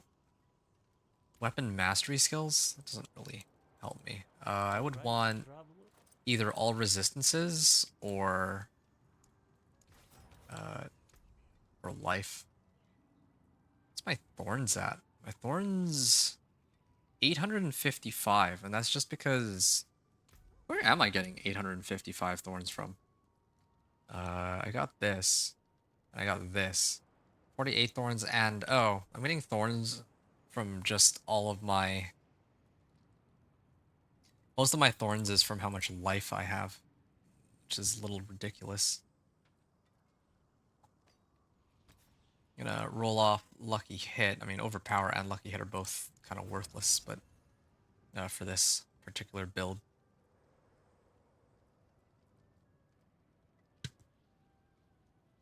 Almost done.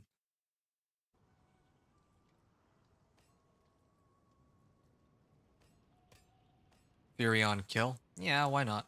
Replace overpower damage. This one has to be life. Like, there's no question about it. At least I have gold. I think I killed a Gilded Baron earlier, so I would have a pretty decent chunk of gold if this were a proper run. Like, first character. I'm gonna throw on Needle Flare. And I don't actually think that... I don't know if I bothered to look at the aspects. I don't think I got, like, Elements, Inner Calm, and all the other ones, but I did get a few of these. Like, the barbed ones. Summons deal more damage, summons deal more damage. Now, while berserking, I deal fire damage every second to surrounding enemies. It's better than nothing.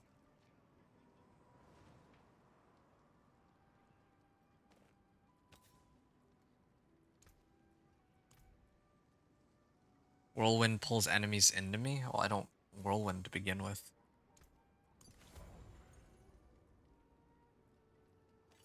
It's kind of crazy to me. I don't have any offensive aspects in this run.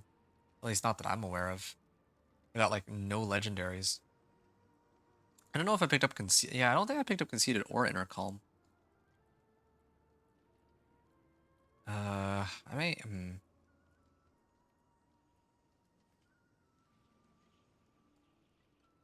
Oh, I had Aspect of Retribution. Yeah, that's what I had. Aspect of Retribution. I'd throw that on. That's a good omen. And I'll roll off movement speed in hopes of getting something a bit more valuable. Total armor? Sure. That's, I think this is a bit overboard, but I know that I have Juggernauts, so I could throw that on. Wait, each point of Fury generated while at maximum Fury? Nah, I don't care for that. It's like a minimum roll, too. 512, and then here...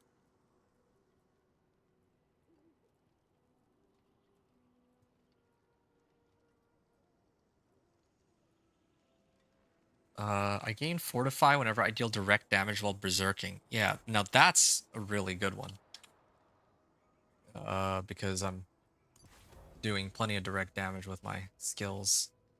No, now I gotta do all the tempering. Well, this will be fun. Thorn Body now is the most important. Outburst? No, it needs to be Thorns while fortified. Thorns while fortified, that's great. If I go total armor here, then I think I just like really overcap my resistances. Like, really overcap them. Sure. So I'll do cold resist on some of these. Sure. Yeah, cold resistance is now capped, and then I'm gonna start running for Thorn Body. Thorn Body, it has to be Thorns while fortified. No Thorns while fortified.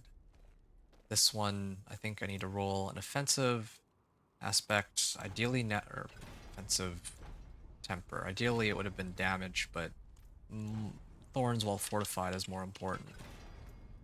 So now this damage to distant. Okay, plain damage. Yeah, this is my best set of equipment so far. Except I am like really overstacked on lightning resistance, but sure. It's not the biggest problem. Anything breaks, the forge is hot. Offensive, yeah, I actually have so much armor. Okay. Ground Stomp, Iron Skin, Challenging Show cooldown reduction would be pretty helpful in the future, but right now I just need Shadow Resistance. And there it is. So my resistances are like really, really capped. This is like the weirdest run I think I've ever had to carry out. Yeah, this is really, really strange. All of this put together. What about my runes? It's another thing too.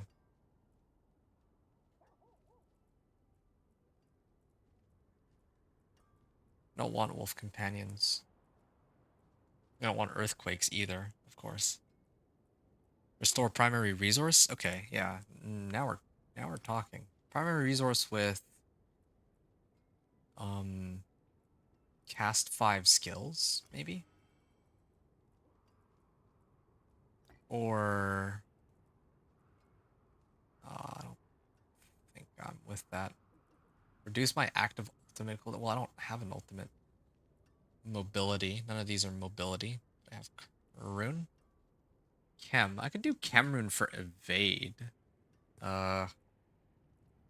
Maybe every time I evade, I get primary resource, and then every time I run around, or I cast a whole bunch of skills, I get movement speed. Yeah, this doesn't actually seem too bad. This will help solve my movement speed issues, at least. Because right now I'm Come back and see us. having issues with movement. Speaking of movement, I'm gonna get... I'm gonna try to get, like, charge or leap cooldown. But okay. Thorns while fortified is... Oh, okay. That works. You know, later on I want, like, charge or leap cooldown reduction, but... I kind of want movement speed right now. Nah, I need to roll for charge or rather leap cooldown reduction. Nope, not charge cooldown reduction. It needs to be either leap or movement speed. Leap cooldown reduction, yeah. Because I'm still leaping. And I have Fury per second on this. I wonder if I can roll off Fury per second for life here. Warcry movement speed even I would consider taking. Oh, my game crash? Nope, not yet. Ah. Until spring. There. Yeah, that's not a bad set of boots. And then 2 rubies. This one's looking pretty good, although I realized that I never bothered to put on a temper for this. Thorn body.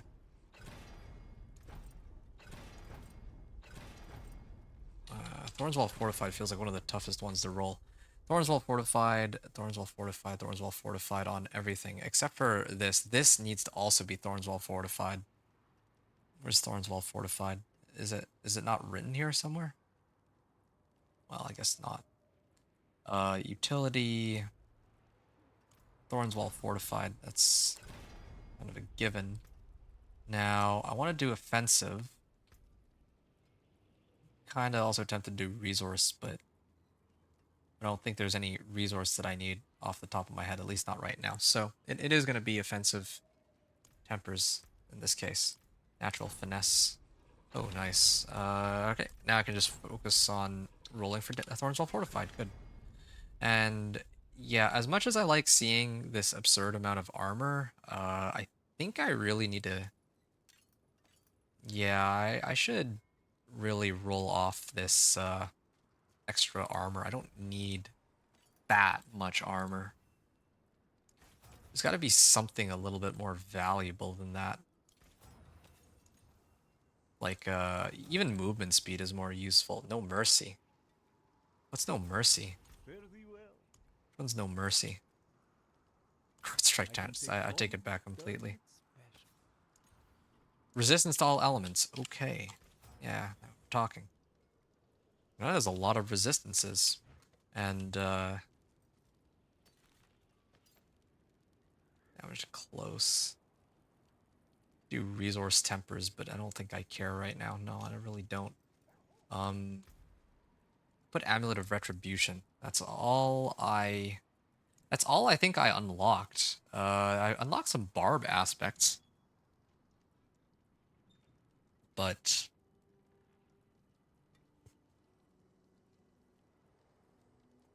oh, what's this one? multiplicative damage instead of cooldown from cooldown reduction. It's not like I had cooldown reduction. Your damage is increased, but, well, not trying to boost my Steel Grasp damage. Limitless Rage. I don't use core skills. Battle Mad. Increased damage in Berserking after swapping weapons 8 times.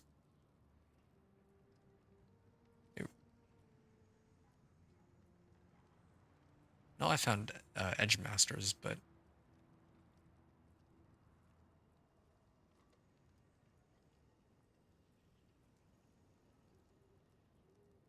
well, whatever. I'm just going to leave it there as is. It's fine. This will be my most... this will be the most poorest Barbarian Thorns Barb I think I've made yet. Alright, so Sapphires. I'm gonna get 2 of these in here. 2 Sapphires in this one. Belligerence. Oh, I didn't even temper this yet. So I had damage as one of the rolls. Oh, but the problem is kinda... if I do need Belligerence though, then I have to swap something out. One of my other skills. Warpath. That's another thing to look out for too. Damage. Alright. Belligerence. Good. Maybe I will keep Belligerence, but then I need to get rid of something else in exchange. Ground Stomp. Leap. It also applies vulnerable. Well, I guess this kick itself applies vulnerable. I might have to just get rid of Ground Stomp. Get rid of Ground Stomp and then replace it with Leap. And then Flay goes here. I keep Kick because I need something to drain my resource.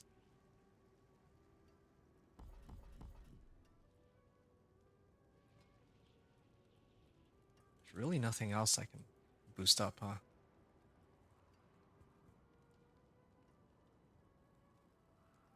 Alright. Casting a weapon skill fortifies me? Yeah. Yeah, I mean, I'm using Steel Grasp now, so it actually makes sense for me to use that. And... well, I think I'm almost ready. So... oh, I didn't even temper my other weapons. Need Wow. something forged? I actually have...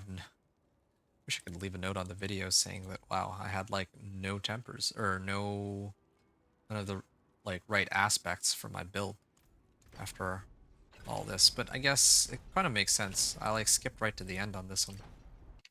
How long has this run been going on for? 5 and some? Well, it's acceptable. Damage to distant, damage to close, damage to distant, and distant. Well, rip. And this one first. Belligerence, okay. And now, hoping for regular damage. Nice. There. This is perfect. This will do for now. So I can get something a bit more better. Okay. More damage while berserking. Thorns damage. So all of the rolls here are set more or less. And do I still have some more sapphires? Yeah, pick up a few of these. Here. Okay, and then boots are fine. Armor is fine, sans the fact that I need 2 of these rubies.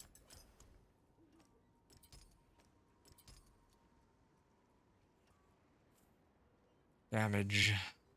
Okay, tempers on everything. Aspects on everything. And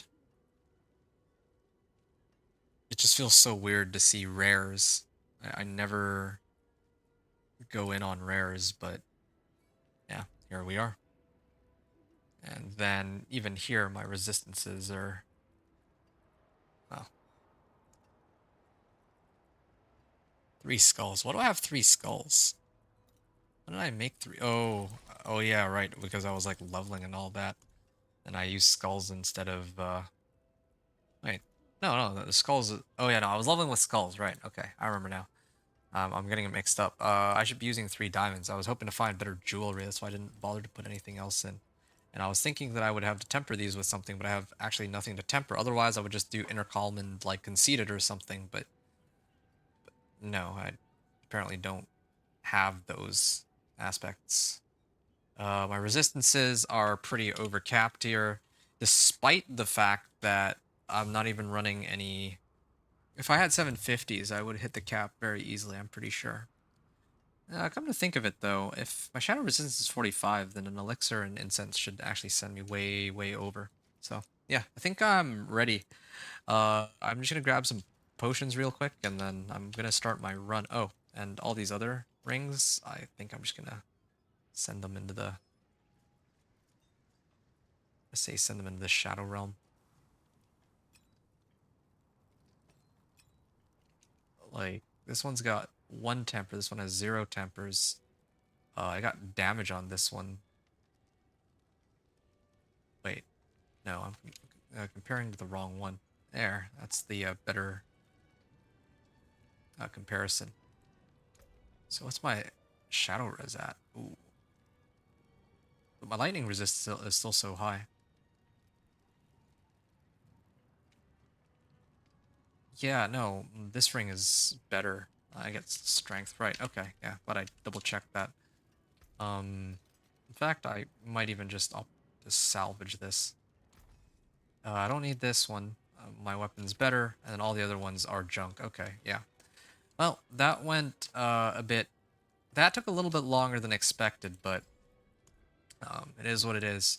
So, that just leaves us with one last order of business. That's to go grab some elixirs and incense, and then I'm gonna start the run.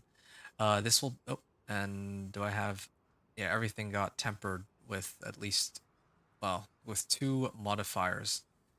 Yeah, because the weapon temper is pretty important, as well as the offensive temper, right? And utility. Funny enough, the least useful tempers are the ones from my jewelry. Hey, Cam, what's up, dude? Welcome in, Raiders. Yeah. Hey, guys.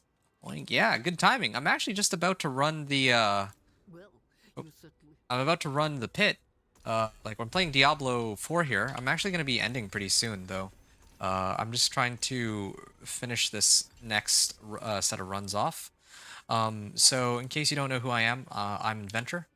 I like to make build guides for Diablo 4.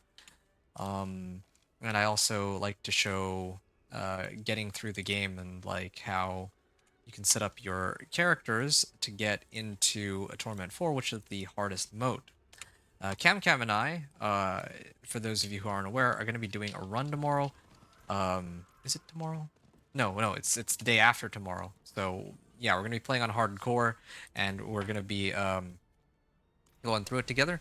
So if anyone wants to check that out, yeah, I mean, you'll be on, hopefully, a Cam stream on Wednesday. It's going to be a lot of fun. We're going to be starting brand new characters from a clean slate, since we're also going to be doing hardcore. So it's exciting. Gonna try to eat more Chick-fil-A. All right. Okay. Well, how was your stream, by the way? Thanks again for the raid, Cam. Really appreciate it. Technically today is Wednesday. That's true. Yeah, the very funny timing. I'm actually just about to begin. Like, you know how I operate. I do my 1 to 60, which I did, and then I begin my run of pit 5 or pit 10, and then unlock Torment 1. Me and Pigs were playing Phasma together, had fun until the game started dying. The game started dying? Oh. She went pretty good except for the game's cam crashing. Aw. Yeah, crashes are always annoying. I mean, I would know when I, like... Cam has watched a good chunk of like my content, like me streaming the last few days, and he's seen me crash many a time, so I get it. Well, I'm glad that you guys had fun or at least it sounds like you guys had fun. Yeah, that's I guess the main thing that matters. And well, yeah, but I do need to mute myself. Spend just a tiny bit of time here, just a tiny bit. Yeah, really appreciate it. Thanks again, Cam, and everyone who's joining in. Kudos to you folks. I don't know if any of you are D4 players, but again, thanks for at least hanging out and showing your support to Cam and to me. But just to fill you guys in on what comes next, well, I have to run Pit 10, but I'm also going to archive this separately. Like I'm gonna have to like clip this run so that I can like upload it. So I'm gonna be muting myself for a little bit and showing my equipment so that I can begin my run and kind of go through it, right? I like to do the gameplay with no commentary just for this pit run alone. So, yeah, once again, thanks folks for coming in, and I'm gonna mute myself, and I gotta start this pit 10 run, and then at the end of it, I'm just gonna chat with you folks for a bit and talk about how my 1 to 60 went and just some thoughts I have on everything. Although I don't really think I have too much to say. So, any pit run we shall be watching. Okay, sounds good. Thank you very much, Can. We can talk more after, but yeah, I'm gonna get this party started, and I'll talk to you guys shortly. So, yeah, see you soon.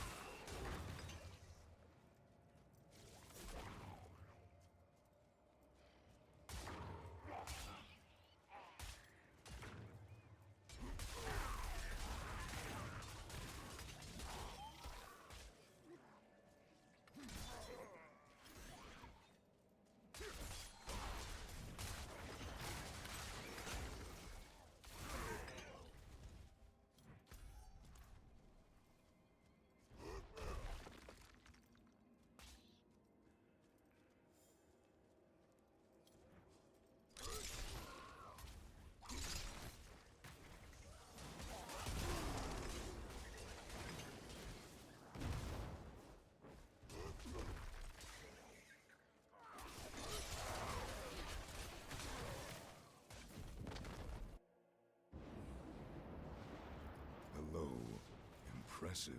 Thanks. Till our roads cross again.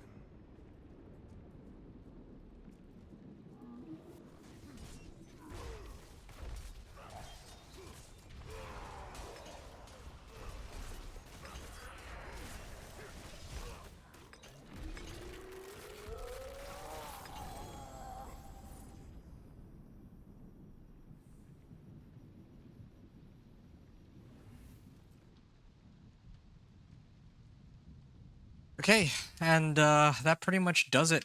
That brings us to the end of the run. Yeah, some final comments I'm gonna have about this run.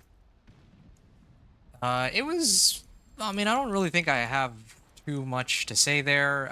It was really straightforward. Like the boss hit me with one of the spells that um like hits me with a bunch of different projectiles, and each of those actually procs thorns. So yeah, I managed to take him out like that. I did also get some 750s, which is great, but I'll worry about that next time. Uh, yeah, I got to level my glyph. It's good. The 1 to 60 run was really smooth. Again, the tempering recipes were like the really good ones. But even if I didn't get the really good ones, I could have just played on normal and I would have been perfectly fine. It would have taken a little longer, but it's okay. Interestingly enough, I didn't even have any, like I was missing a lot of aspects. I was just using whatever I could get my hands on, essentially, minus the Death Wish and Needle Flare. Everything else was just junk, because that's all I have right now, allegedly. Otherwise, maybe next time I could run it with like Inner Calm and Conceited and all those aspects. And this is actually very exciting because I have plenty of room for growth on this build. So we'll see how far we can push it once we get into Torment. But that brings us to the end of the level 1 to 60 journey. You've seen it, and hopefully you enjoyed it. Anyone? It seems that no one said anything in chat, so a big shout out to Cam again for helping me with making sure that people know that I'm chilling. But I think this brings us to the end of our stream for tonight. I'm going to hop off, and I'm going to go get some rest. Oh, I went to the wrong area. Whoops. Anyway. Yeah.